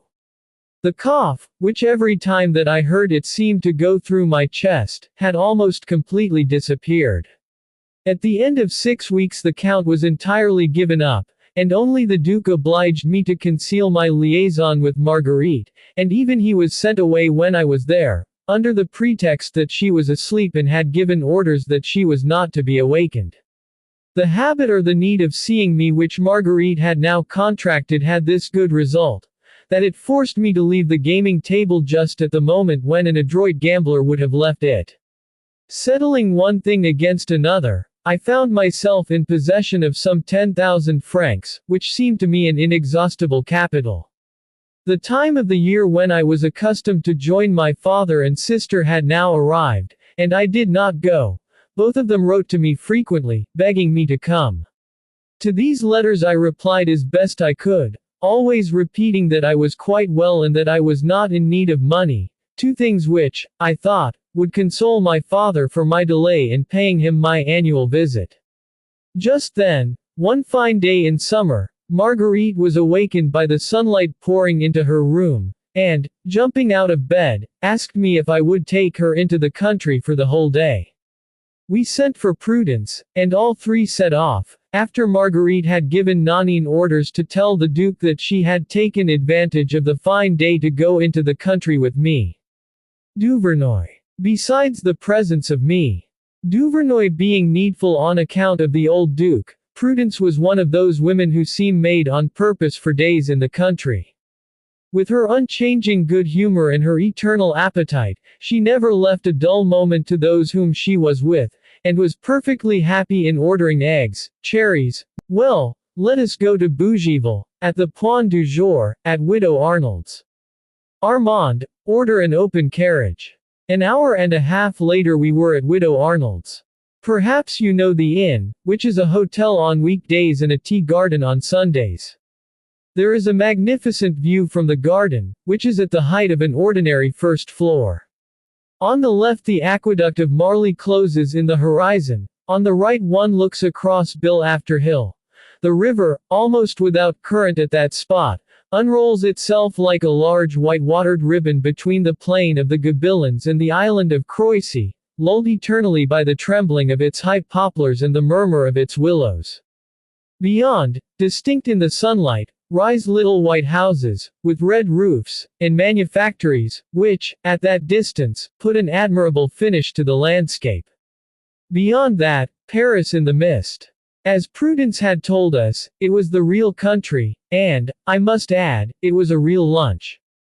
It is not only out of gratitude for the happiness I owe it, but Bougival, in spite of its horrible name, is one of the prettiest places that it is possible to imagine. I have traveled a good deal, and seen much grander things, but none more charming than this little village gaily seated at the foot of the hill which protects it. Me. Arnold asked us if we would take a boat, and Marguerite and Prudence accepted joyously. People have always associated the country with love, and they have done well. Nothing affords so fine a frame for the woman whom one loves as the blue sky, the odors, the flowers, the breeze, the shining solitude of fields, or woods. However much one loves a woman, whatever confidence one may have in her, whatever certainty her past may offer us as to her future, one is always more or less jealous. If you have been in love, you must have felt the need of isolating from this world the being in whom you would live wholly. It seems as if, however indifferent she may be to her surroundings, the woman whom one loves loses something of her perfume and of her unity at the contact of men and things. As for me, I experienced that more than most. Mine was not an ordinary love. I was as much in love as an ordinary creature could be, but with Marguerite Gautier. That is to say, that at Paris, at every step, I might elbow the man who had already been her lover or who was about to, while in the country, surrounded by people whom we had never seen and who had no concern with us, alone with nature in the spring time of the year, that annual pardon, and shut off from the noise of the city, I could hide my love, and love without shame or fear. The courtesan disappeared little by little. I had by me a young and beautiful woman, whom I loved, and who loved me, and who was called Marguerite. The past had no more reality and the future no more clouds. The sun shone upon my mistress as it might have shone upon the purest bride. We walked together in those charming spots which seemed to have been made on purpose to recall the verses of Lamartine or to sing the melodies of Scudo. Marguerite was dressed in white, she leaned on my arm, saying over to me again under the starry sky the words she had said to me the day before, and far off the world went on its way, without darkening with its shadow the radiant picture of our youth and love.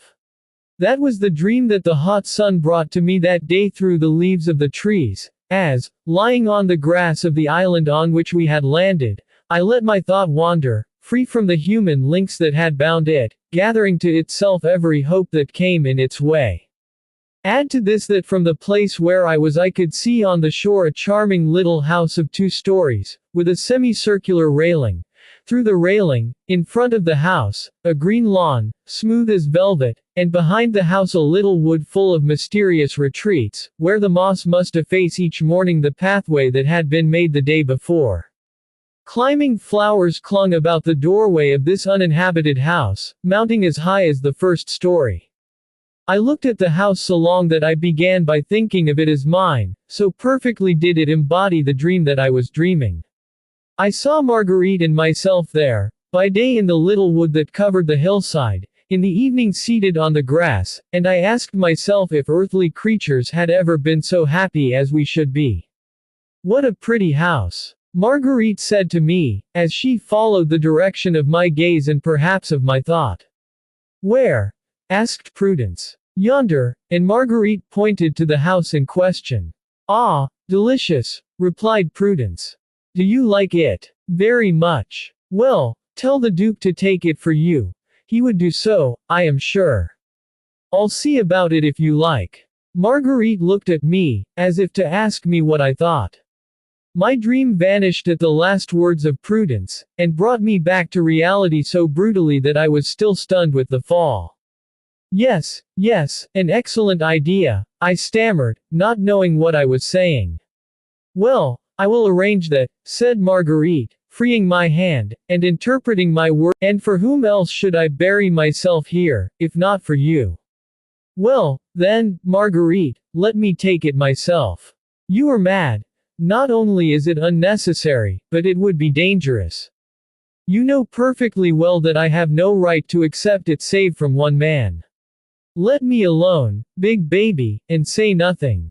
That means, said Prudence, that when I have 2 days free I will come and spend them with you. We left the house, and started on our return to Paris, talking over the new plan. I held Marguerite in my arms, and as I got down from the carriage, I had already begun to look upon her arrangement with less critical eyes.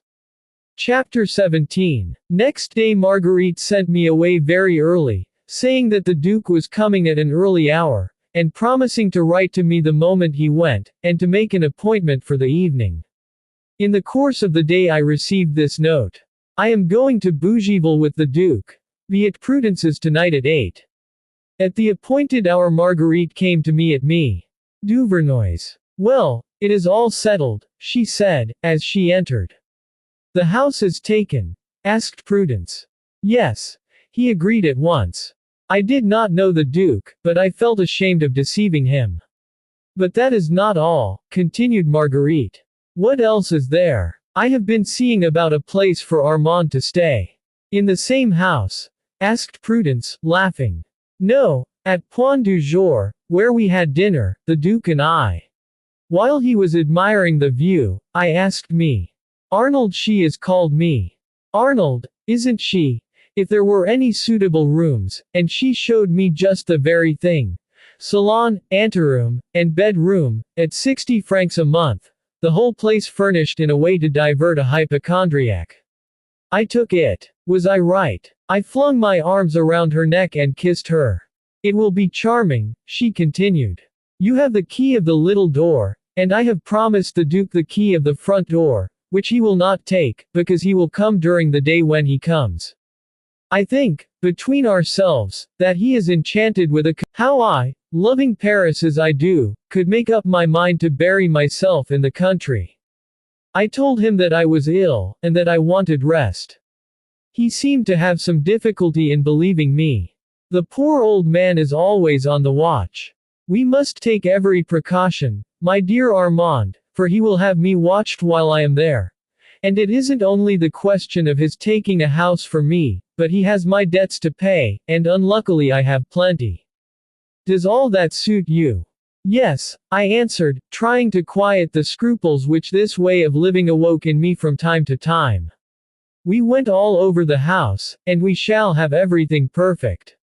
The Duke is going to look after every single thing. Ah, my dear, she added, kissing me, you're in luck. It's a millionaire who makes your bed for you. And when shall you move into the house? Inquired Prudence. As soon as possible. Will you take your horses and carriage? I shall take the whole house, and you can look after my place while I am away. A week later Marguerite was settled in her country house, and I was installed at Point du Jour. Then began an existence which I shall have some difficulty in describing to you. At first Marguerite could not break entirely with her former habits, and, as the house was always en fête, all the women whom she knew came to see her. For a whole month there was not a day when Marguerite had not 8 or 10 people to meals. Prudence, on her side, brought down all the people she knew, and did the honors of the house as if the house belonged to her. The Duke's money paid for all that, as you may imagine, but from time to time Prudence came to me, asking for a note for 1,000 francs, professedly on behalf of Marguerite. You know I had won some money at gambling. I therefore immediately handed over to Prudence what she asked for Marguerite, and fearing lest she should require more than I possessed, I borrowed at Paris a sum equal to that which I had already borrowed and paid back. I was then once more in possession of some 10,000 francs, without reckoning my allowance. However, Marguerite's pleasure in seeing her friends was a little moderated when she saw the expense which that pleasure entailed, and especially the necessity she was sometimes in of asking me for money. The Duke, who had taken the house in order that Marguerite might rest there, no longer visited it, fearing to find himself in the midst of a large and merry company, by whom he did not wish to be seen. This came about through his having once arrived to dine tête-à-tête with Marguerite, and having fallen upon a party of 15, who were still at lunch at an hour when he was prepared to sit down to dinner. He had unsuspectingly opened the dining room door, and had been greeted by a burst of laughter, and had had to retire precipitately before the impertinent mirth of the women who were assembled there. Marguerite rose from table, and joined the Duke in the next room, where she tried, as far as possible, to induce him to forget the incident, but the old man, wounded in his dignity, bore her a grudge for it, and could not forgive her. He said to her, somewhat cruelly, that he was tired of paying for the follies of a woman who could not even have him treated with respect under his own roof, and he went away in great indignation. Since that day he had never been heard of. In vain Marguerite dismissed her guests, changed her way of life. The Duke was not to be heard of. I was the gainer, and so far that my mistress now belonged to me more completely, and my dream was at length realized. Marguerite could not be without me. Not caring what the result might be, she publicly proclaimed our liaison, and I had come to live entirely at her house. The servants addressed me officially as their master. Prudence had strictly sermonized Marguerite in regard to her new manner of life, but she had replied that she loved me, that she could not live without me, and that, happen what might, she would not sacrifice the pleasure of having me constantly with her, adding that those who were not satisfied with this arrangement were free to stay away. So much I had heard one day when Prudence had said to Marguerite that she had something very important to tell her, and I had listened at the door of the room into which they had shut themselves. Not long after, Prudence returned again. I was at the other end of the garden when she arrived, and she did not see me. I had no doubt, from the way in which Marguerite came to meet her, that another similar conversation was going to take place, and I was anxious to hear what it was about. The two women shut themselves into a boudoir, and I put myself within hearing. Well, said Marguerite. Well, I have seen the Duke. What did he say? That he would gladly forgive you in regard to the scene which took place, but that he has learned that you are publicly living with M. Armand Duval, and that he will never forgive that.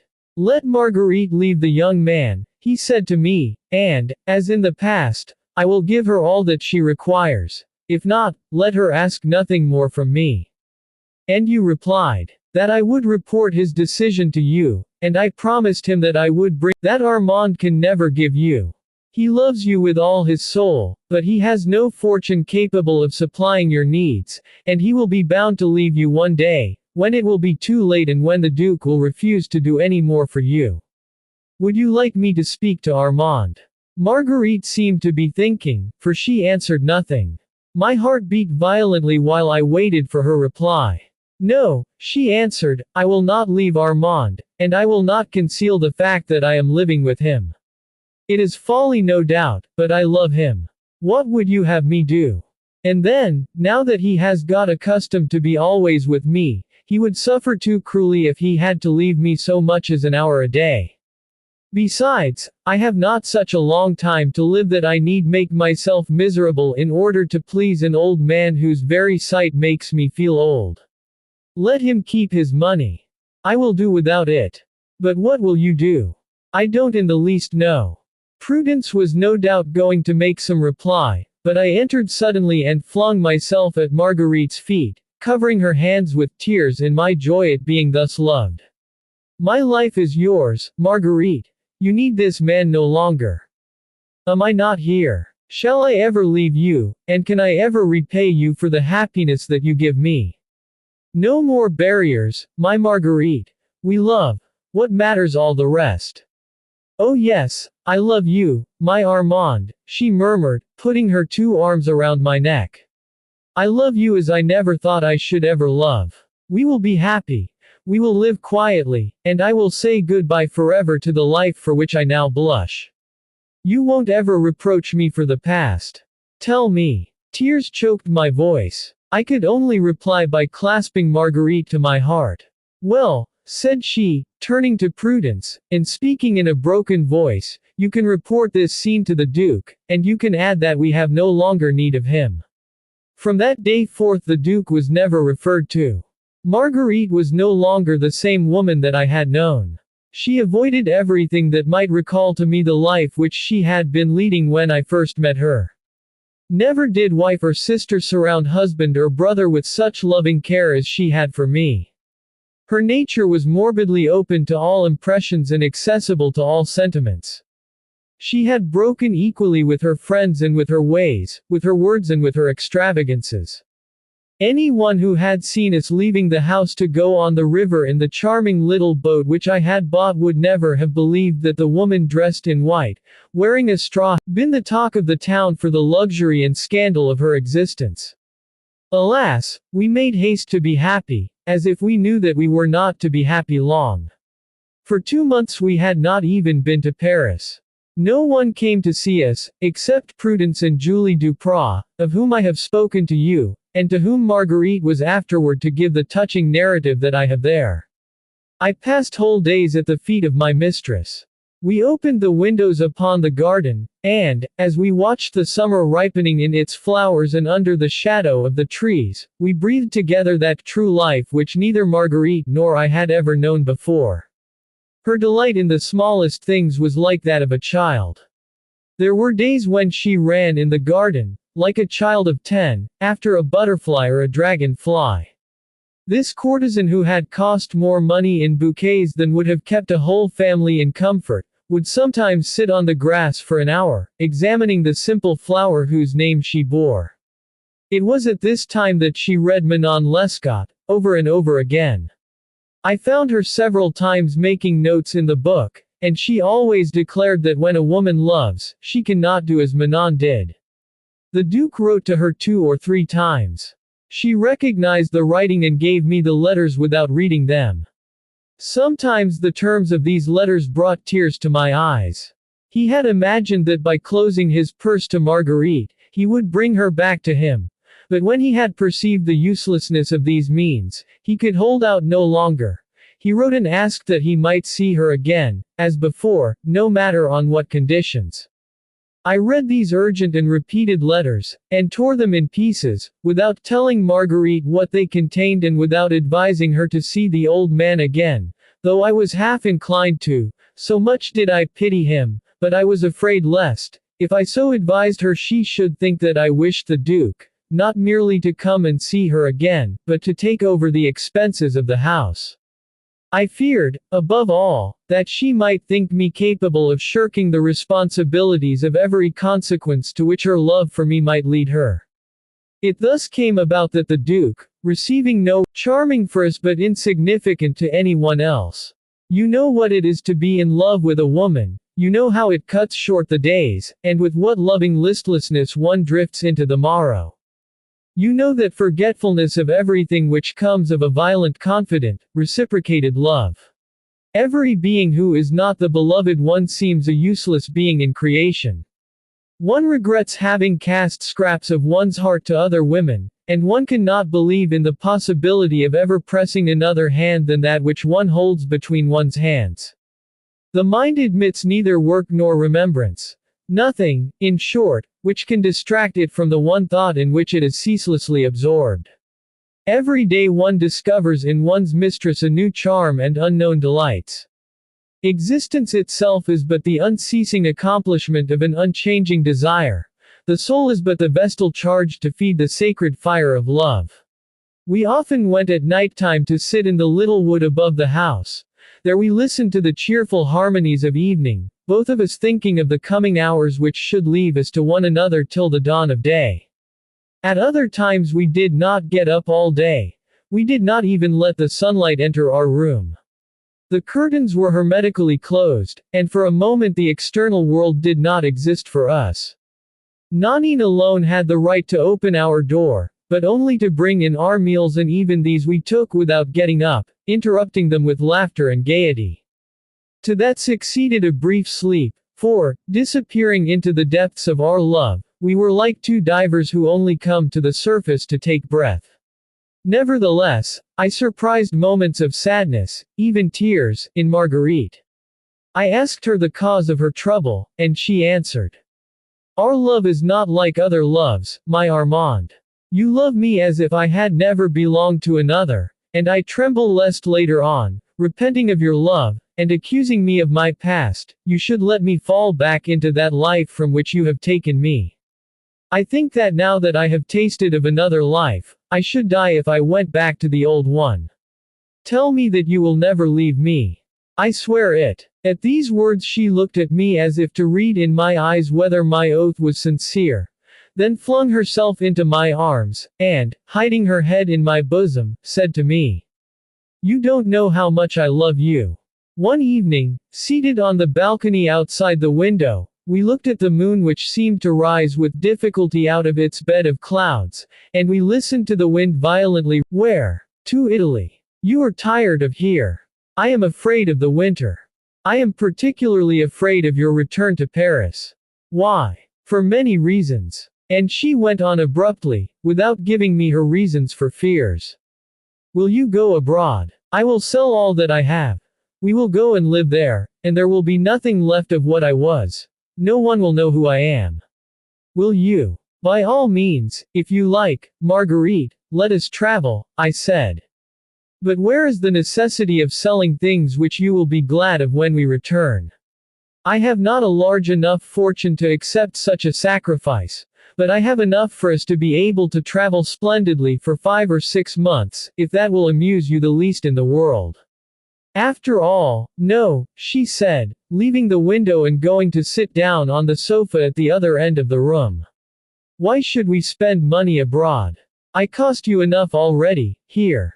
You reproach me, Marguerite. It isn't generous.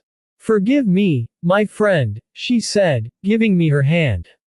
"This thunder weather gets on my nerves. I do not say what I intend to say." And after embracing me she fell into a long reverie. Scenes of this kind often took place, and though I could not discover their cause, I could not fail to see in Marguerite signs of disquietude in regard to the future.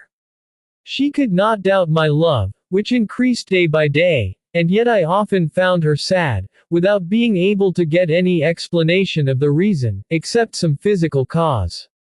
Fearing that so monotonous a life was beginning to weary her, I proposed returning to Paris, but she always refused, assuring me that she could not be so happy anywhere as in the country. Prudence now came but rarely, but she often wrote letters which I never asked to see, though, every time they came, they seemed to preoccupy Marguerite deeply. I did not know what to think. One day Marguerite was in her room. I entered. She was writing. "To whom are you writing?" I asked. "To Prudence." "Do you want to see what I am writing?" I had a horror of anything that might look like suspicion, and I answered that I had no desire to know what she was writing, and yet I was certain that letter would have explained to me the cause of her sadness. Next day the weather was splendid. Marguerite proposed to me to take the boat and go as far as the island of Croissy. She seemed very cheerful. When we got back it was 5 o'clock. "Me. Duvernoy has been here," said Nanine, as she saw us enter. "She has gone again?" asked Marguerite. "Yes, madam, in the carriage. She said it was arranged." "Quite right," said Marguerite sharply. "Serve the dinner." 2 days afterward there came a letter from Prudence, and for a fortnight Marguerite seemed to have got rid of her mysterious gloom, for which she constantly asked my forgiveness now that it no longer existed. Still, the carriage did not return. "How is it that Prudence does not send you back your carriage?" I asked one day. "One of the horses is ill, and there are some repairs to be done. It is better to have that done while we are here, and don't need a carriage, than to wait till we get back to Paris."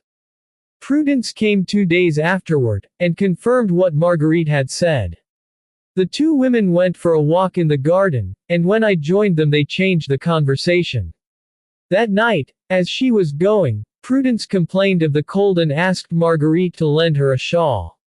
So a month passed, and all the time Marguerite was more joyous and more affectionate than she ever had been. Nevertheless, the carriage did not return, the shawl had not been sent back, and I began to be anxious in spite of myself, and as I knew in which drawer Marguerite put Prudence's letters, I took advantage of a moment when she was at the other end of the garden, went to the drawer, and tried to open it. In vain, for it was locked.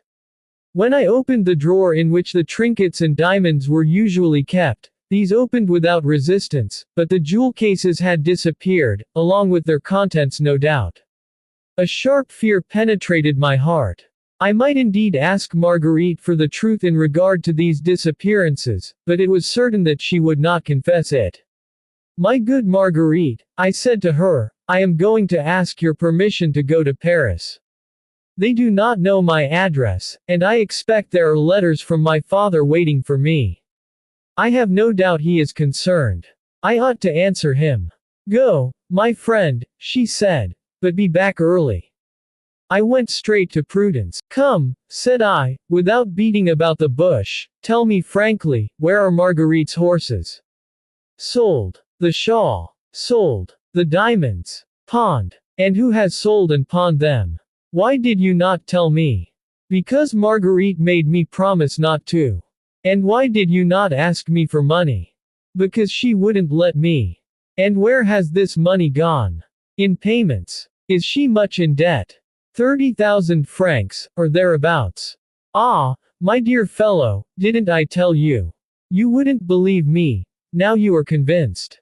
The upholsterer whom the Duke had agreed to settle with was shown out of the house when he presented himself, and the Duke wrote next day to say that he would answer for nothing in regard to Ml. Gautier. This man wanted his money.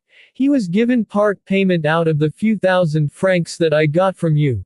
Then some kind souls warned him that his debtor had been abandoned by the Duke and was living with a penniless young man. The other creditors were told the same. They asked for their money, and seized some of the goods. Marguerite wanted to sell everything, but it was too late, and besides I should have opposed it. But it was necessary to pay, and in order not to ask you for money, she sold her horses and her shawls, and pawned her jewels. Would you like to see the receipts and the pawn tickets? And Prudence opened the drawer and showed me the papers. Ah, you think, she continued, with the insistence of a woman who can say, I was right after all. Ah, you think it is enough to be in love, and to go into the country and lead a dreamy, pastoral life. No, my friend, no. By the side of that ideal life, there is a material life, and the purest resolutions are held to earth by threads which seem slight enough, but which are of iron, not easily to be broken. If Marguerite has not been unfaithful to you 20 times, it is because she has an exceptional nature. It is not my fault for not She replied that she loved you, and she wouldn't be unfaithful to you for anything in the world.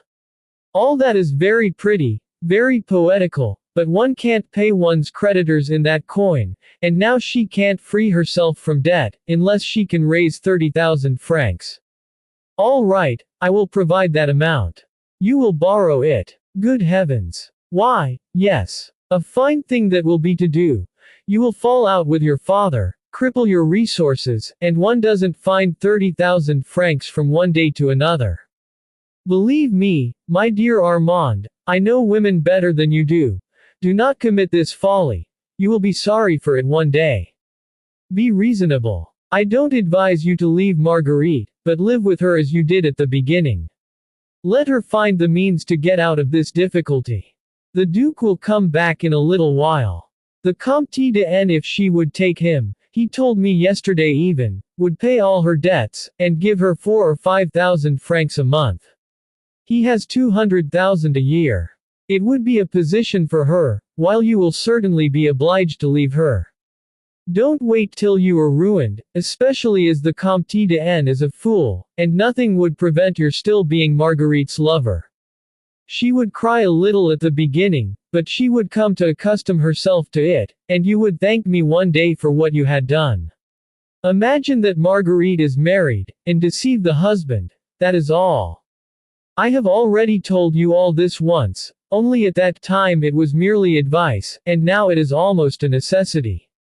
What Prudence said was cruelly true. This is how it is, she went on, putting away the papers she had just shown me. Women like Marguerite always foresee that someone will love them, never that they will love. Otherwise they would put aside money, and at 30 they could afford the luxury of having a lover for nothing. If I had only known once what I know now. In short, say nothing to Marguerite, and bring her back to Paris. You have lived with her alone for 4 or 5 months, that is quite enough. Shut your eyes now, that is all that anyone asks of you. At the end of a fortnight she will take the Comte de N and she will save up during the winter, and next summer you will begin over again. That is how things are done, my dear fellow. And Prudence appeared to be enchanted with her advice, which I refused indignantly. I have told you, 30,000 francs. And when does she require this sum? Before the end of 2 months. She shall have it. Prudence shrugged her shoulders. I will give it to you, I continued, but you must swear to me that you will not tell Marguerite that I have given it to you. Don't be afraid. And if she sends you anything else to sell or pawn, let me know. There is no danger. She has nothing left. I went straight to my own house to see if there were any letters from my father. There were 4. Chapter 19. In his first 3 letters my father inquired the cause of my silence. In the last he allowed me to see that he had heard of my change of life, and informed me that he was about to come and see me. I have always had a great respect and a sincere affection for my father. I replied that I had been traveling for a short time, and begged him to let me know beforehand what day he would arrive, so that I could be there to meet him. I gave my servant my address in the country, telling him to bring me the first letter that came with the postmark of C. Then I returned to Bougival. Marguerite was waiting for me at the garden gate. She looked at me anxiously. Throwing her arms round my neck, she said to me, "Have you seen Prudence?" "No. You were a long time in Paris." I found letters from my father to which I had to reply. A few minutes afterward Nanine entered, all out of breath. Marguerite rose and talked with her in whispers. When Nanine had gone out Marguerite sat down by me again and said, taking my hand, "Why did you deceive me? You went to see Prudence. Who told you?" "Nanine. And how did she know?" "She followed you. You told her to follow me." "Yes. I thought that you must have had a very strong motive for going to Paris, after not leaving me for 4 months. I was afraid that something might happen to you, or that you were perhaps going to see another woman. Child. Now I am relieved. I know what you have done, but I don't yet know what you have been told." I showed Marguerite my father's letters. "That is not what I am asking you about. What I want to know is why you went to see Prudence." "To see her. That's a lie, my friend." "Well, I went to ask her if the horse was any better, and if she wanted your shawl and your jewels any longer." Marguerite blushed, but did not answer. "And," I continued, "I learned what you had done with your horses, shawls, and jewels. And you are vexed. I am vexed that it never occurred to you to ask me for what you were in want of. In a liaison like ours, if the woman has any sense of dignity at all, she ought to make every possible sacrifice rather than ask her lover for money and so give a venal character to her love. You love me, I am sure, but you do not know on how slight a thread depends the love one has for a woman like me. Who knows? Perhaps someday when you were bored or worried you would fancy you saw a carefully concerted plan in our liaison. Prudence is a chatterbox. What need had I of the horses? It was an economy to sell them. I listened. But, my good Marguerite, I replied, pressing her hands lovingly, you knew that one day I should discover the sacrifice you had made, and that the moment I discovered it I should allow it no longer. But why? Because, my dear child, I cannot allow your affection for me to deprive you of even a trinket. I too should not like you to be able, in a moment when you were bored or worried, to think that if you were living with somebody else those moments would not exist, and to repent, if only for a minute, of living with me.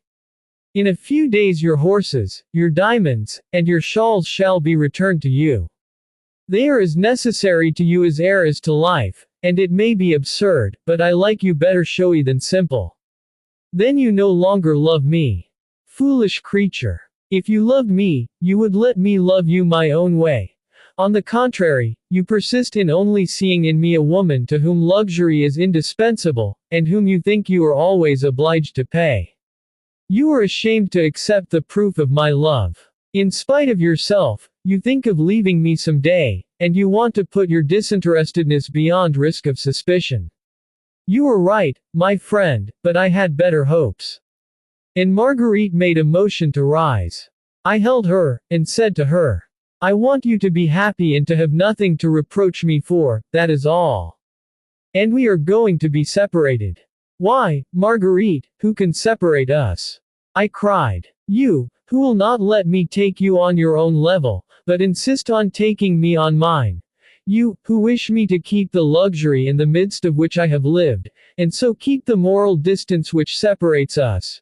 You, who do not believe that my affection is sufficiently disinterested to share with me what you have, though we could live happily enough on it together, and would rather ruin yourself, because you are still bound by a foolish prejudice. Do you really think that I could compare a carriage and diamonds with your love? Do you think that my real happiness lies in the trifles that mean so much when one has nothing to love, but which become trifling indeed when one has? You will pay my debts, realize your estate, and then keep me. How long will that last? 2 or 3 months, and then it will be too late to live the life I propose, for then you will have to take everything from me, and that is what a man of honor cannot do. While now you have 8 or 10,000 francs a year, on which we should be able to live. I will sell the rest of what I do not want, and with this alone I will make 2,000 francs a year. We will take a nice little flat in which we can both live. In the summer we will go into the country, not to a house like this, but to a house just big enough for 2 people.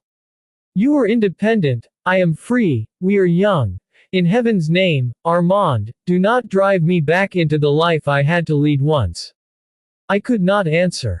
Tears of gratitude and love filled my eyes, and I flung myself into Marguerite's arms. I wanted, she continued, to arrange everything without telling you, pay all my debts, and take a new flat. In October we should have been back in Paris, and all would have come out. But since Prudence has told you all, you will have to agree beforehand, instead of agreeing afterward. Do you love me enough for that? It was impossible to resist such devotion. I kissed her hands ardently, and said, I will do whatever you wish. It was agreed that we should do as she had planned. Thereupon, she went wild with delight, danced, sang, amused herself with calling up pictures of her new flat in all its simplicity, and began to consult me as to its position and arrangement. I saw how happy and proud she was of this resolution, which seemed as if it would bring us into closer and closer relationship, and I resolved to do my own share. In an instant I decided the whole course of my life. I put my affairs in order, and made over to Marguerite the income which had come to me from my mother, and which seemed little enough in return for the sacrifice which I was accepting. There remained the 5,000 francs a year from my father. And, whatever happened, I had always enough to live on. I did not tell Marguerite what I had done, certain as I was that she would refuse the gift. This income came from a mortgage of 60,000 francs on a house that I had never even seen. All that I knew was that every 3 months my father's solicitor, an old friend of the family, handed over to me 750 francs in return for my receipt. The day when Marguerite and I came to Paris to look for a flat, I went to this solicitor and asked him what had to be done in order to make over this income to another person. The good man imagined I was ruined, and questioned me as to the cause of my decision. As I knew that I should be obliged, sooner or later, to say in whose favor I made this transfer, I thought it best to tell him the truth at once. He made none of the objections that his position as friend and solicitor authorized him to make, and assured me that he would arrange the whole affair in the best way possible. Naturally, I begged him to employ the greatest discretion in regard to my father, and on leaving him I rejoined Marguerite, who was waiting for me at Julie Duprat's, where she had gone in preference to going to listen to the moralizings of Prudence. We began to look out, found, in one of the quietest parts of Paris, a little house, isolated from the main part of the building. Behind this little house was a charming garden, surrounded by walls high enough to screen us from our neighbors, and low enough not to shut off our own view. It was better than our expectations. While I went to give notice at my own flat, Marguerite went to see a business agent, who, she told me, had already done for one of her friends exactly what she wanted him to do for her. She came onto the Rue de Provence in a state of great delight. The man had promised to pay all her debts, to give her a receipt for the amount, and to hand over to her 20,000 francs, in return for the whole of her furniture. You have seen by the amount taken at the sale that this honest man would have gained 30,000 francs out of his client. We went back joyously to Bougival, talking over our projects for the future, which, thanks to our heedlessness, and especially to our love, we saw in the rosiest light. A week later, as we were having lunch, Nanine came to tell us that my servant was asking for me. "Let him come in," I said. "Sir," said he, "your father has arrived in Paris, and begs you to return at once to your rooms, where he is waiting for you." This piece of news was the most natural thing in the world, yet, as we heard it, Marguerite and I looked at one another. We foresaw trouble. Before she had spoken a word, I replied to her thought, and, taking her hand, I said, "Fear nothing.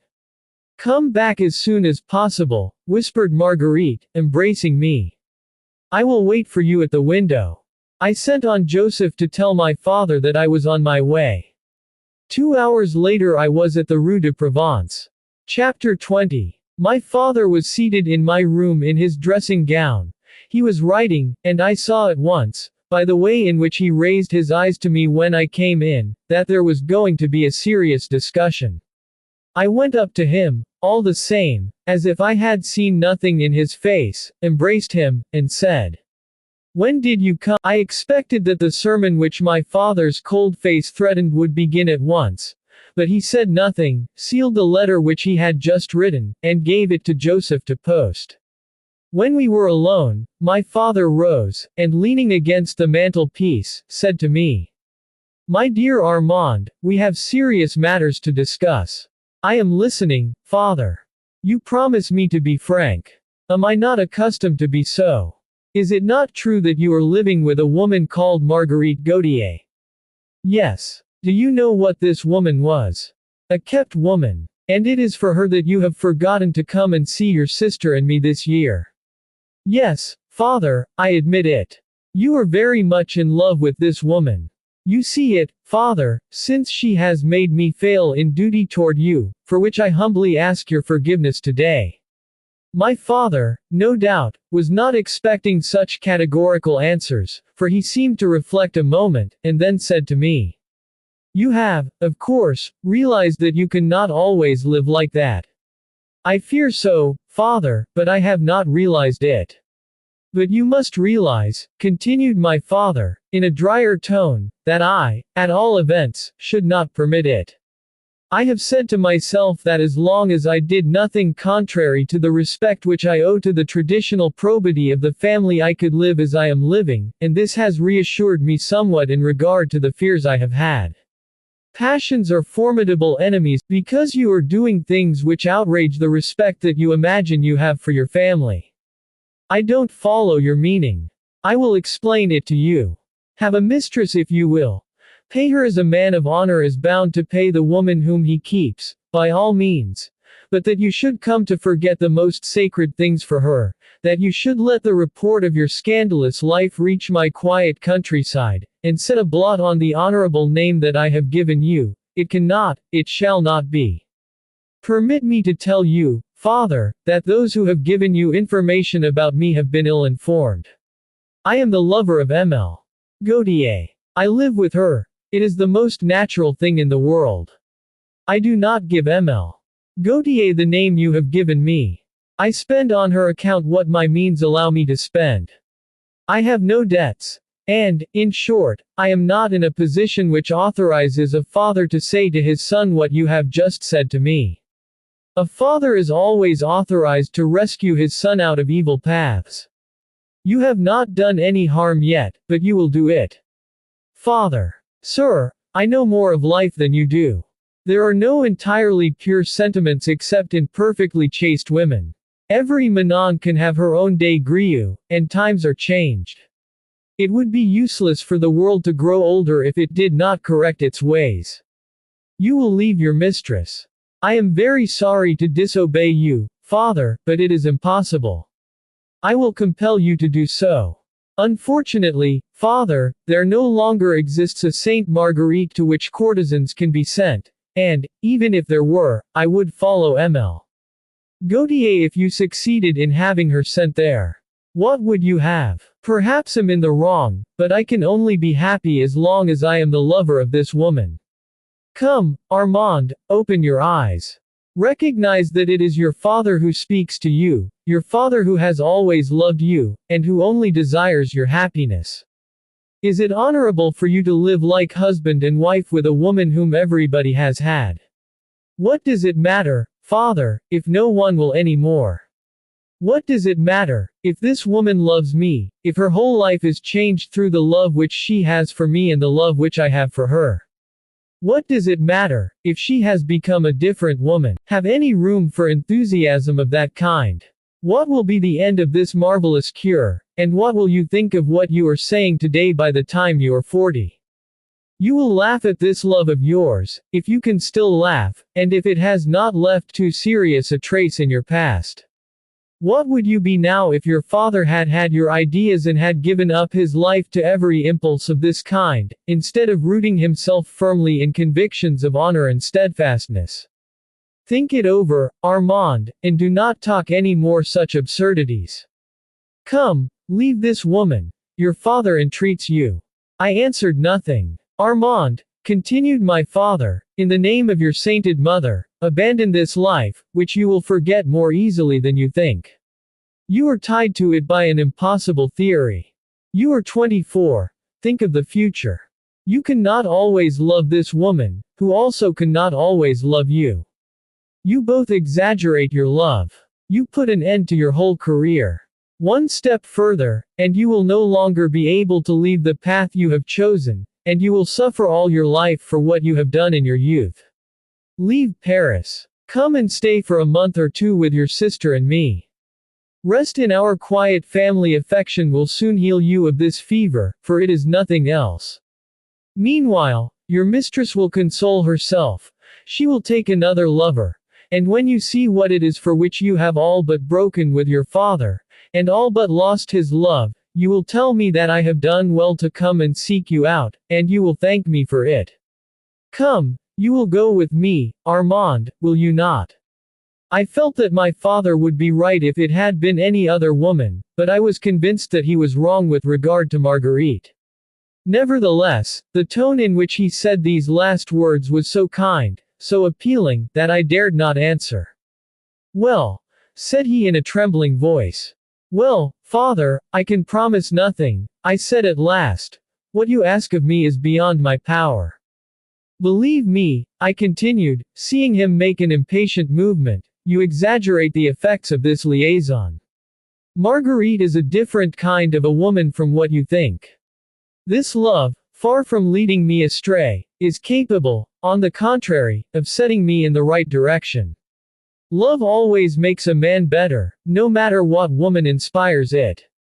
If you knew Marguerite, you would understand that I am in no danger. She is as noble as the noblest of women. There is as much disinterestedness in her as there is cupidity in others. All of which does not prevent her from accepting the whole of your fortune, for the 60,000 francs which come to you from your mother, and which you are giving her, are, understand me well, your whole fortune. My solicitor. Could an honest man carry out such a procedure without warning me? Well, it is to prevent you from ruining yourself for a prostitute that I am now in Paris. Your mother, when she died, left you enough to live on respectably, and not to squander on your mistresses. I swear to you, father, that Marguerite knew nothing of this transfer. Why, then, do you make it? Because Marguerite, the woman you calumniate, and whom you wish me to abandon, is sacrificing all that she possesses in order to live with me. And you accept this sacrifice. What sort of a man are you, sir, to allow Ml. Gautier to sacrifice anything for you? Come, enough of this. You will leave this woman. Just now I begged you. Now I command you. I will have no such scandalous doings in my family. Pack up your things and get ready to come with me. Pardon me, Father, I said, but I shall not come. And why? Because I am at an age when no one any longer obeys a command. My father turned pale at my answer. Very well, sir, he said, I know what remains to be done. He rang and Joseph appeared. Have my things taken to the Hotel de Paris, he said to my servant. And thereupon he went to his room and finished dressing. When he returned, I went up to him. Promise me, father, I said, that you will do nothing to give Marguerite pain. My father stopped, looked at me disdainfully, and contented himself with saying, I believe you are mad. After this he went out, shutting the door violently after him. I went downstairs, took a cab, and returned to Bougival. Marguerite was waiting for me at the window. Chapter 21. At last you have come, she said, throwing her arms round my neck. But how pale you are. I told her, my God, I was afraid of it, she said. When Joseph came to tell you of your father's arrival I trembled as if he had brought news of some misfortune. My poor friend, I am the cause of all your distress. You will be better off, perhaps, if you leave me and do not quarrel with your father on my account.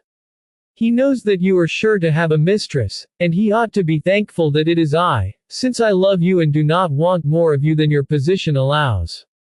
Did you tell him how we had arranged our future?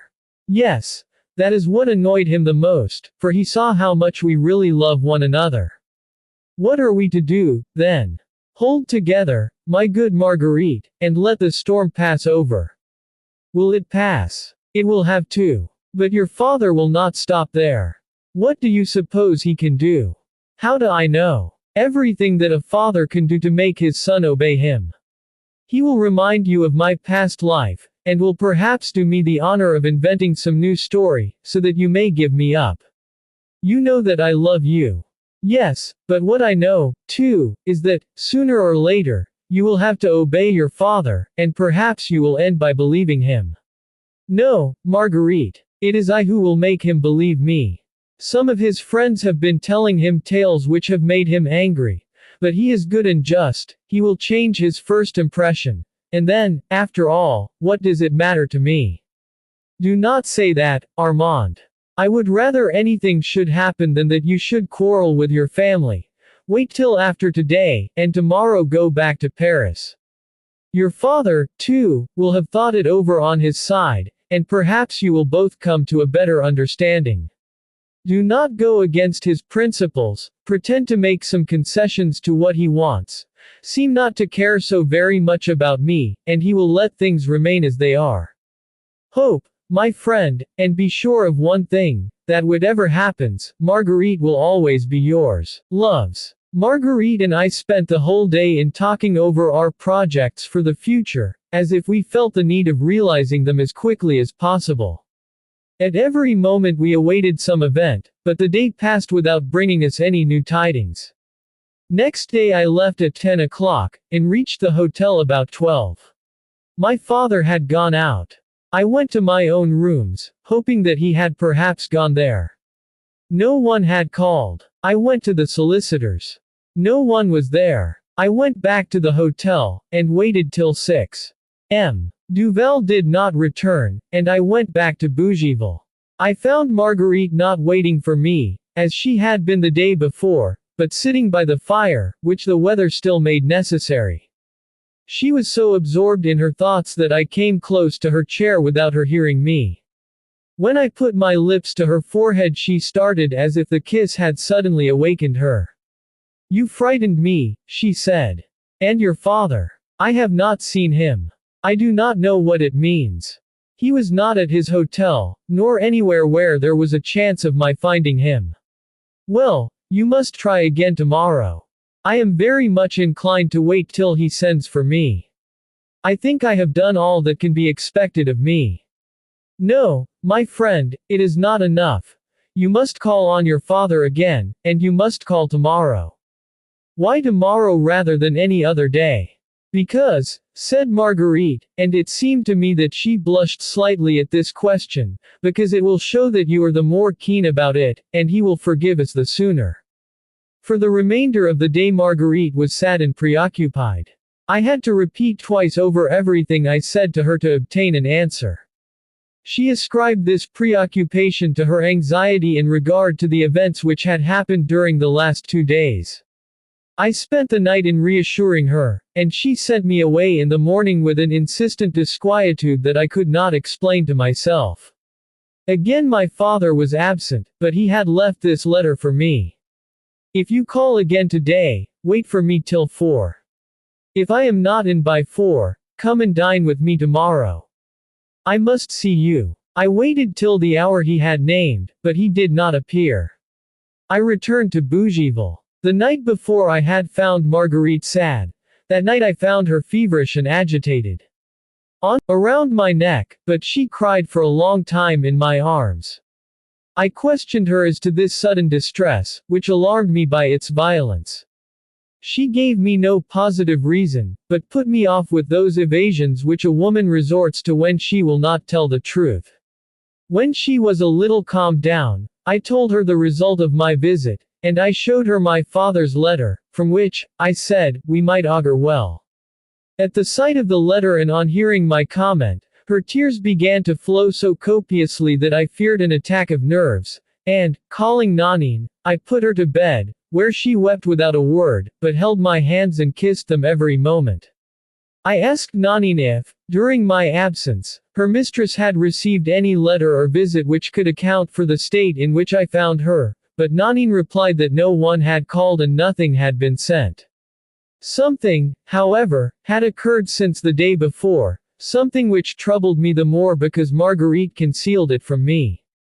In the evening she seemed a little calmer, and, making me sit at the foot of the bed, she told me many times how much she loved me. She smiled at me, but with an effort, for in spite of herself her eyes were veiled with tears. I used every means to make her confess the real cause of her distress, but she persisted in giving me nothing but vague reasons, as I have told you. At last she fell asleep in my arms, but it was the sleep which tires rather than rests the body. From time to time she uttered a cry, started up, and, after assuring herself that I was beside her, made me swear that I would always love her. I could make nothing of these intermittent paroxysms of distress, which went on till morning. Then Marguerite fell into a kind of stupor. She had not slept for 2 nights. Her rest was of short duration, for toward 11 she awoke, and, seeing that I was up, she looked about her, crying. Are you going already? No, said I, holding her hands, but I wanted to let you sleep on. It is still early. What time are you going to Paris? At 4. So soon. But you will stay with me till then. Of course. Do I not always? I am so glad. If you like. And then you will be nice to me till the very moment you go. Yes. And I will come back as soon as I can. You will come back, she said, looking at me with haggard eyes. Naturally. Oh, yes, you will come back tonight. I shall wait for you, as I always do, and you will love me, and we shall be happy, as we have been ever since we have known each other. All these words were said in such a strained voice, they seemed to hide so persistent and so sorrowful a thought, that I trembled every moment lest Marguerite should become delirious. Listen, I said. You are ill. I cannot leave you like this. I will write and tell my father not to expect me. No, no, she cried hastily, don't do that. Your father will accuse me of hindering you again from going to see him when he wants to see you. No, no, you must go, you must. Besides, I am not ill. I am quite well. I had a bad dream and am not yet fully awake. From that moment Marguerite tried to seem more cheerful. There were no more tears. When the hour came for me to go, I embraced her and asked her if she would come with me as far as the train. I hoped that the walk would distract her and that the air would do her good. I wanted especially to be with her as long as possible. She agreed, put on her cloak and took Nanine with her, so as not to return alone. 20 times I was on the point of not going. But the hope of a speedy return, and the fear of offending my father still more, sustained me, and I took my place in the train. Till this evening, I said to Marguerite, as I left her. She did not reply. Once already she had not replied to the same words, and the Comte de G, you will remember, had spent the night with her. But that time was so far away that it seemed to have been effaced from my memory, and if I had any fear, it was certainly not of Marguerite being unfaithful to me. Reaching Paris, I hastened off to see Prudence, intending to ask her to go and keep Marguerite company, in the hope that her mirth and liveliness would distract her. I entered without being announced, and found Prudence at her toilet.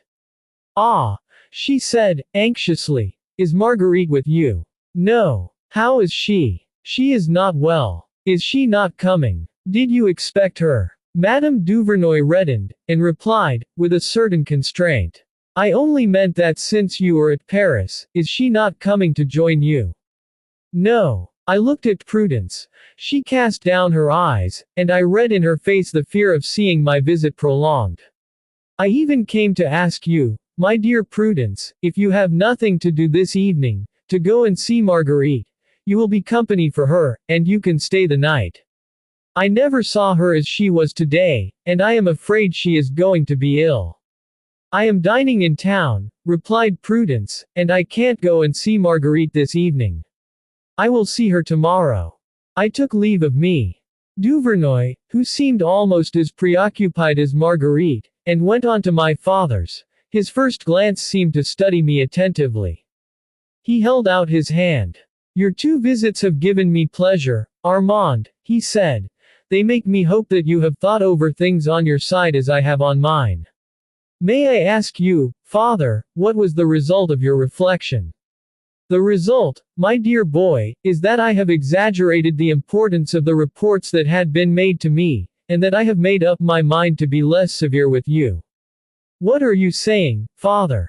I cried joyously. "I say, my dear child, that every young man must have his mistress, and that, from the fresh information I have had, I would rather see you the lover of Emile Gautier than of any one else. My dear father, how happy you make me." We talked in this manner for some moments, and then sat down to table. My father was charming all dinner time.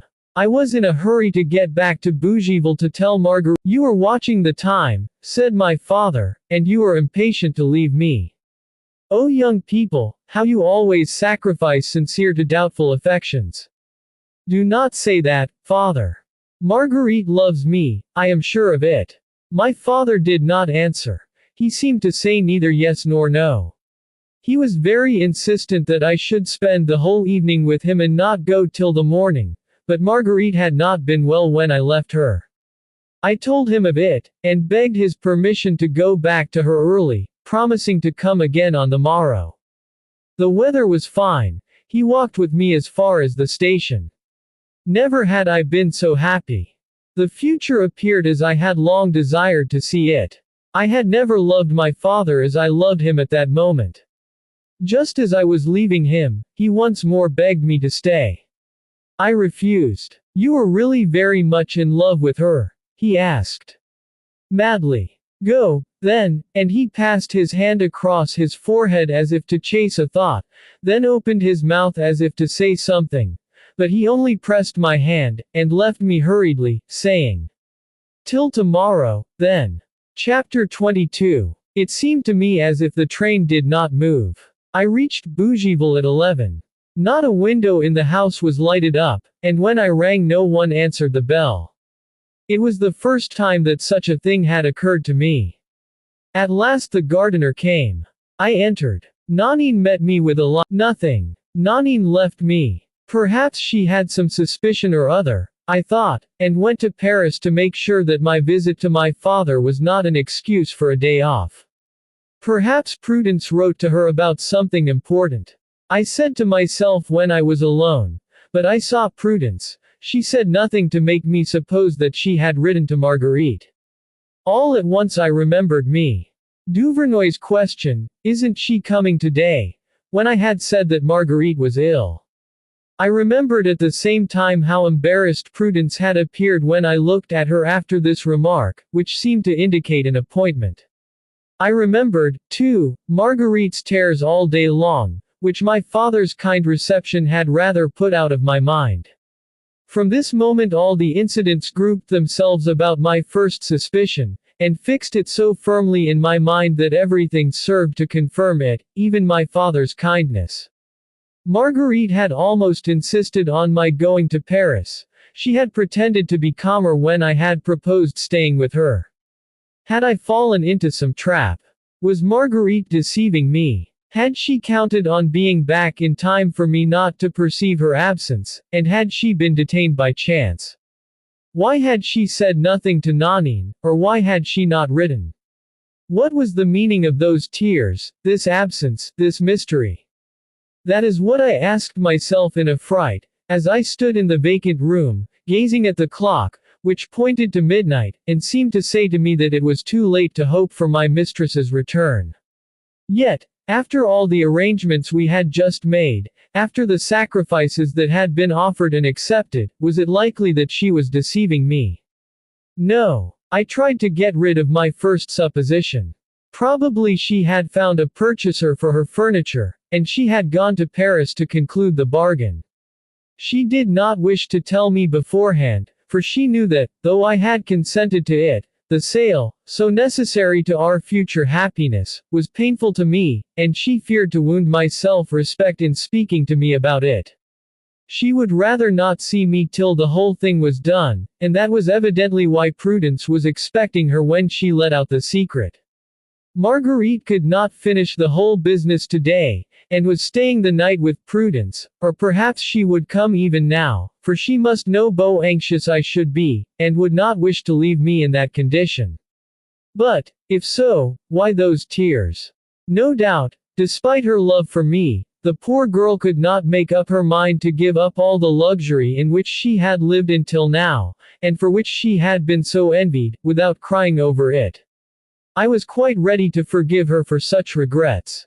I waited for her impatiently, that I might say to her, as I covered her with kisses, that I had guessed the reason of her mysterious absence.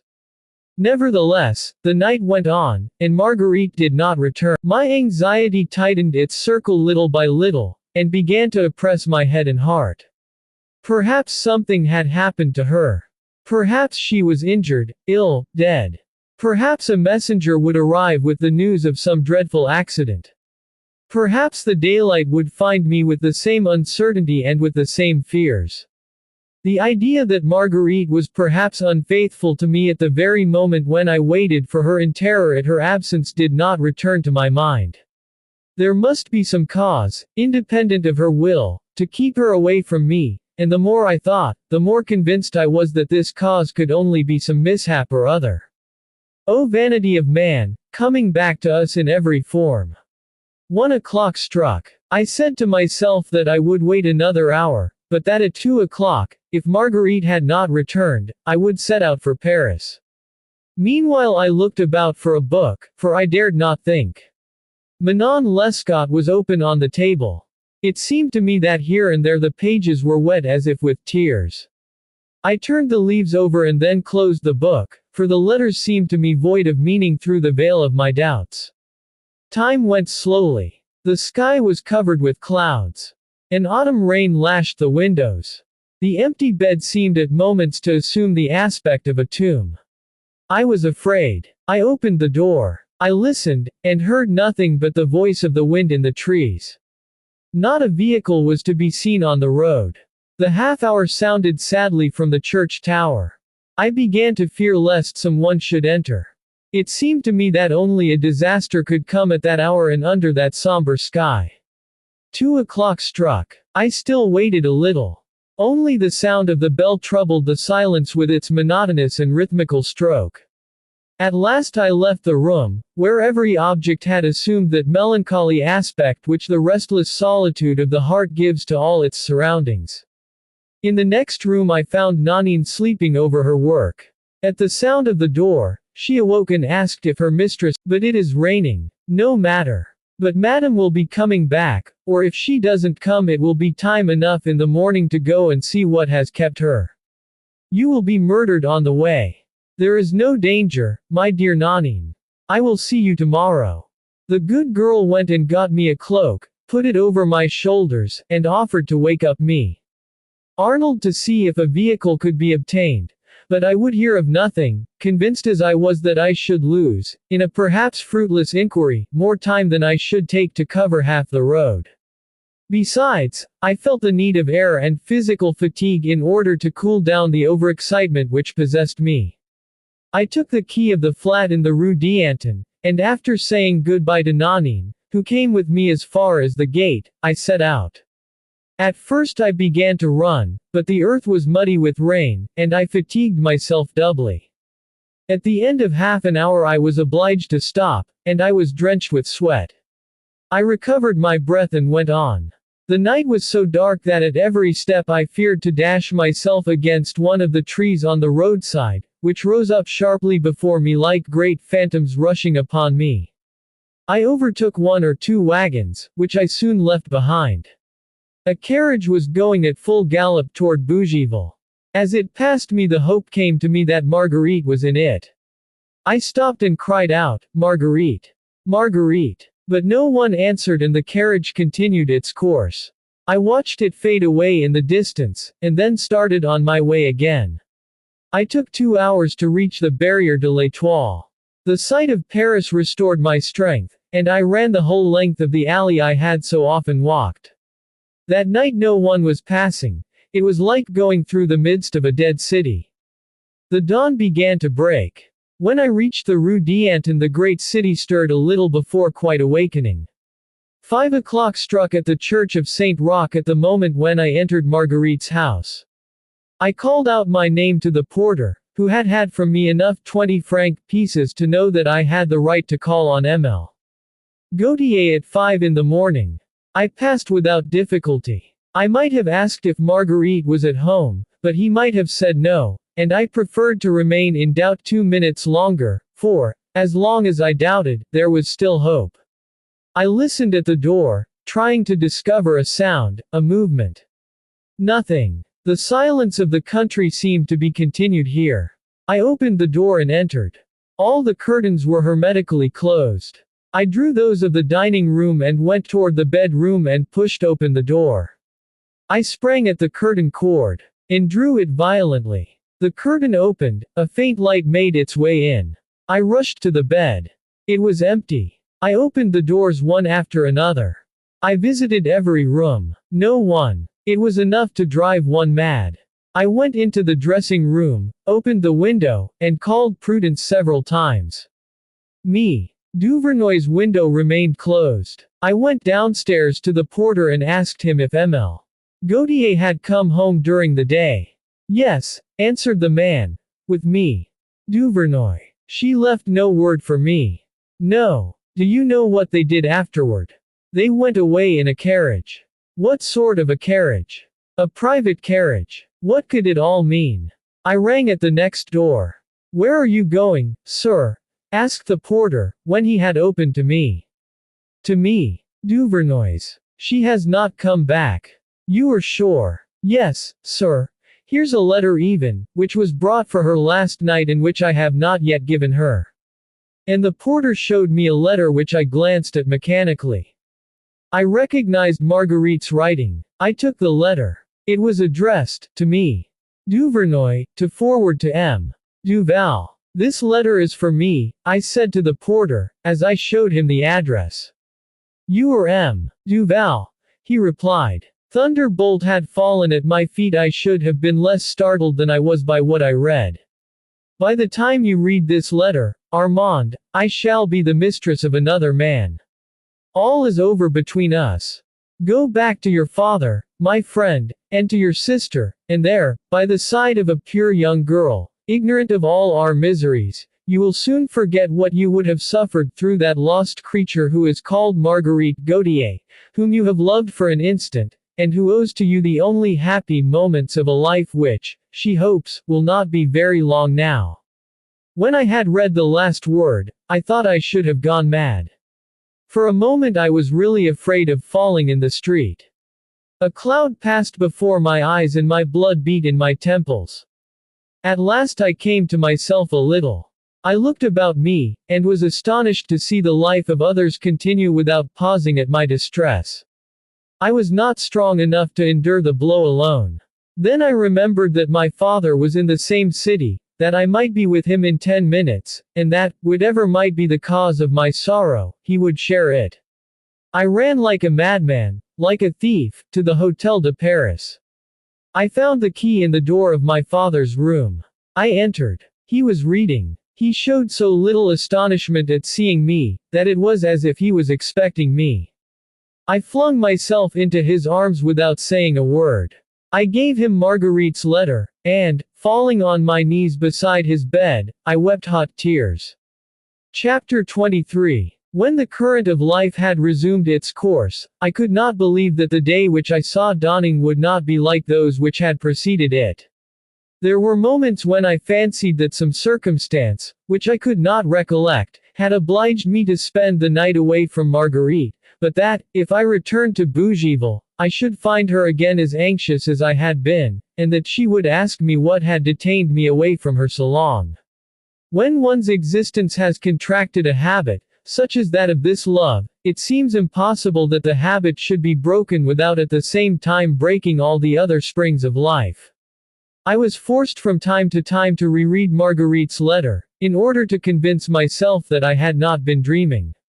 My body, succumbing to the moral shock, was incapable of movement. Anxiety, the night walk, and the morning's news had prostrated me. My father profited by this total prostration of all my faculties to demand of me a formal promise to accompany him. I promised all that he asked, for I was incapable of sustaining a discussion, and I needed some affection to help me to live, after what had happened. Father was willing to console me under such a calamity. All that I remember is that on that day, about 5 o'clock, he took me with him in a post-chaise. Without a word to me, he had had my luggage packed and put up behind the chaise with his own, and so he carried me off. I did not realize what I was doing until the town had disappeared and the solitude of the road recalled to me the emptiness of my heart. Then my tears again began to flow. My father had realized that words, even from him, would do nothing to console me, and he let me weep without saying a word, only sometimes pressing my hand, as if to remind me that I had a friend at my side. At night I slept a little. I dreamed of Marguerite. I woke with a start, not recalling why I was in the carriage. Then the truth came back upon me, and I let my head sink on my breast. I dared not say anything to my father. I was afraid he would say, "You see, I was right when I declared that this woman did not love you." But he did not use his advantage, and we reached C without his having said anything to me except to speak of matters quite apart from the event which had occasioned my leaving Paris. When I embraced my sister, I remembered what Marguerite had said about her in her letter, and I saw at once how little my sister, good as she was, would be able to make me forget my mistress. Shooting had begun, and my father thought that it would be a distraction for me. He got up shooting parties with friends and neighbors. I went without either reluctance or enthusiasm, with that sort of apathy into which I had sunk since my departure. We were beating about for game and I was given my post.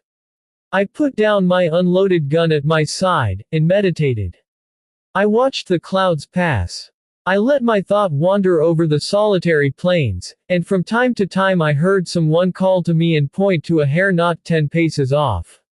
None of these details escaped my father, and he was not deceived by my exterior calm. He was well aware that, broken as I now was, I should someday experience a terrible reaction, which might be dangerous, and, without seeming to make any effort to console me, he did his utmost to distract my thoughts. My sister, naturally, knew nothing of what had happened, and she could not understand how it was that I, who had formerly been so light-hearted, had suddenly become so sad and dreamy. Sometimes, surprising in the midst of my sadness my father's anxious scrutiny, I pressed his hand as if to ask him tacitly to forgive me for the pain which, in spite of myself, I was giving him. Thus a month passed, but I still loved this woman so much that I could not suddenly become indifferent to her. I had to love or to hate her. Above all, whatever I felt for her, I had to see her again, and at once. This desire possessed my mind, and with all the violence of a will which had begun to reassert itself in a body so long inert. It was not enough for me to see Marguerite in a month, a week. I had to see her the very next day after the day when the thought had occurred to me, and I went to my father and told him that I had been called to Paris on business but that I should return promptly. No doubt he guessed the reason of my departure, for he insisted that I should stay, but, seeing that if I did not carry out my intention the consequences, in the state in which I was, might be fatal, he embraced me, and begged me, almost, with tears, to return without delay. I did not sleep on the way to Paris. Once there, what was I going to do? I did not know. I only knew that it must be something connected with Marguerite. I went to my rooms to change my clothes, and, as the weather was fine and it was still early, I made my way to the Champs-Élysées. At the end of half an hour I saw Marguerite's carriage, at some distance, coming from the Rond-Point to the Place de la Concorde. She had repurchased her horses, for the carriage was just as I was accustomed to see it, but she was not in it. Scarcely had I noticed this fact, when looking around me, I saw Marguerite on foot, accompanied by a woman whom I had never seen. As she passed me she turned pale, and a nervous smile tightened about her lips. For my part, my heart beat violently in my breast, but I succeeded in giving a cold expression to my face, as I bowed coldly to my former mistress, who just then reached her carriage, into which she got with her friend. I knew Marguerite. This unexpected meeting must certainly have upset her. No doubt she had heard that I had gone away, and had thus been reassured as to the consequences of our rupture. But, seeing me again in Paris, finding herself face to face with me, pale as I was, she must have realized that I had not returned without purpose, and she must have asked herself what that purpose was. If I had seen Marguerite unhappy, if, in revenging myself upon her, I could have come to her aid, I should perhaps have forgiven her, and certainly I should have never dreamt of doing her an injury. But I found her apparently happy. Someone else had restored to her the luxury which I could not give her. Her breaking with me seemed to assume a character of the basest self-interest. I was lowered in my own esteem as well as in my love. I tried to put on a smiling countenance, and I went to call on Prudence. The maid announced me, and I had to wait a few minutes in the drawing room. At last Duvernoy appeared and asked me into her boudoir. As I seated myself I heard the drawing room door open, a light footstep made the floor creak and the front door was closed violently. "I am disturbing you," I said to Prudence. "Not in the least. Marguerite was there. When she heard you announced, she made her escape. It was she who has just gone out." "Is she afraid of me now?" "No, but she is afraid that you would not wish to see her." "But why?" I said, drawing my breath with difficulty, for I was choked with emotion. "The poor girl left me for her carriage, her furniture, and her diamonds. She did quite right, and I don't bear her any grudge. I met her today," I continued carelessly. "Where?" asked Prudence, looking at me and seeming to ask herself if this was the same man whom she had known so madly in love. "In the Champs-Élysées. She was with another woman, very pretty." "Who is she? What was she like?" "Blonde, slender, with side curls, blue eyes, very elegant." "Allie. It was a limp. She is really very pretty." "Whom does she live with?" "With nobody. With anybody." "Where does she live?" "Rue Tronclier." "No. Do you want to make love to her?" "One never knows." "And Marguerite?" "I should hardly tell you the truth if I said I think no more about her. But I am one of those with whom everything depends on the way in which one breaks with them. Now Marguerite ended with me so lightly that I realize I was a great fool to have been as much in love with her as I was, for I was really very much in love with that girl. That after meeting you today, she came straight to tell me about it. When she got here she was all of a tremble. I thought she was going to faint." "Well, what did she say?" "She said, he is sure to come here, and she begged me to ask you to forgive her." I have forgiven her, you may tell her. She was a good girl. But, after all, like the others, and I ought to have expected what happened. I am even grateful to her, for I see now what would have happened if I had lived with her altogether. It was ridiculous. She will be very glad to find that you take it so well. It was quite time she left you, my dear fellow. The rascal of an agent to whom she had offered to sell her furniture went around to her creditors to find out how much she owed. They took fright, and in 2 days she would have been sold up. And now it is all paid. More or less. And who has supplied the money?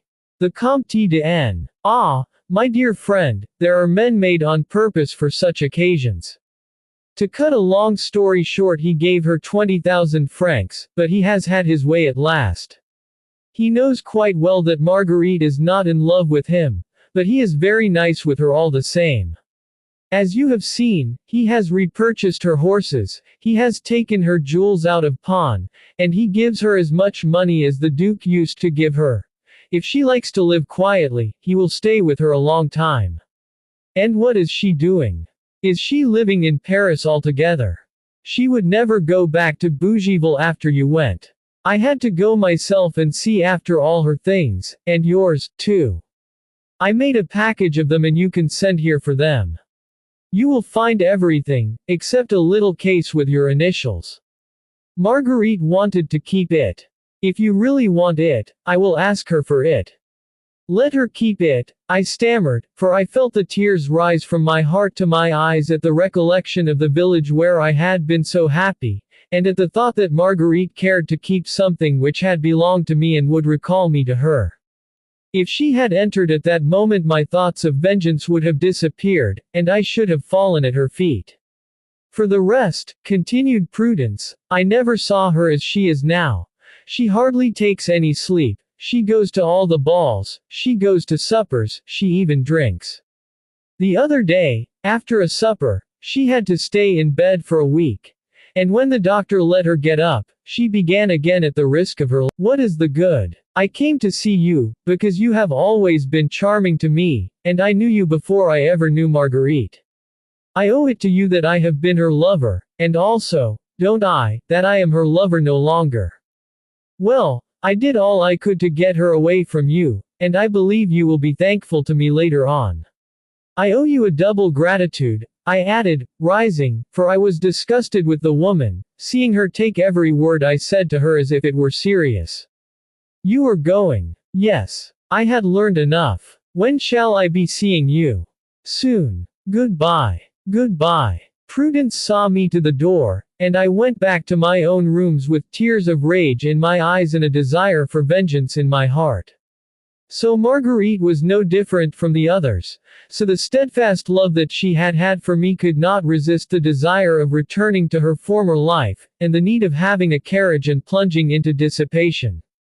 So I said to myself, as I lay awake at night, though if I had reflected as calmly as I professed to, I should have seen in this new and turbulent life of Marguerite the attempt to silence a constant thought, a ceaseless memory.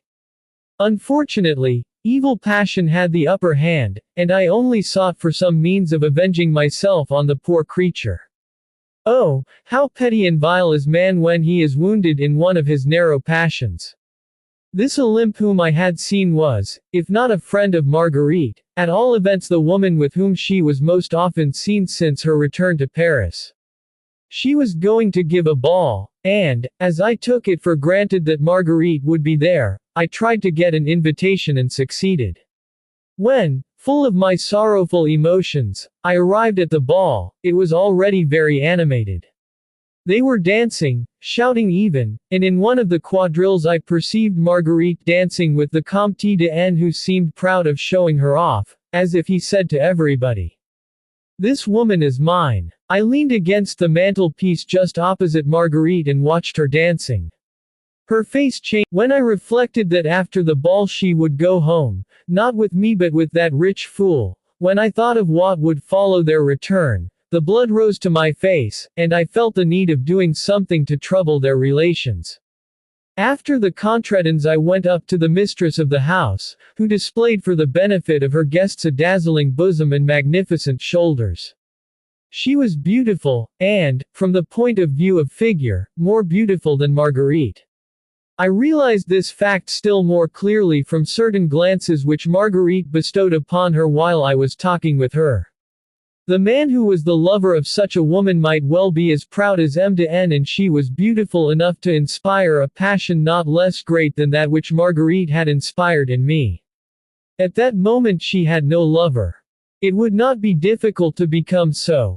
It depended only on showing enough money to attract her attention. I made up my mind. That woman should be my mistress. I began by dancing with her. Half an hour afterward, Marguerite, pale as death, put on her pelisse and left the ball. Chapter 24. It was something already, but it was not enough. I saw the hold which I had upon this woman, and I took a cowardly advantage of it. When I think that she is dead now, I ask myself if God will ever forgive me for the wrong I did her. After the supper, which was noisy as could be, there was gambling. I sat by the side of Olympe and put down my money so recklessly that she could not but notice me. In an instant I had gained 150 or 200 louis, which I spread out before me on the table, and on which she fastened her eyes greedily. I was the only one not completely absorbed by the game, and able to pay her some attention. All the rest of the night I gained, and it was I who gave her money to play, for she had lost all she had before her and probably all she had in the house. At 5 in the morning, the guests departed. I had gained 300 louis. All the players were already on their way downstairs. I was the only one who had remained behind, and as I did not know any of them, no one noticed it. Olympe herself was like, "No, now. What have you to say? You will see." And I went back into the room. "You have lost," I said. "Yes. All that you had in the house." She hesitated. "Be frank." "Well, it is true. I have won 300 louis. Here they are, if you will let me stay here tonight." And I threw the gold on the table. "And why this proposition?" "Because I am in love with you, of course." "No, but because you love Marguerite, and you want to have your revenge upon her by becoming my lover. You don't deceive a woman like me, my dear friend. Unluckily, I am still too young and too good-looking to accept the part that you offer me. So you refuse?" "Yes. Would you rather take me for nothing?" "It is I who wouldn't accept then. Think it over, my dear Olympe.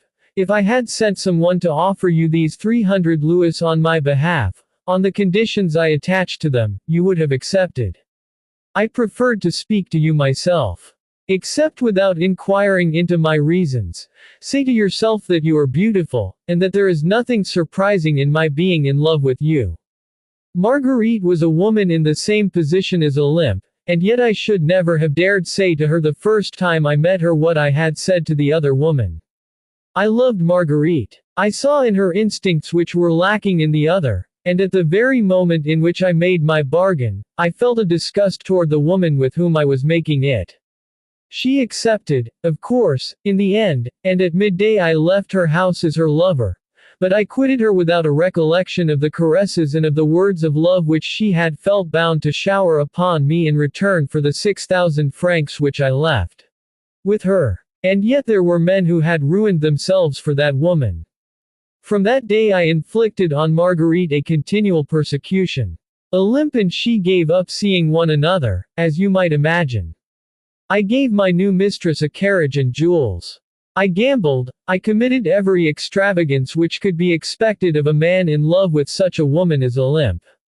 The report of my new infatuation was immediately spread abroad.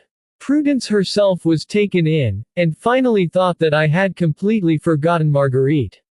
Marguerite herself, whether she guessed my motive or was deceived like everybody else, preserved a perfect dignity in response to the insults which I heaped upon her daily. Only, she seemed to suffer, for whenever I met her she was more and more pale, more and more sad. My love for her, carried to the point at which it was transformed into hatred, rejoiced at the sight of her daily sorrow. Often, when my cruelty toward her became infamous, Marguerite lifted upon me such appealing eyes that I blushed for the part one was playing, and was ready to implore her forgiveness. But my repentance was only of a moment's duration, and Olympe, who had finally put aside all self-respect, and discovered that by annoying Marguerite she could get from me whatever she wanted, constantly stirred up my resentment against her, and insulted her whenever she found an opportunity, with the cowardly persistence of a woman licensed by the authority of a man. At last Marguerite gave up going to balls or theaters, for fear of meeting Olympe and me. Then direct impertinences gave way to anonymous letters, and there was not a shameful thing which I did not encourage my mistress to relate and which I did not myself relate in reference to Marguerite. To reach such a point I must have been literally mad. I was like a man drunk upon bad wine, who falls into one of those nervous exaltations in which the hand is capable of committing a crime without the head knowing anything about it. In the midst of it all I endured a martyrdom. The not disdainful calm, the not contemptuous dignity with which Marguerite responded to all my attacks, and which raised her above me in my own eyes, enraged me still more against her. One evening Olympe had gone somewhere or other, and had met Marguerite, who for once had not spared the foolish creature, so that she had had to retire in confusion. Olympe returned in a fury, and Marguerite fainted and had to be carried out. Olympe related to me what had happened, declared that Marguerite, seeing her alone, had revenged herself upon her because she was my mistress, and that I must write and tell her to respect the woman whom I loved, whether I was present or absent. I need not tell you that I consented, and that I put into the letter which I sent to her address the same day, everything bitter, shameful, and cruel that I could think of. This time the blow was more than the unhappy creature could endure without replying. I felt sure that an answer would come, and I resolved not to go out all day. About 2 there was a ring, and Prudence entered.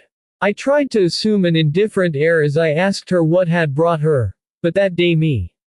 Duvernoy was not in a laughing humor, and in a really moved voice she said to me that since my return, that is to say for about 3 weeks, I had left no occasion untried which could give pain to Marguerite, that she was completely upset by it, and that the scene of last night and my angry letter of the morning had forced her to take to her bed. In short, without making any reproach, Marguerite sent to ask me for a little pity, since she had no longer the moral or physical strength to endure what I was making her suffer. That M.L. Gautier, I said to Prudence, should turn me out of her own house is quite reasonable, but that she should insult the woman whom I love, under the pretense that this woman is my mistress, is a thing I will never permit. My friend, said Prudence, you are under the influence of a woman who has neither heart nor sense. You are in love with her, it is true, but that is not a reason for torturing a woman who cannot defend herself.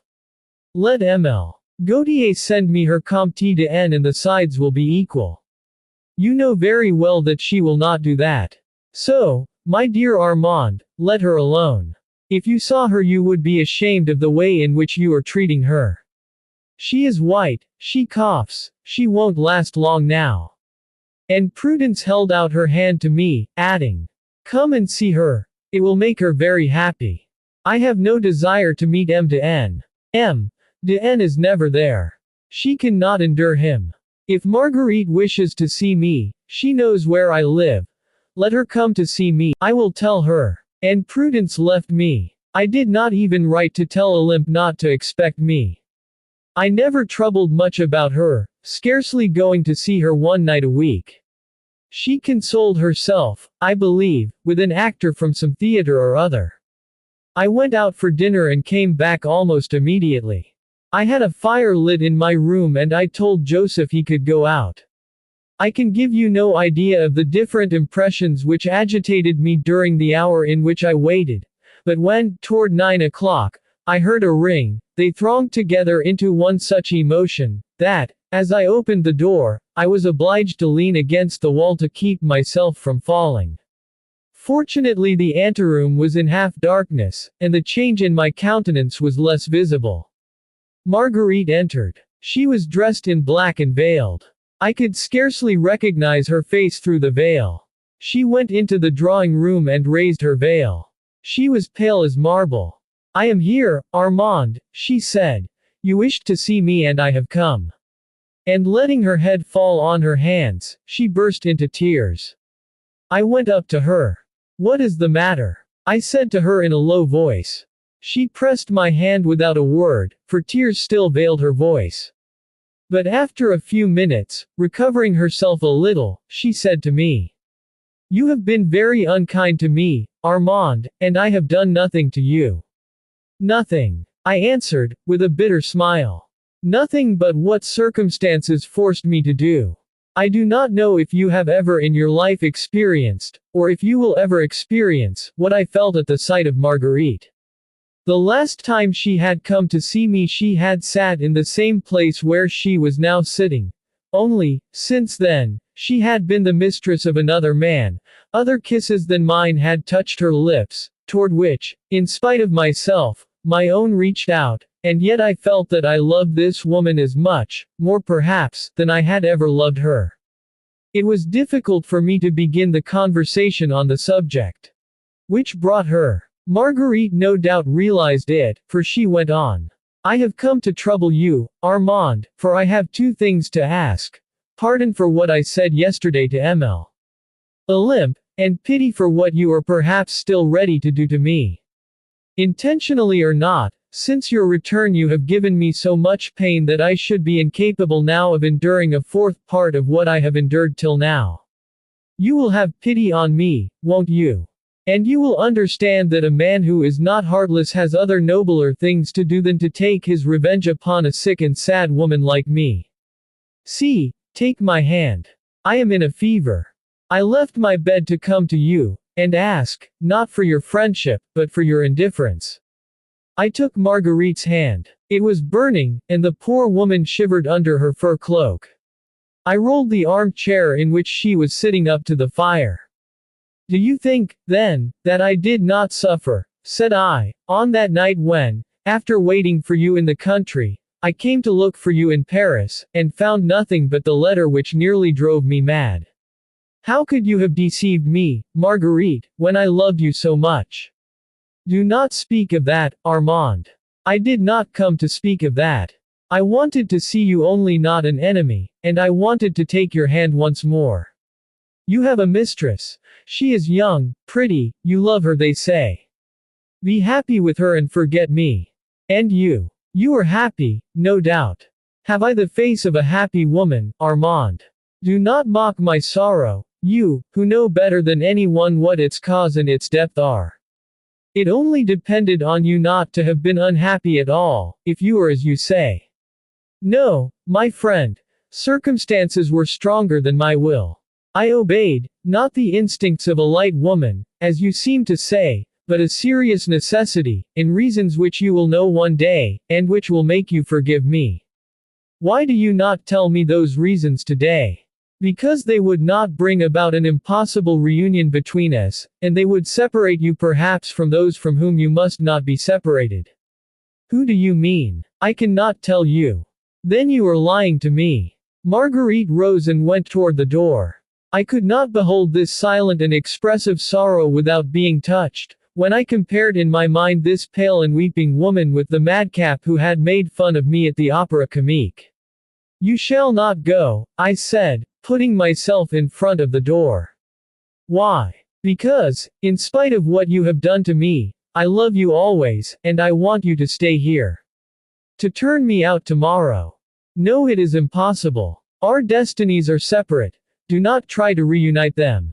You will despise me perhaps, while now you can only hate me. No, Marguerite, I cried, feeling all my love and all my desire reawaken at the contact of this woman. No, I will forget everything, and we will be happy as we promised one another that we would be. Marguerite shook her head doubtfully, and said, Am I not your slave, your dog? Do with me what you will. Take me. I am yours. And throwing off her cloak and hat, she flung them on the sofa, and began hurriedly to undo the front of her dress, for, by one of those reactions so frequent in her malady, the blood rushed to her head and stifled her. A hard, dry cough followed. Tell my coachman, she said, to go back with the carriage. I went down myself and sent him away. When I returned, Marguerite was lying in front of the fire, and her teeth chattered with the cold. I took her in my arms. I undressed her, without her making a movement, and carried her, icy cold, to the bed. Then I sat beside her and tried to warm her with my caresses. She did not speak a word, but smiled at me. It was a strange night. All Marguerite's life seemed to have passed into the kisses with which she covered me, and I loved her so much that in my transports of feverish love I asked myself whether I should not kill her, so that she might never belong to another. A month of love like that, and there would have remained only the corpse of heart or body. The dawn found us both awake. Marguerite was livid white. She did not speak a word. From time to time, big tears rolled from her eyes. For a moment it seemed to me as if I could forget all that had passed since I had left Bougival, and I said to Marguerite, "Shall we go away and leave Paris?" "No, no," she said, almost with a fright. "We should be too unhappy. I can do no more to make you happy, but while there is a breath of life in me, I will be the slave of your fancies. At whatever hour of the day or night you will come, and I will be yours. But do not link your future any more with mine, you would be too unhappy and you would make me too unhappy. I shall still be pretty for a while. Make the most of it, but ask nothing more." When she had gone, I was frightened at the solitude in which she left me. 2 hours afterward I was still sitting on the side of the bed, looking at the pillow which kept the imprint of her form, and asking myself what was to become of me, between my love and my jealousy. At 5 o'clock, without knowing what I was going to do, I went to the Rue d'Antin.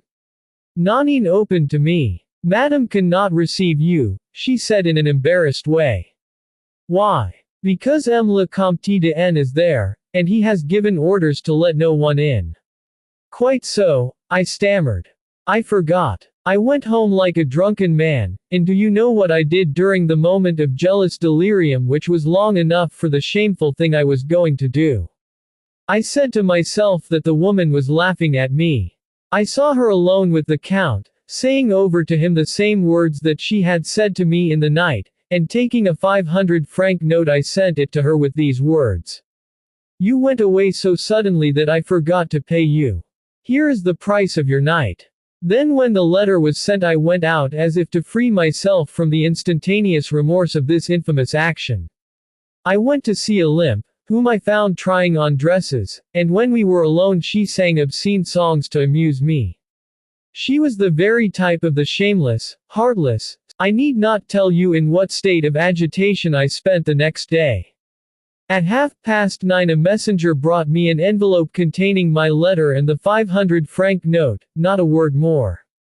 "Who gave you this?" I asked the man. "A lady who was starting with her maid in the next mail for Boulogne, and who told me not to take it until the coach was out of the courtyard." I rushed to the Rue d'Antin. "Madame left for England at 6 o'clock, said the porter. There was nothing to hold me in Paris any longer, neither hate nor love. I was exhausted by this series of shocks. One of my friends was setting out on a tour in the East. I told my father I should like to accompany him. My father gave me drafts and letters of introduction, and 8 or 10 days afterward I embarked at Marseille. It was at Alexandria that I learned from an attaché at the embassy, whom I had sometimes seen at Marguerite's, that the poor girl was seriously ill. I then wrote her the letter which she answered in the way you know. I received it at Toulon. I started at once, and you know the rest.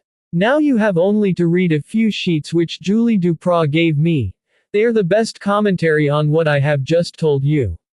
Chapter 25. Armand, tired by this long narrative, often interrupted by his tears, put his 2 hands over his forehead and closed his eyes to think, or to try to sleep, after giving me the pages written by the hand of Marguerite. A few minutes after, a more rapid breathing told me that Armand slept, but that light sleep which the least sound banishes. This is what I read. I copy it without adding or omitting a syllable. Today is the 15th of December. I have been ill 3 or 4 days. This morning I stayed in bed. The weather is dark, I am sad. There is no one by me. I think of you, Armand. And you, where are you, while I write these lines? Far from Paris, far, far, they tell me, and perhaps you have already forgotten Marguerite. Well, be happy. Letter might seem to be a lie, unless death had sanctified it by its authority, and, instead of a letter, it were a confession. Today I am ill. I may die of this illness, for I have always had the presentiment that I shall die young. My mother died of consumption, and the way I have always lived could but increase the only heritage she ever left me. But I do not want to die without clearing up for you everything about me. That is, if, when you come back, you will still trouble yourself about the poor girl whom you loved before you went away. This is what the letter contained. I shall like writing it over again, so as to give myself another proof of my own justification. You remember, Armand, how the arrival of your father surprised us at Bougival. You remember the involuntary fright that his arrival caused me, and the scene which took place between you and him, which you told me of in the evening. Next day, when you were at Paris, waiting for your father, and he did not return, a man came to the door and handed in a letter from M. Duval. His letter, which I enclose with this, begged me, in the most serious terms, to keep you away on the following day, on some excuse or other, and to see your father, who wished to speak to me, and asked me particularly not to say anything to you about it. You know how I insisted on your returning to Paris next day. You had only been gone an hour when your father presented himself. I won't say what impression his severe face made upon me. Your father had the old theory that a courtesan is a being without heart or reason, a sort of machine for coining gold, always ready, like the machine, to bruise the hand that gives her everything, and to tear in pieces, without pity or discernment, those who set her in motion. Your father had written me a very polite letter, in order that I might consent to see him. He did not present himself quite as he had written. His manner at first was so stiff, insolent, and even threatening, that I had to make him understand that I was in my own house, and that I had no need to render him an account of my life, except because of the sincere affection which I had for his son. M. Duval calmed down a little, but still went on to say that he could not any longer allow his son to ruin himself over me. That I was beautiful, it was true, but, however beautiful I might be, I ought not to make use of my beauty to spoil the future of a young man by such expenditure. Give me. I showed him the pawn tickets, the receipts of the people to whom I had sold what I could not pawn. I told him of my resolve to part with my furniture in order to pay my debts, and live with you without being a too heavy expense. I told him of our happiness, of how you had shown me the possibility of a quieter and happier life, and he ended by giving in to the evidence, offering me his hand, and asking pardon for the way in which he had at first approached me. Then he said to me, "So, madam, it is not by remonstrances or by threats, but by entreaties, that I must endeavor to obtain from you a greater sacrifice than you have yet made for my son." I trembled at this beginning. Your father came over to me, took both my hands, and continued in an affectionate voice, "My child, do not take what I have to say to you amiss. Only remember that there are sometimes in life cruel necessities for the heart, but that they must be submitted to. You are good, your soul has generosity unknown to many women who perhaps despise you, and are less worthy than you. But remember that there is not only the mistress, but the family, that besides love there are duties, that to the age of passion succeeds the age when man, if he is to be respected, must plant himself solidly in a serious position. My son has no fortune, and yet he is ready to abandon to you the legacy of his mother. If he accepted from you the sacrifice which you are on the point of making, his honor and dignity would require him to give you, in exchange for it, this income, which would always put you out of danger of adversity. But he cannot accept this sacrifice, because the world, which does not know you, would give a wrong interpretation to this acceptance, and such an interpretation must not tarnish the name which we bear. No one would consider whether Armand loves you, whether you love him, whether this mutual love means happiness to him and redemption to you. They would see only one thing, that Armand Duval allowed a kept woman. Forgive me, my child, for what I am forced to say to you, to sell all she had for him. Then the day of reproaches and regrets would arrive, be sure, for you or for others, and you would both bear a chain that you could not sever. What would you do then? Your youth would be lost, my son's future destroyed, and I, his father, should receive from only one of my children the recompense that I look for from both. You are young, beautiful, life will console you. You are noble, and the memory of a good deed will redeem you from many past deeds. During the 6 months that he has known you, Armand has forgotten me. I wrote to him 4 times, and he has never once replied. I might have died and he not known it. Whatever may be your resolution of living otherwise than as you have lived, Armand, who loves you, will never consent to the seclusion to which his modest fortune would condemn you, and to which your beauty does not entitle you.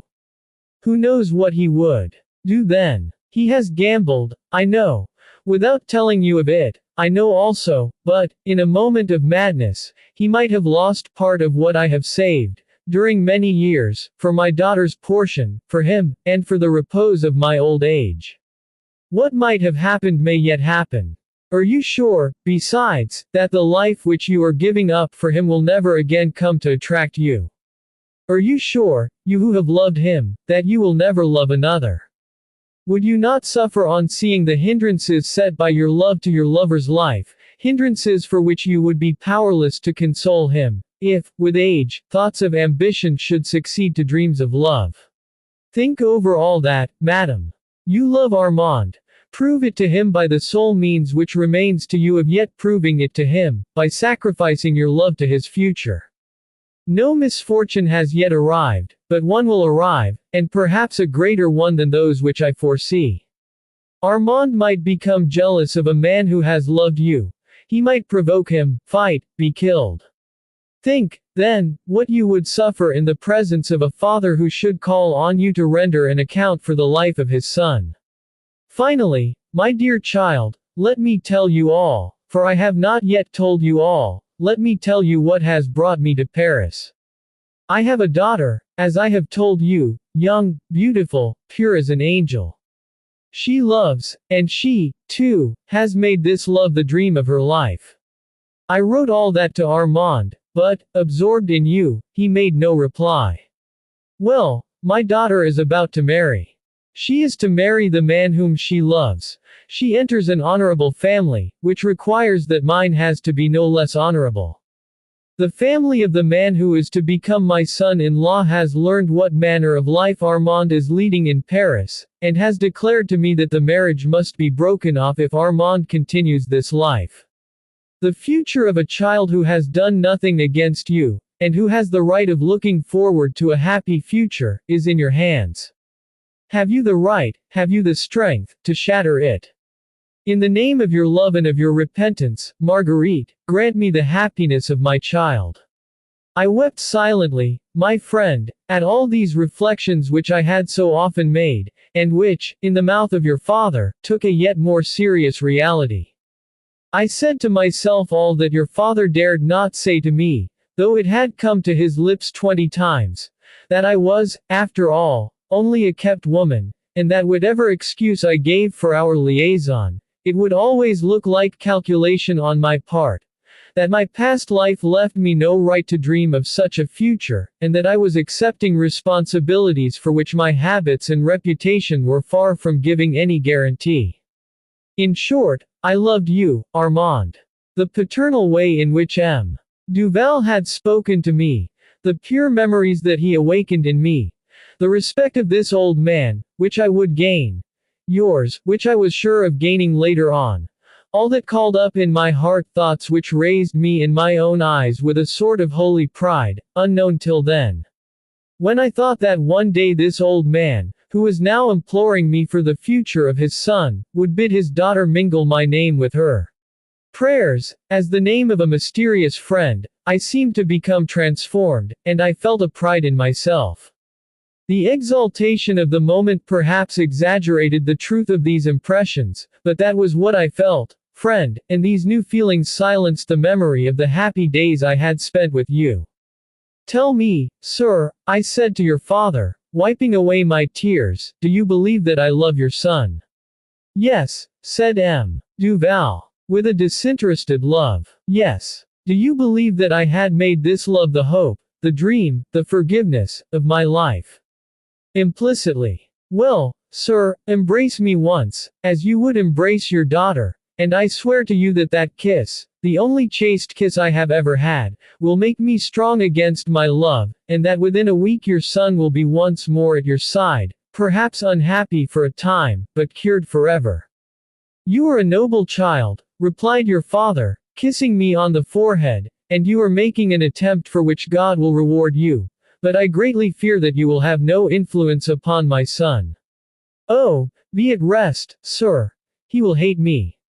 I had to set up between us, as much for me as for you, an insurmountable barrier.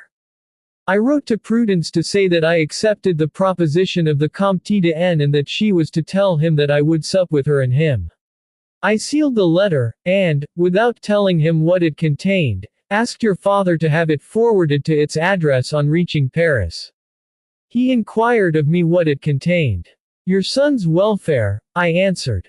Your father embraced me once more.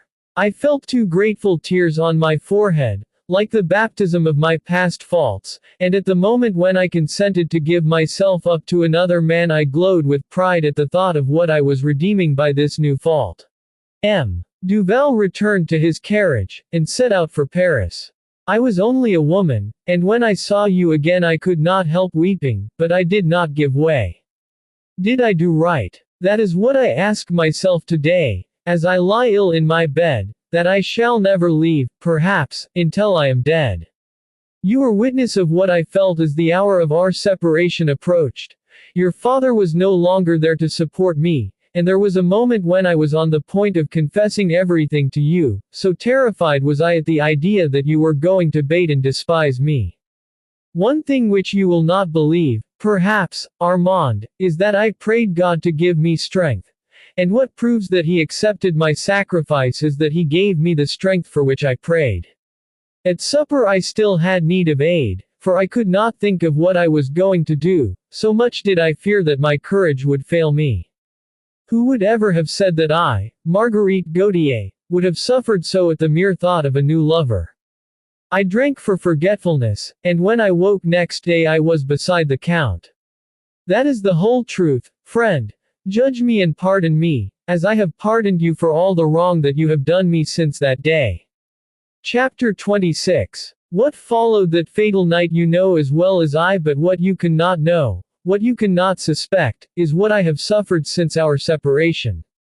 I heard that your father had taken you away with him, but I felt sure that you could not live away from me for long, and when I met you in the Champs-Élysées, I was a little upset, but by no means surprised.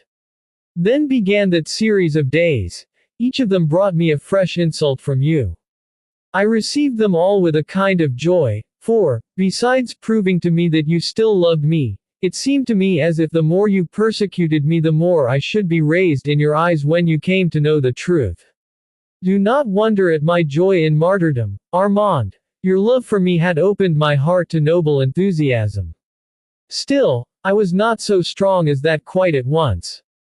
Between the time of the sacrifice made for you and the time of your return a long while elapsed, during which I was obliged to have recourse to physical means in order not to go mad, and in order to be blinded and deafened in the whirl of life into which I flung myself. Prudence has told you, has she not, how I went to all the fetes and balls and orgies. I had a sort of hope that I should kill myself by all these excesses, and I think it will not be long before this hope is realized. My health naturally got worse and worse, and when I sent me Duvernoy to ask you for pity I was utterly worn out, body and soul.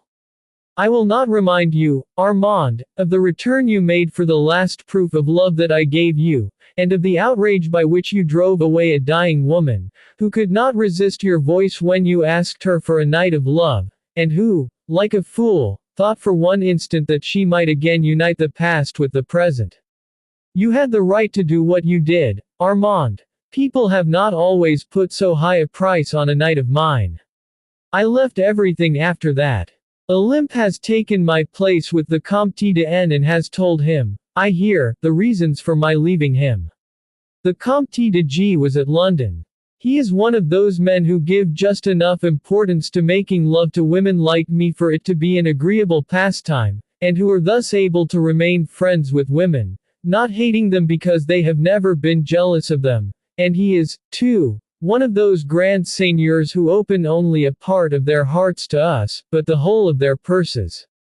It was of him that I immediately thought. I joined him in London.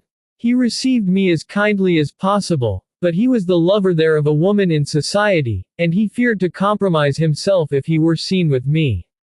He introduced me to his friends, who gave a supper in my honor, after which one of them took me home with him. What else was there for me to do, my friend? If I had killed myself it would have burdened your life, which ought to be happy, with a needless remorse. And then, what is the good of killing oneself when one is so near dying already? I became a body without a soul, a thing without a thought. I lived for some time in that automatic way. Then I returned to Paris, and asked after you. I heard then that you were gone on a long voyage. There was nothing left to hold me to life. My existence became what it had been 2 years before I knew you. I tried to win back the Duke, but I had offended him too deeply. Old men are not patient, no doubt because they realize that they are not eternal. I got weaker every day. I was pale and sad and thinner than ever. Men who buy love examine the goods before taking them. At Paris there were women in better health, and not so thin as I was. I was rather forgotten. That is all the past up to yesterday. Now I am seriously ill. I have written to the Duke to ask him for money, for I have none, and the creditors have returned, and come to me with their bills with pitiless perseverance. Will the Duke answer? Why are you not in Paris? I'll write you a word. No news, my friend. Every day I hope vaguely for a letter from you, but it does not come, and no doubt it will never come. Only men are strong enough not to forgive. The Duke has not answered. Prudence is pawning my things again. I have been spitting blood all the time. Oh, you would be sorry for me if you could see me. You are indeed happy to be under a warm sky, and not, like me, with a whole winter of ice on your chest. Today I got up for a little while, and looked out through the curtains of my window, and watched the life of Paris passing below, the life with which I have now nothing more to do. I saw the faces of some people I knew, passing rapidly, joyous and careless. Not one lifted his eyes to my window. However, a few young men have come to inquire for me. Once before I was ill, and you, though you did not know me, though you had had nothing from me but an impertinence the day I met you first, you came to inquire after me every day. We spent 6 months together. I had all the love for you that a woman's heart can hold and give, and you are far away, you are cursing me, and there is not a word of consolation from you. But it is only chance that has made you leave me, I am sure, for if you were at Paris, you would not leave my bedside. December 25th. My doctor tells me I must not write every day. And indeed my memories only increase my fever, but yesterday I received a letter which did me good, more because of what it said than by the material help which it contained. I can write to you, then, today. This letter is from your father, and this is what it says. Madam, I have just learned that you are ill. If I were at Paris I would come and ask after you myself. If my son were here I would send him. But I cannot leave C and Armand as 600 or 700 leagues from here. Permit me, then, simply to write to you, madam, to tell you how pained I am to hear of your illness, and believe in my sincere wishes for your speedy recovery. One of my good friends, M.H. will call on you. Will you kindly receive him? I have entrusted him with a commission, the result of which I await impatiently. Believe me, madam, yours most faithfully. This is the letter he sent me. Your father has a noble heart. Love him well, my friend, for there are few men so worthy of being loved. This paper signed by his name has done me more good than all the prescriptions of our great doctor. This morning M.H. called. He seemed much embarrassed by the delicate mission which M. Duval had entrusted to him. As a matter of fact, he came to bring me 3,000 francs from your father. I wanted to refuse at first, but refusal would annoy M. Duval, who had authorized him to give me this sum now, and later on whatever I might need. I accepted it, for, coming from your father, it could not be exactly taking alms.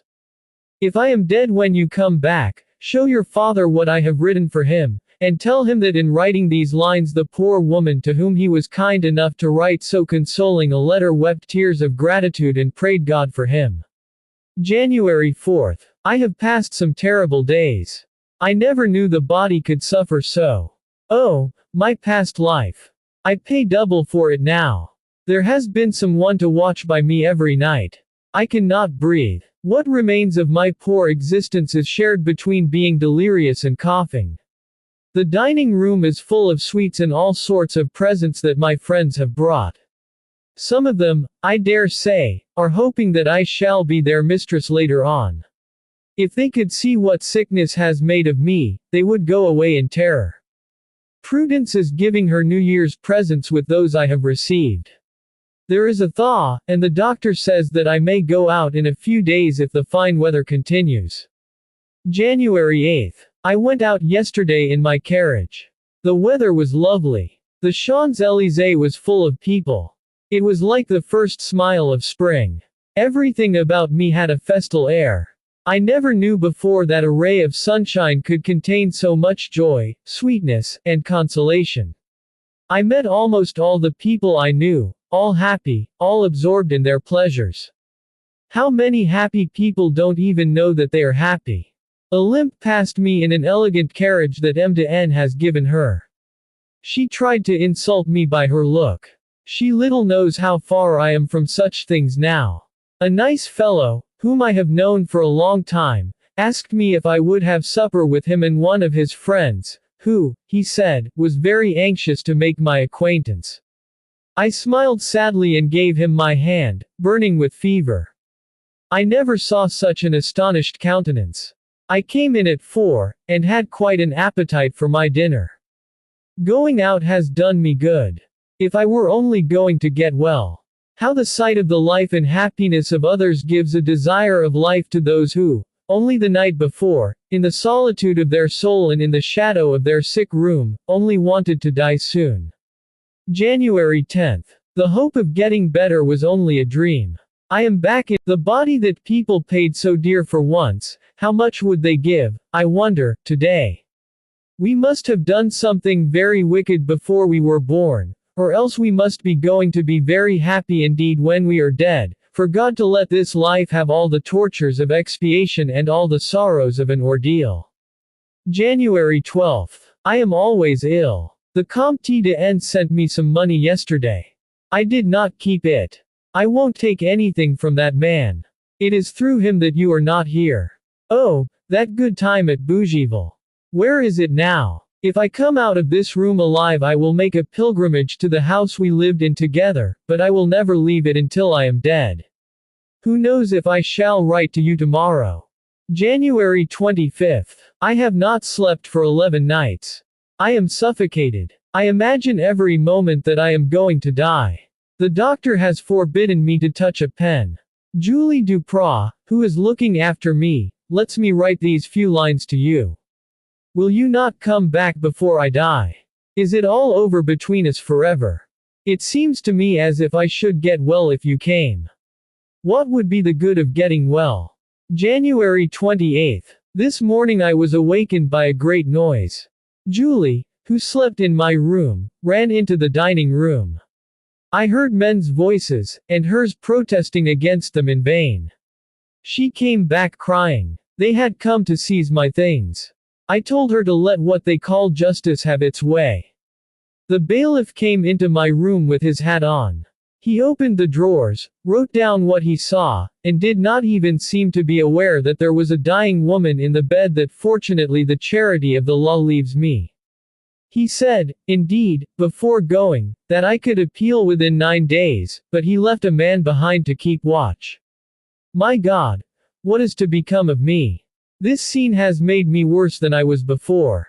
Prudence wanted to go and ask your father's friend for money, but I would not let her. I received your letter this morning. I was in need of it. Will my answer reach you in time? Will you ever see me again? This is a happy day, and it has made me forget all the days I have passed for you. After all, no one is unhappy always. When I think that it may happen to me not to die, for you to come back, for me to see the spring again, for you still to love me, and for us to begin over again our last year's life. Fool that I am. I can scarcely hold the pen with which I write to you of this wild dream of my heart. Whatever happens, I loved you well, Armand, and I would have died long ago if I had not had the memory of your love to help me in a sort of vague hope of seeing you beside me again. February 4th. The Comte de G has returned. His mistress has been unfaithful to him. He is very sad. He was very fond of her. He came to tell me all about it. The poor fellow is in rather a bad way as to money. All the same, he has paid my bailiff and sent away the man. I talked to him about you, and he promised to tell you about me. I forgot that I had been his mistress, and he tried to make me forget it, too. He is a good friend. The Duke sent yesterday to inquire after me, and this morning he came to see me. I do not know how the old man still keeps alive. He remained with me 3 hours and did not say 20 words. 2 big tears fell from his eyes when he saw how pale I was. The memory of his daughter's death made him weep, no doubt. He will have seen her die twice. His back was bowed, his head bent toward the ground, his lips drooping, his eyes vacant. Age and sorrow weigh with a double weight on his worn-out body. He did not reproach me. It looked as if he rejoiced secretly to see the ravages that disease had made in me. He seemed proud of being still on his feet, while I, who am still young, was broken down by suffering. The bad weather has returned. No one comes to see me. Julie watches by me as much as she can. Prudence, to whom I can no longer give as much as I used to, begins to make excuses for not coming. Now that I am so near death, in spite of what the doctors tell me, for I have several, which proves that I am getting worse, I am almost sorry that I listened to your father. If I had known that I should only be taking a year of your future, I could not have resisted the longing to spend that year with you, and, at least, I should have died with a friend to hold my hand. It is true that if we had lived together this year, I should not have died so soon. God's will be done. February 5th. Oh, come, Armand. I suffer horribly. I am going to die, oh God. I was so miserable yesterday that I wanted to spend the evening, which seemed as if it were going to be as long as the last, anywhere but at home. The Duke came in the morning.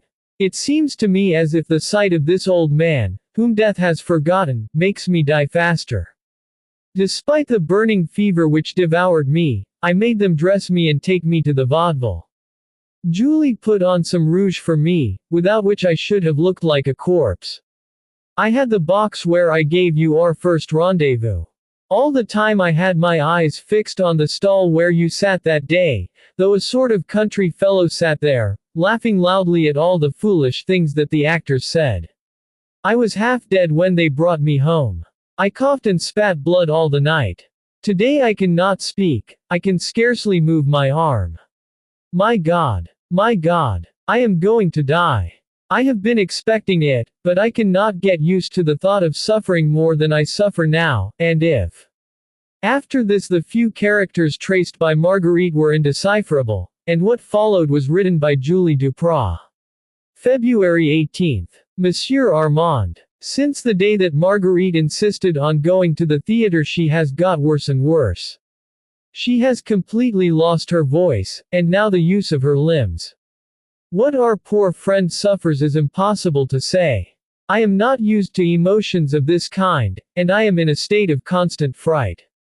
How I wish you were here.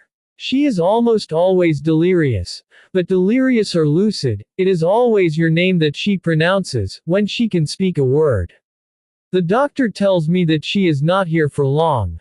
Since she got so ill the old Duke has not returned. He told the doctor that the sight was too much for him. Me. Duvernoy is not behaving well. This woman, who thought she could get more money out of Marguerite, at whose expense she was living almost completely, has contracted liabilities which she cannot meet, and seeing that her neighbor is no longer of use to her, she does not even come to see her. Everybody is abandoning her. M. de G, prosecuted for his debts, has had to return to London. On leaving, he sent us more money. He has done all he could, but they have returned to seize the things, and the creditors are only waiting for her to die in order to sell everything. I wanted to use my last resources to put a stop to it, but the bailiff told me it was no use, and that there are other seizures to follow. Since she must die, it is better to let everything go than to save it for her family, whom she has never cared to see, and who have never cared for her. You cannot conceive in the midst of what gilded misery the poor thing is dying. Yesterday we had absolutely no money. Plate, jewels, shawls, everything is in pawn. The rest is sold or seized. Marguerite is still conscious of what goes on around her, and she suffers in body, mind, and heart. Big tears trickle down her cheeks, so thin and pale that you would never recognize the face of her whom you loved so much, if you could see her. She has made me promise to write to you when she can no longer write, and I write before her. She turns her eyes toward me, but she no longer sees me. Her eyes are already veiled by the coming of death. Yet she smiles, and all her thoughts, all her soul are yours, I am sure. Every time the door opens her eyes brighten, and she thinks you are going to come in. Then, when she sees that it is not you, her face resumes its sorrowful expression, a cold sweat breaks out over it, and her cheekbones flush. February 19th, midnight. What a sad day we have had today, poor M. Armand. This morning Marguerite was stifling. The doctor bled her, and her voice has returned to her a while. The doctor begged her to see a priest. She said yes, and he went himself to fetch an abbé, from St. Roch. Meanwhile Marguerite called me up to her bed, asked me to open a cupboard, and pointed out a cap and a long chemise covered with lace, and said in a feeble voice, "I shall die as soon as I have confessed. Then you will dress me in these things. It is the whim of a dying woman." Then she embraced me with tears and added, "I can speak, but I am stifled when I speak. I am stifling air." I burst into tears, opened the window, and a few minutes afterward the priest entered. I went up to him. When he knew where he was, he seemed afraid of being badly received. "Come in boldly, Father," I said to him. He stayed a very short time in the room, and when he came out he said to me, "She lived a sinner, and she will die a Christian." A few minutes afterward he returned with a choir boy bearing a crucifix, and a sacristan who went before them ringing the bell to announce that God. The priest anointed with holy oil the feet and hands and forehead of the dying woman, repeated a short prayer, and Marguerite was ready to set out for the heaven to which I doubt not she will go, if God has seen the ordeal of her life and the sanctity of her death. Since then she has not said a word or made a movement. 20 times I should have thought her dead if I had not heard her breathing painfully. February 20th, 5 p.m. All is over. Marguerite fell into her last agony at about 2 o'clock. Never did a martyr suffer such torture, to judge by the cries she uttered. 2 or 3 times she sat upright in the bed, as if she would hold on to her life, which was escaping toward God. 2 or 3 times also she said your name. Then all was silent, and she fell back on the bed exhausted. Silent tears flowed from her eyes, and she was dead. Then I went up to her. I called her, and as she did not answer I closed her eyes and kissed her on the forehead. Poor, dear Marguerite, I wish I were a holy woman that my kiss might recommend you to God. Then I dressed her as she had asked me to do. I went to find a priest at St. Roch, I burned 2 candles for her, and I prayed in the church for an hour. I gave the money she left to the poor.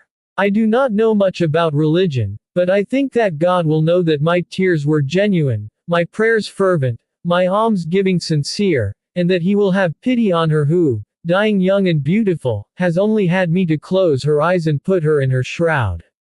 February 22nd. The burial took place today.